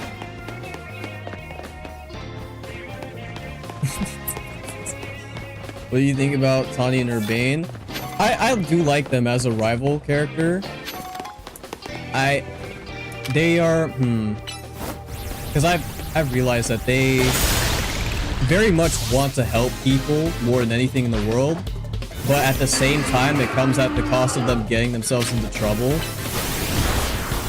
So that's sort of like an endearing character trait of them, aside from the fact that they put us into debt at one point, but you know, we worked it out.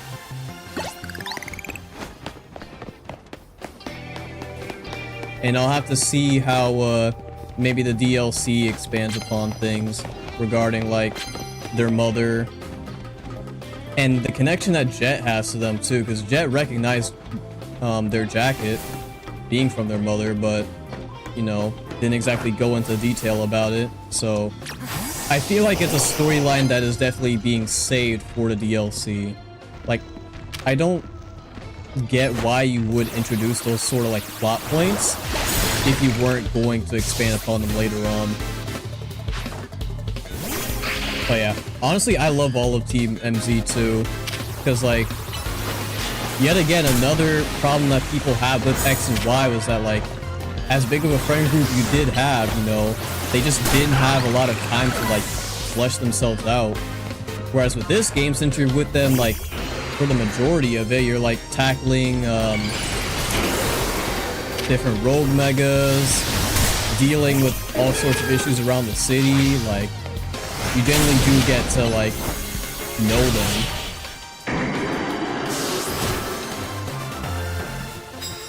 They're a very people pleaser type of rival. Really want to know what their motivations really are, especially with the whole mom plot line. Yeah, and exactly who they were searching for in Lumiose as well, because that's also something that I thought would be like touched upon, but at least hasn't gotten brought up once again. So it has to be DLC related.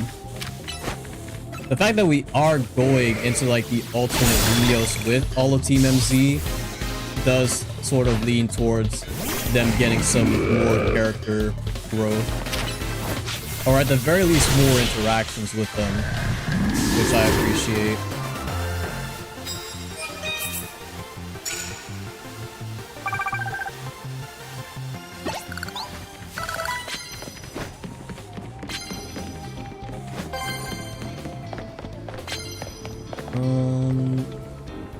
Knock out comes with cycling moves. And do not turn around, do not turn around, do not turn around. Do not turn around, please. Thank you.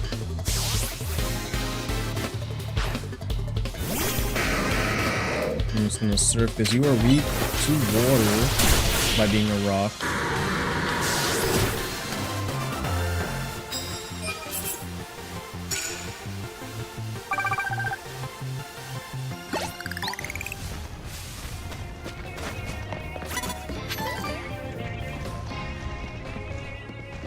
Oh yeah, I guess one thing I would have liked is if maybe the game did introduce maybe like a couple more like returning characters, just because it would be cool to see how like much they've like changed over like the past 5 years. Like, I would have thought that we would have seen like Clement or Bonnie, you know, considering Lumiose Towers like here and all, but we just have not seen or heard of them. At least as far as I can tell. Maybe there's some like NPC dialogue saying like, oh yeah, Clement went out and, you know, did this and whatnot, but like, yeah. The returning characters we do have, though, I do like. I'm glad Emma came back. Mabel being the, I guess, research, like, professor was something I did not have on my bingo card, but, you know, I'm not mad at it whatsoever. And just her whole demeanor as a whole is so, like, unbefitting of a professor, so it, like, makes her stand out. Let me, hydro pump. And, like, her just trying to, like, move past all the Team Flare stuff.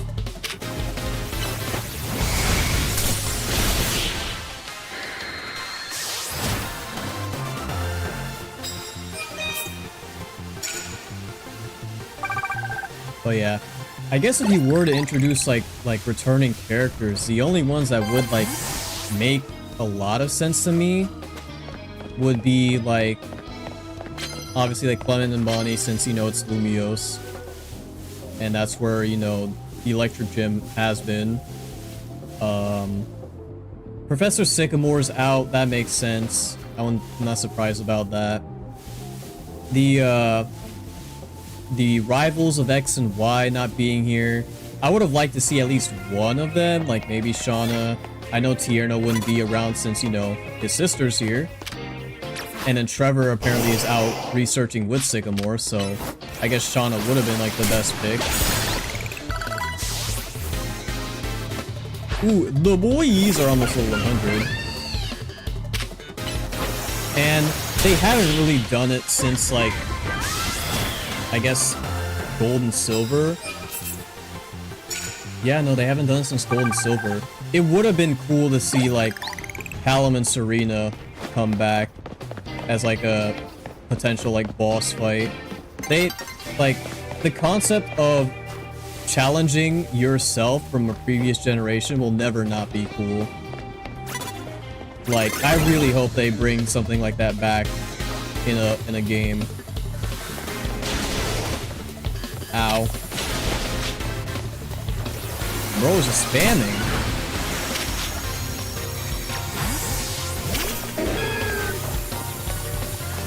And then like the gym leaders I wasn't like, aside from Clement, expecting to come back at all. You do get references to them, like there's a poster of like Valerie around the city.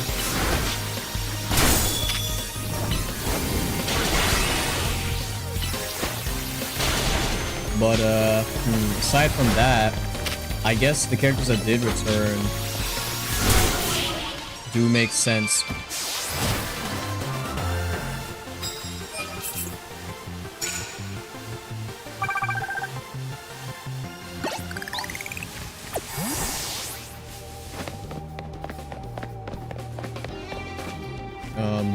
Melee knockout unaware.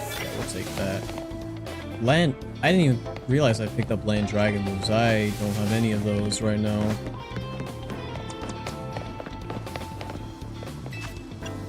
I guess I'll take this.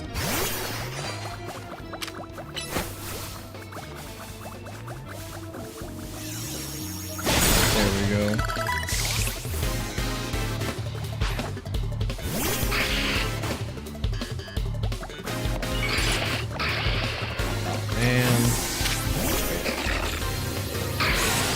I do like Mega Sableye running animation. Just scurrying along with the big old gem. He's pushing it forward, dude. That's also another reason why I appreciate having all these megas being in like a 3D game, or I guess like a open world-esque game.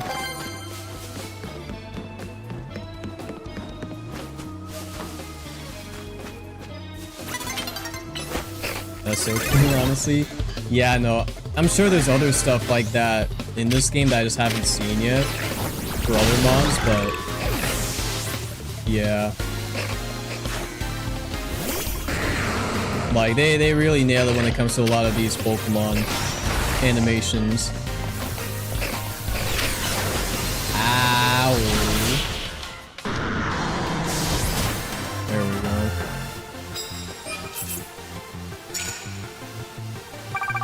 Yeah, we're not able to get 50k. That's fine. There we go. And yeah, there's no one else here, so... Well, I mean, there was a Garboat over there, but I didn't see in time.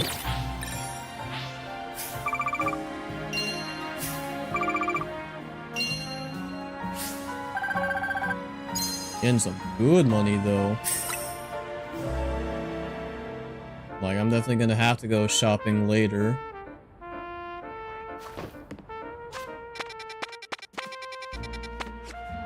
Are there any... I don't think there's any benches up here, unfortunately. I need to catch you. I do need to catch you, though. For my, 33 out of 50.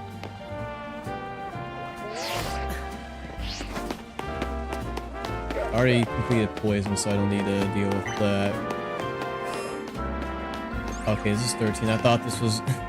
I thought this was 15 for a second. I was about to have some PTSD to the pumpkins.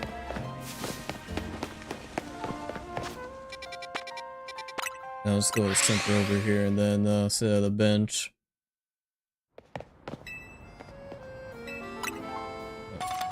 Thank you.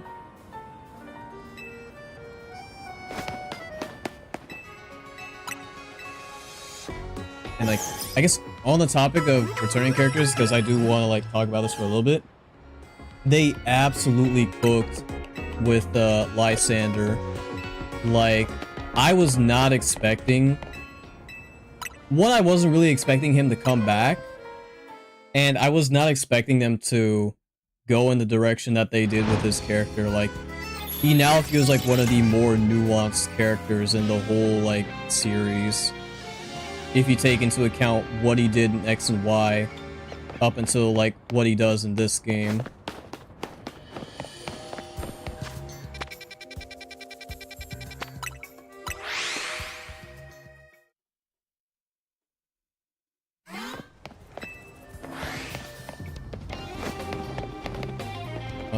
Yeah, that's great.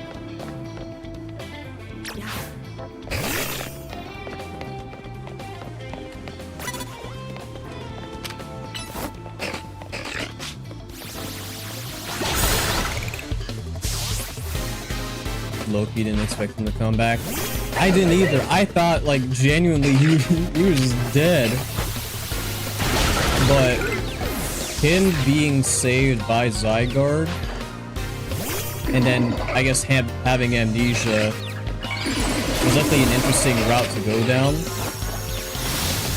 But for him to, like, take that as, like, or take that time to, like, reflect on what he did once he did regain his memories, and then just sort of take his original goal, which is, like, to protect the beauty of the world, or to make the world more beautiful, but do it in a more, like, positive manner, and also just rely more on the people within the world to, you know, make that change instead of, like, trying to do it himself. So good, dude. I should have just left. I should have just let my boys do their thing.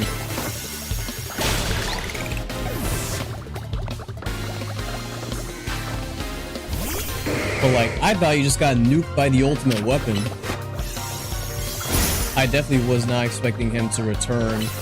And him effectively becoming, like, the new AZ was also something I was not expecting either. But again, it does make sense considering he did get hit by the ultimate weapon. So he would just get that expanded lifespan.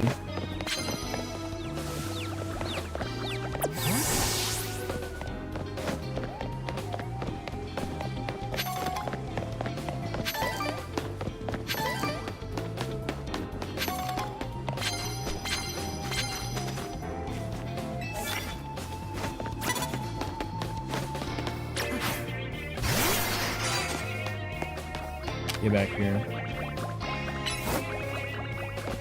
Oh no, this is like super big fighting moves. I'm good. I thought I missed it for a sec, but I was like, yeah, this is gonna be resist.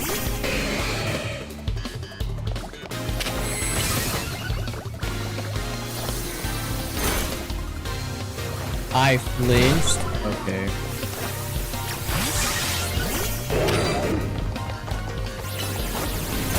This is a good choice expanding more on him. I haven't seen XY's story, but I bet he's very different in that game than here. Oh yeah, for sure. Like in X and Y story, at least when you first get introduced to him, he does seem like a man who has like good, like, you know, ideals and like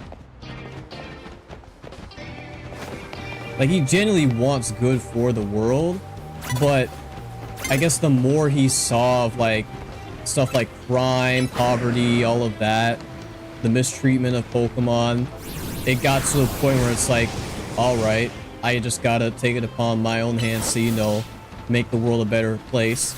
And at that point, he thought the best thing to do was just to nuke half of the population. So you can obviously see how that went.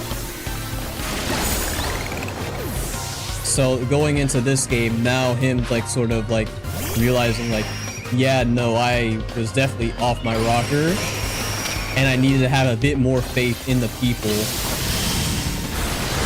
It's just a very good way to like round out his character and make it like come full circle, where he still has that original goal in mind, but just has a different perspective now on how to achieve it.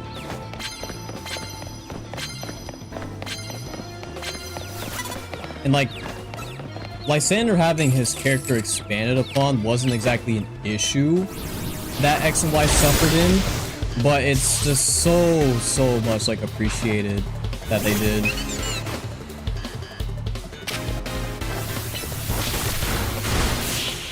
It's like, and not to say that Lysander is like on the level of Ghetsis, but like Lysander at that point became like a pretty bad dude. It's like you took Ghetsis and then you had him reflect on everything he's done, and it's like, wow, I was like completely just off the deep end. I'm going to try to make things right, but I don't think we're ever going to get that for a man like Ghetsis. He is like genuinely evil. Not to say I wouldn't like to see how they would redeem Ghetsis, but like with all the stuff he has done, he has got a lot to make up for, is all I'm gonna say. And I like how with the Team Flare Nouveau, how, you know, they're trying to like, you know, carry on that same vision that Lysander had, but to also sort of make people like not absolutely hate Team Flare for what they did 5 years ago is also super interesting as well.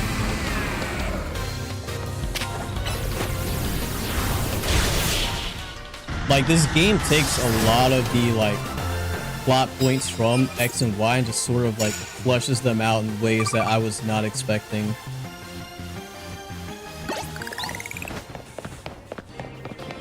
Sneak up.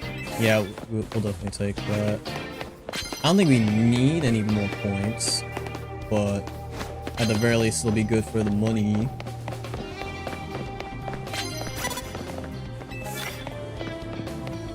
I do that 5 times? Oh, that's not bad. Oh, you, okay. I was wondering, like, who saw me?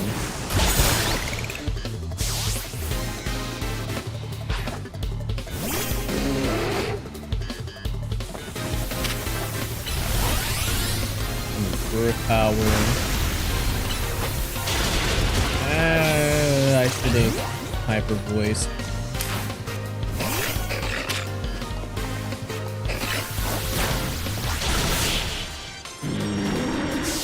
It's also interesting that with because I figured, you know, Zygarde being in this game at all, there would be like a portion of the game where you had to go around the city and like collect the Zygarde cells, but Lysander was like, you know, I'm just gonna go ahead and do it since I've basically got nothing better to do. Or I guess that's just kind of his way to, like, you know, repay Zygarde for saving his life, and to also, you know, see that the city is safe. Is very interesting. And I guess it would have been annoying to do the whole Zygarde fetch quest again, so cutting it out was probably the right move at the end of the day, so that you could just focus on other things.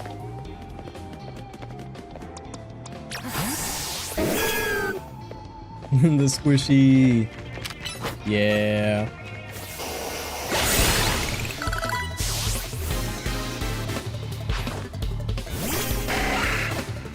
Like, I wouldn't mind collecting all the cells, but, you know, just kind of saving that time into, you know, just making you, like, either battle Zygarde or battle with Zygarde is, you know, much appreciated.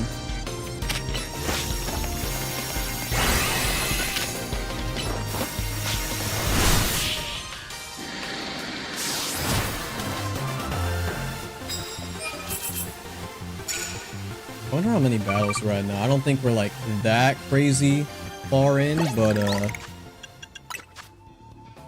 at the very least, oh, we've almost done 50 since we've gotten it, so honestly not bad at all. Oh, sneak with fairy moves. We're not gonna be getting the fighting one at all, I don't think.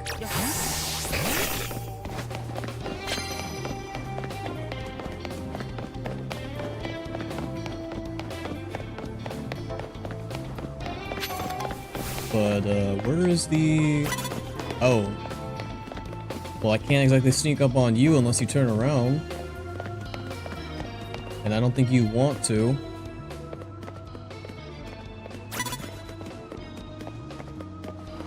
Bro, his field of vision is literally that entire area right there.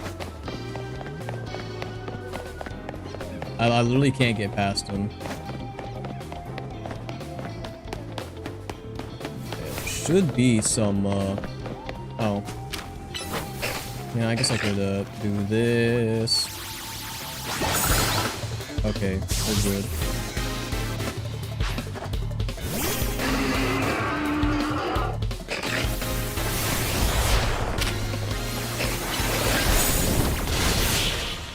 Dang, I one-shot it? I mean, my mole was level 100, so I should expect that.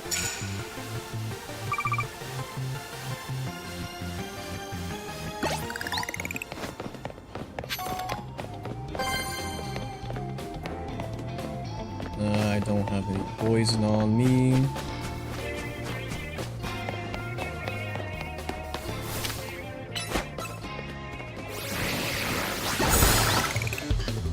There we go. Are you gonna self-destruct or explode? You're gonna explode. Yep, you are. Not yet. Nice job, buddy. Honestly, every Garbodor I see from now, I'm just gonna step back, because I already know what's gonna be heading my way.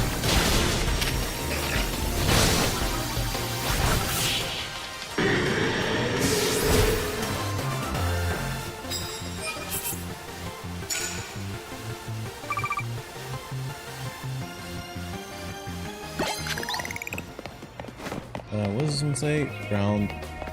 I mean, I do have a ground move, but I don't think that I'll have much time to use it.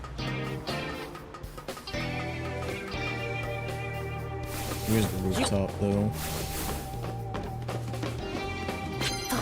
Do you have any gripes with the new battle system? I think overall I really enjoy it. What gripes do I have about it? I mean, aside from maybe my mom sometimes, like, you know, trying to attack something and they just run to a wall. I mean, aside from those very few instances, it's pretty responsive.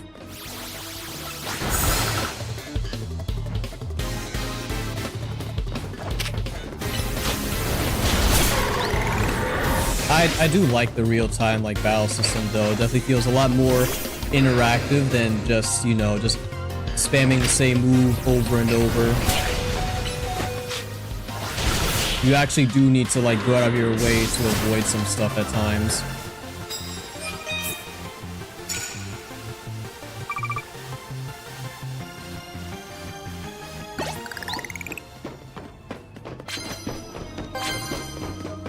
Charizard. Hello? I guess someone else won. Oh, that kid. Bro, why is that kid with Charizard? But, I mean, I guess if I had, like, a gripe of some kind, it'd be how much they nerfed my dog Aegislash. Like, this battle system does not work in its favor at all. Like, the fact that it has to take so long just to go between its shield and, blade forms is like an active hindrance to it, which is something I sadly realized during my playthrough when I caught Honedge early on. Like, it would mainly like be super useful only after like you Swords Dance and it would like one-shot something. I'll use that. Honestly, I should have just not even bother because it's about to be day.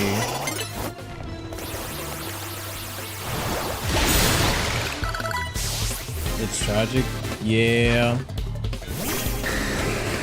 But, you know, can't exactly be helped considering that that's its, you know, main thing. It would just be a bit odd if Aegislash didn't have its, different modes.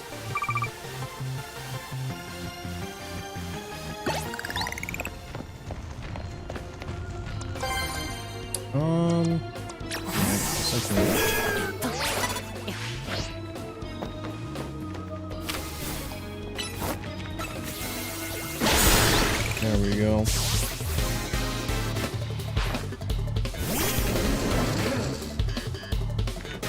But a lot of the like changes they have done to like certain moves I do really like a lot. Like hazards, like I mean they were a threat in like the standard games as well, but like the fact that like they do like chip over time in like a specific like area so that you can like actively like forces you to like walk around it is just so interesting, like gameplay wise. And then you have to take into account things like a move's cooldown, which moves have like longer startups compared to others, because I have realized that like a lot of the special moves do have like long windups, though it's relative compared to like how powerful the moves actually are. So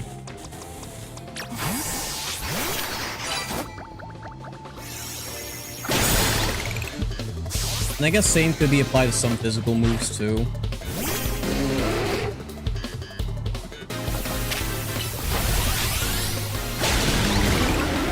Each mon also has like certain characteristics to them that may or may not hinder them in combat. Like one thing I didn't even know until one of my friends pointed out to me is that with Mawile, because she always has her back turn whenever she's attacking, when she's running up to something, before she can attack, she has to turn herself around in order to actively use it. And that hasn't exactly been a problem for me at all, considering how much she's like mowed through the game. But it's just neat little things like that I really appreciate when it comes to how like thought out this new battle system is. Because that's easily something they could have like just like oversighted and just like, oh yeah, no matter what, she's just like immediately attacks and like she like instantly turns around. But the fact that she actually has to take her time to do it is like so like well thought out. I believe we can yeah, we can do another match. I'll probably do, like, after this match, I'll try to get one more challenger's ticket, and then I'll probably call it there. Since we haven't gone on for a while, but made some real nice progress when it comes to the battle grind. Oh my god, no, dude, get this man out of here. I'm tired of him. I thought I'd never see him again.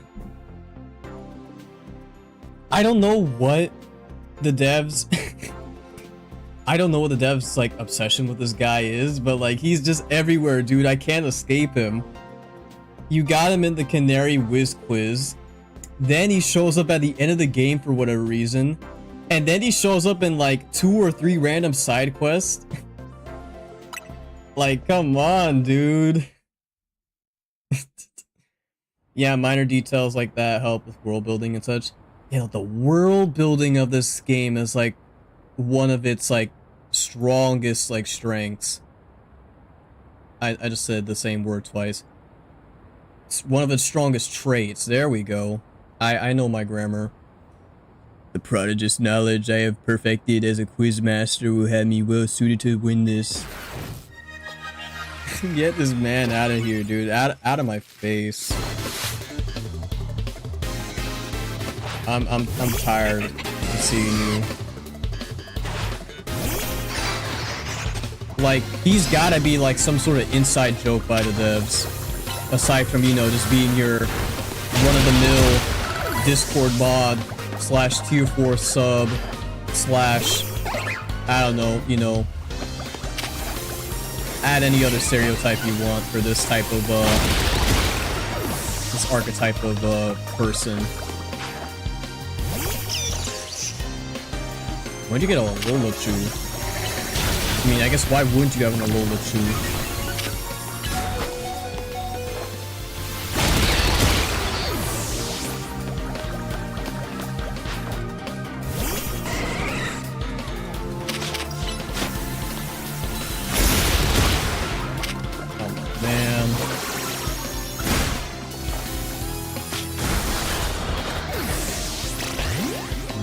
There goes my boys.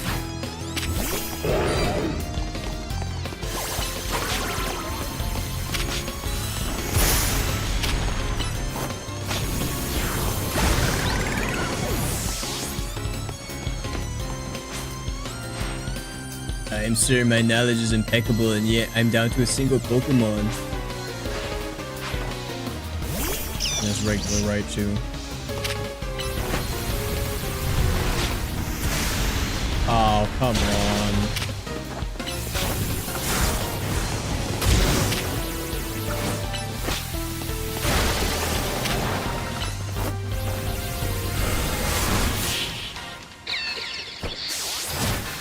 Yeah, there's just a lot of things you have to take into consideration when you're doing these battles, and it just makes them a lot more engaging.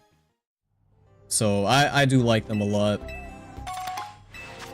If there were any flaws with this system, I couldn't really think of it off the top of my head, but I guess it can boil down to like just spamming your strongest moves like right off the bat, like one after the other, and you most likely can take out a bomb.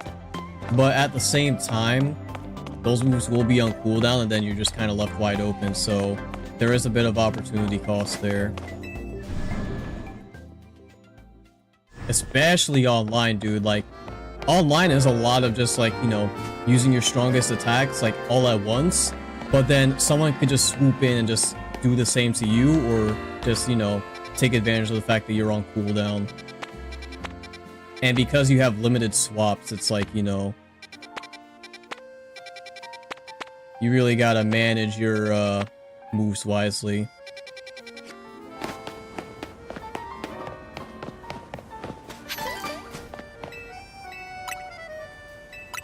There we go.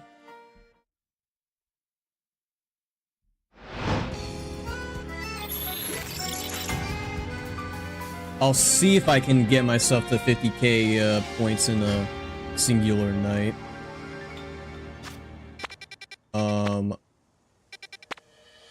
Oh, is this the zone? Or is it... It's either here or it might be this zone that I was mentioning earlier, where by the Looker Bureau, if you go by the rooftops, there's like a whole bunch of trainers there and you can like farm a whole bunch of matches.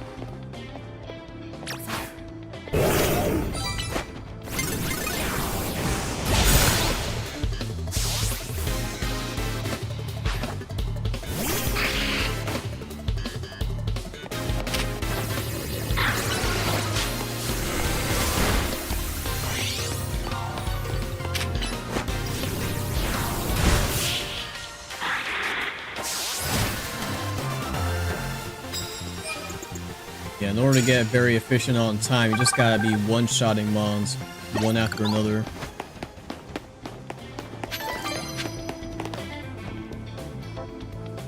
Super effective damage with plus moves?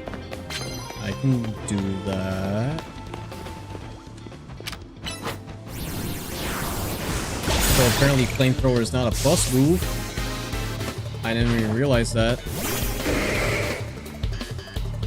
I gotta use my Seeds of Mastery, honestly.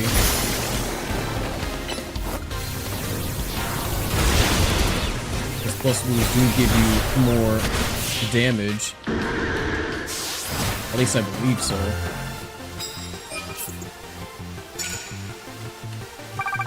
It's either more damage or they are on like a faster cooldown. Which either or would be great. No dragon moves. That guy's so locked in the mall.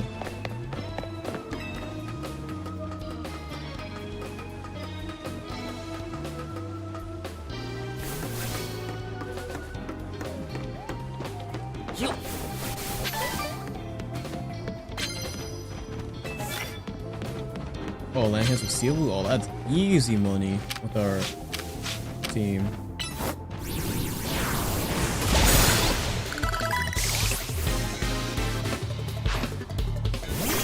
Yeah, Greninja went all the way from like 36 to 68.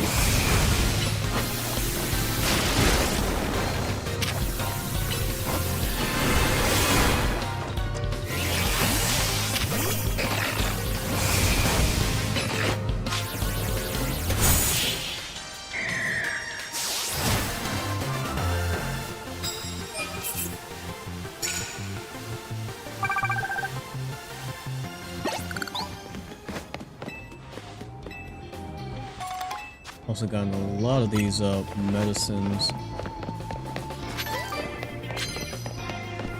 so it'll be useful when it comes to EV training. Oh, perfect.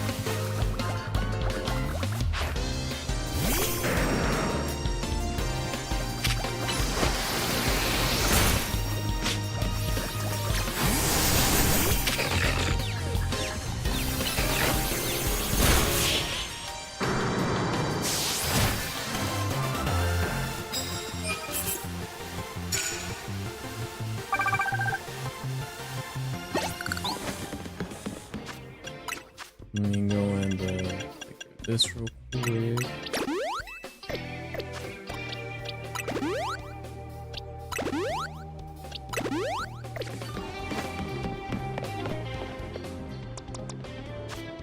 Blastoise, do you have any Hydro Pump?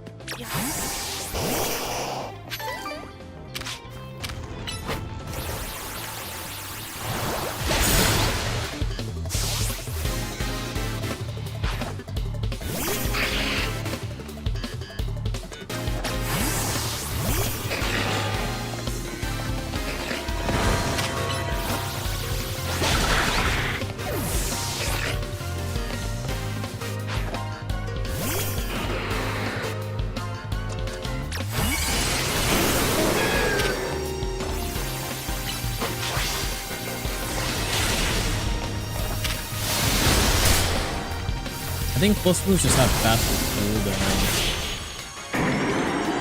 probably what it is. And I'm pretty sure that's how Megas work in this game in general, is that all their moves become plus moves, and so they just have faster cooldowns on them.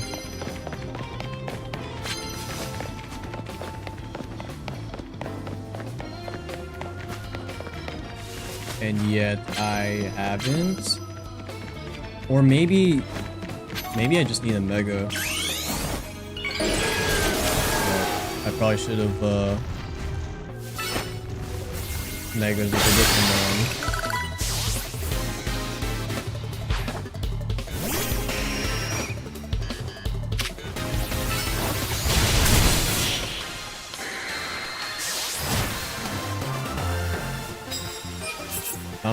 I'm so glad Meganium's good now. Like, this Mega is definitely the glow up that it needed. I don't have any flying moves, so I'm gonna do that.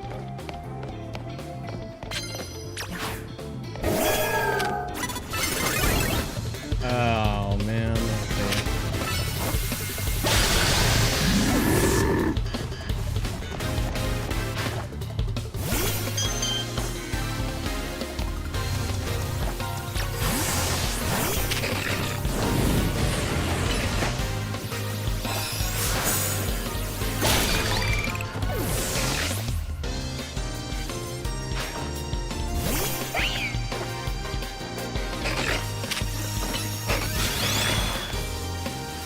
There we go.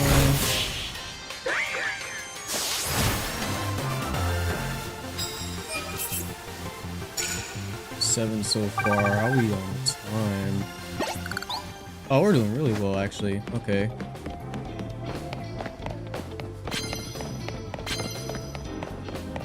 And yeah, okay, so we do need to use Megas basically to get those plus moves. Which, now that I think about it,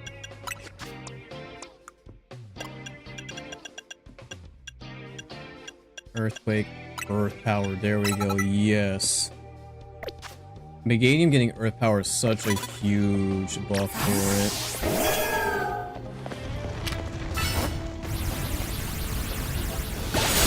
I should have been had this on him.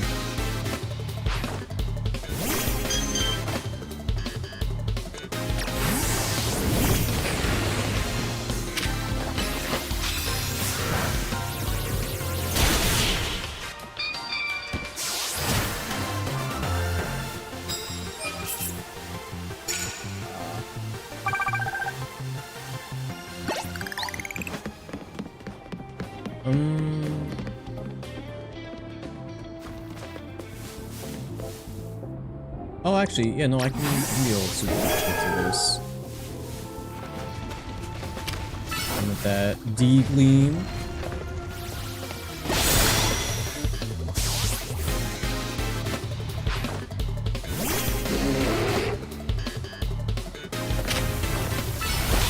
And we're gonna do it again.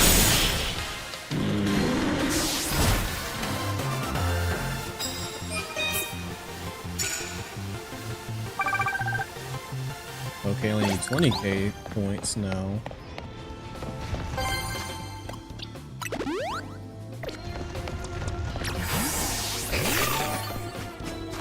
I got this dude who probably will explode his Garbodor.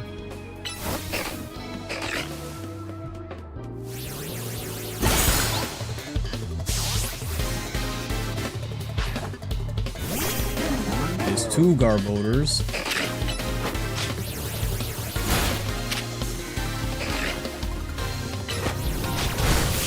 Or just do nothing, I guess. Is that just a thing with Garbodor? I don't know, like, what movesets they have, but, like, something tells me that, like, a move or so in there is what's causing it to just, like, not know what to do. I'm gonna hit with a Mega Pokemon.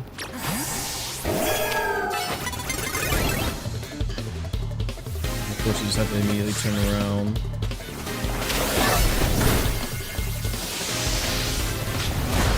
What did I hit?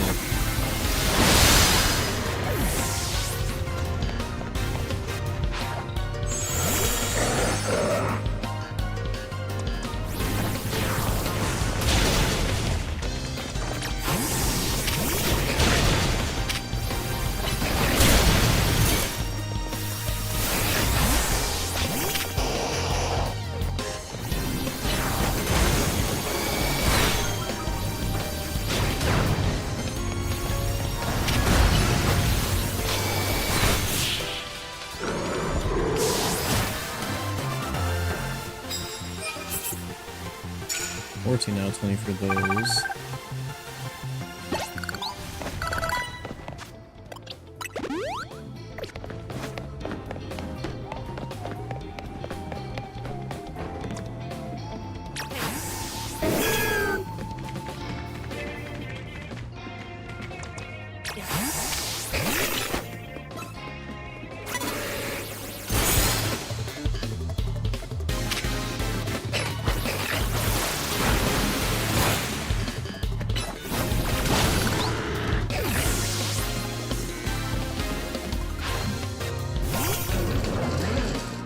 Electros.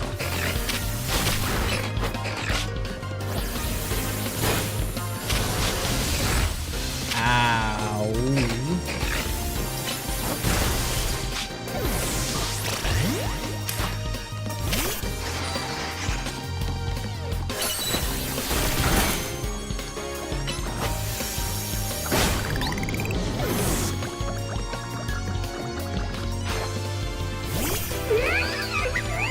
She gonna mega here? Yes, he will.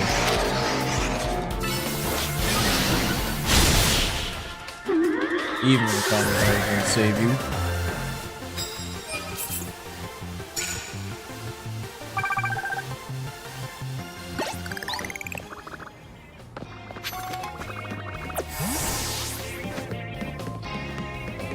How on down there?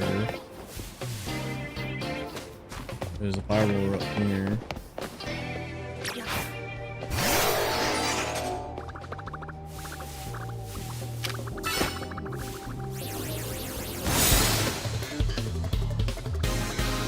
Really on a sliver? And I get burned, dude.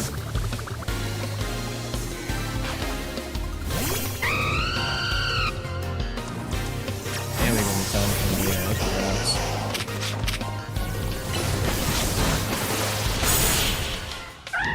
Honestly, I'm at a point where I could probably start using Greninja in these fights now, too.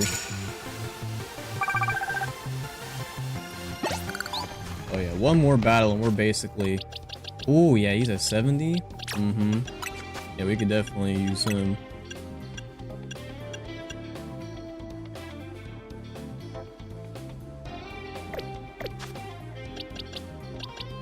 Though I do want to keep the,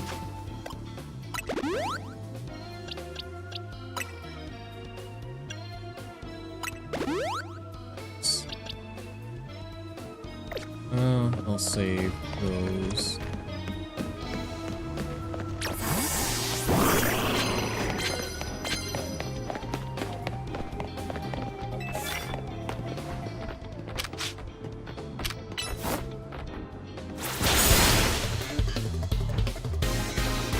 That didn't do much. Only because it was.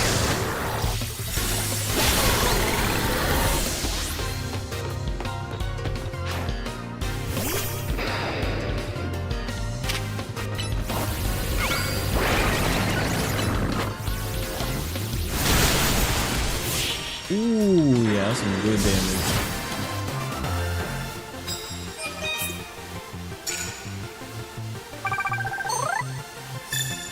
Wait a minute. These super fake moves doesn't matter what kind. Does the multi-hits count as singular moves?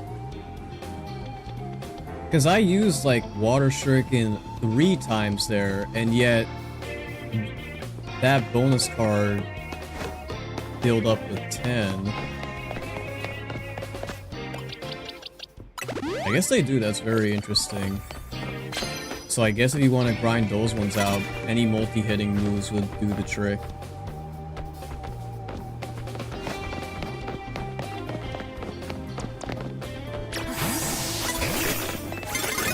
Hello.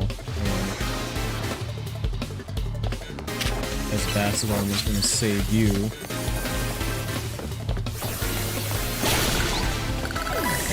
She was just gonna explode, alright.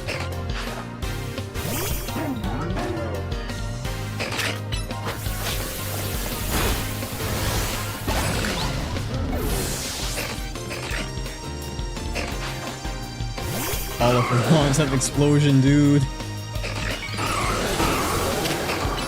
I don't think she's gonna explode her Mega Glalie, but Glalie can learn explosion.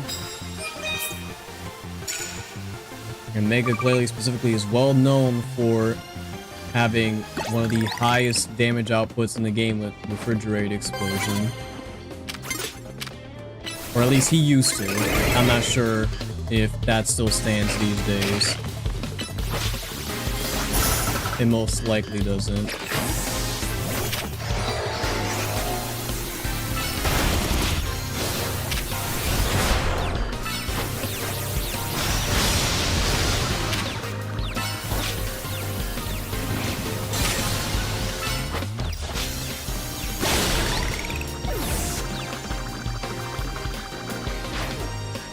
You're gonna be. Oh, yeah, you're good.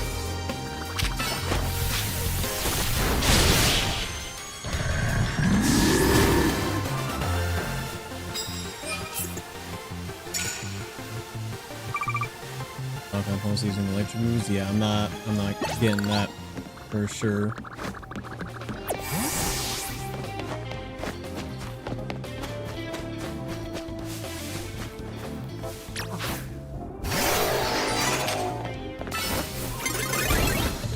From there? I mean, sure.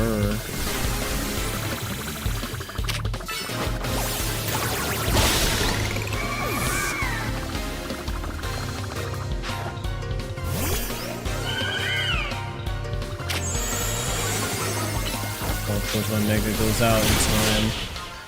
Not that it'll matter, though.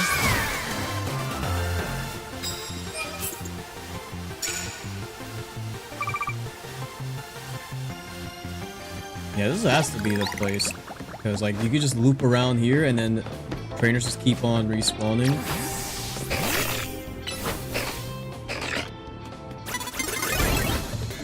Come on.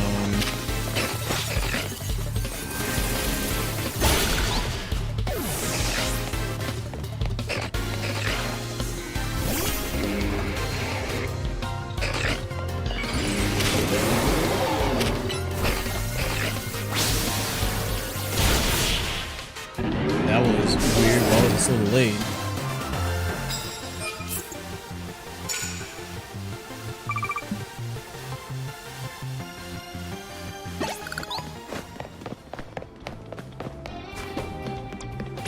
Okay. Can we take the map again? Yeah, no, this has to be one of the best places to grind out matches if you happen to get it as a wild zone. Or, not wild zone, battle zone.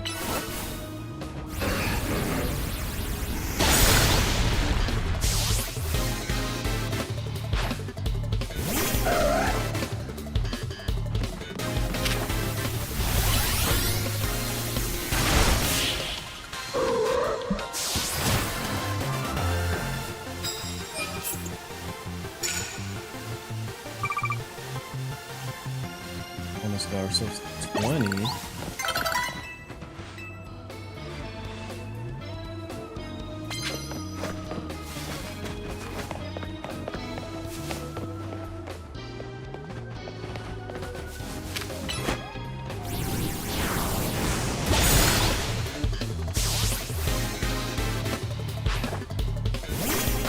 Okay, I'm not sure what else I could talk about for this game.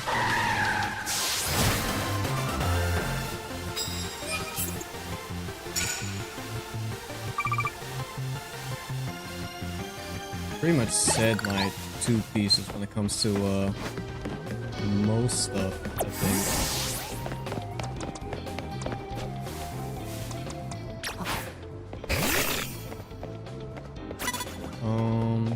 Yeah, don't look this way.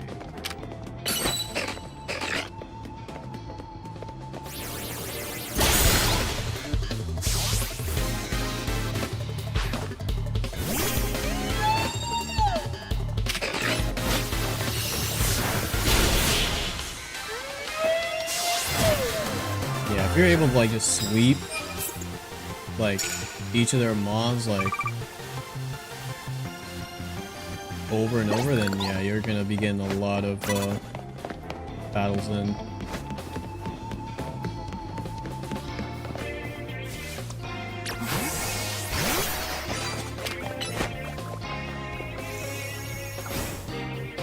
Oh, come on, boys.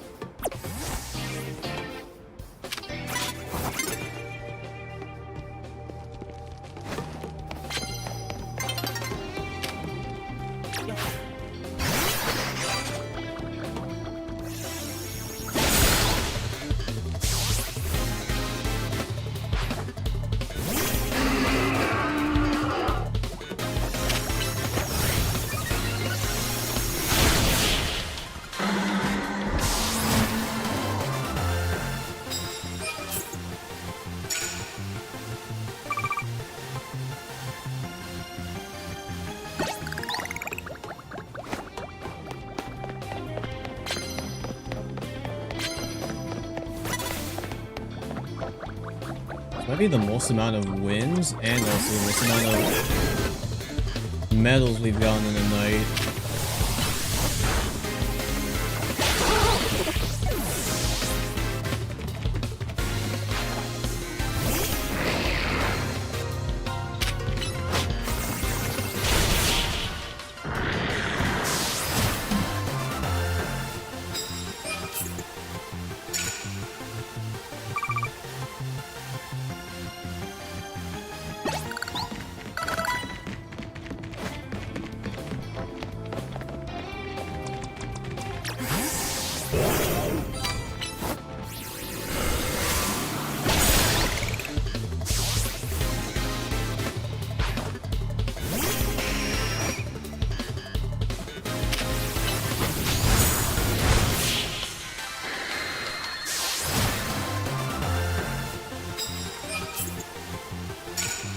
I'm sure we can get ourselves to 30, but we at the very least could maybe get to like 26 or 27.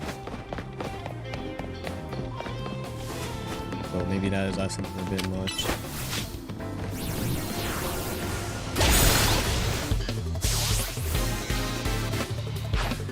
Oh yeah, especially since he's got a full team this time.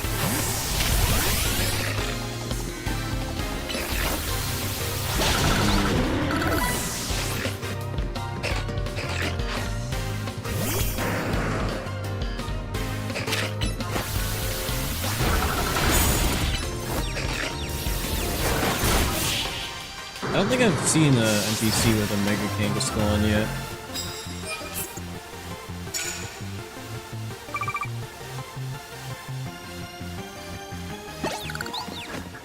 So now I think about it, Mega Kangaskhan is probably one of the not so useful megas, considering that doesn't get parental bond in this game. Can't abuse its brokenness. If I was fast enough, I probably got that one. Yeah, 85k, 2.5. Woo! 214 in one night. Almost at 2 mil now. Oh, I need you.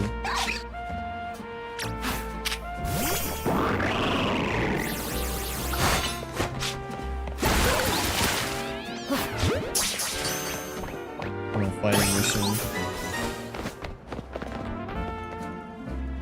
So yeah, let's go here. Do this last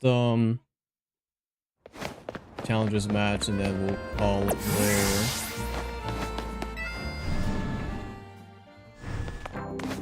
I do appreciate y'all for stopping by and hanging out. Emma, hello? I mean, maybe no wonder she didn't say anything when I talked to her after completing all the missions. She's just waiting to scrap. I mean, I guess it's a good battle to end off on then. Detective Emma, protector of peace and justice in Lumios, reporting for battle. I do wish she had her own theme though.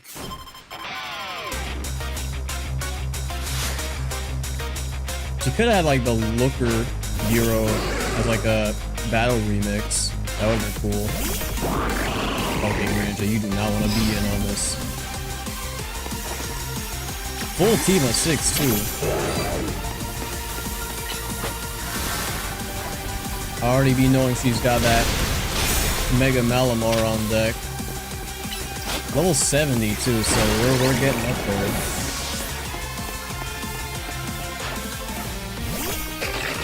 Oh, you have your own wow, I see. Too bad.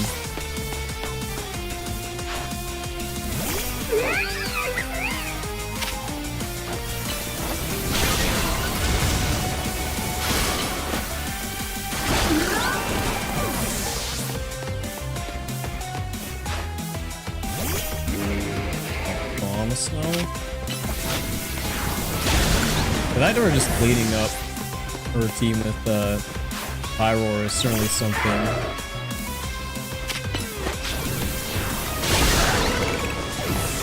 I know her last one be Mega Malamar.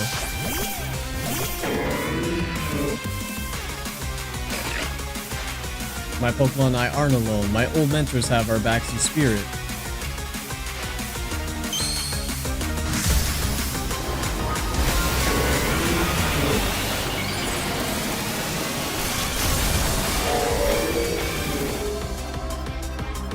Mega Malamar's so cool, dude. I don't care if it's bad. Ooh, yep, that was good. Oh no, looks like I lost.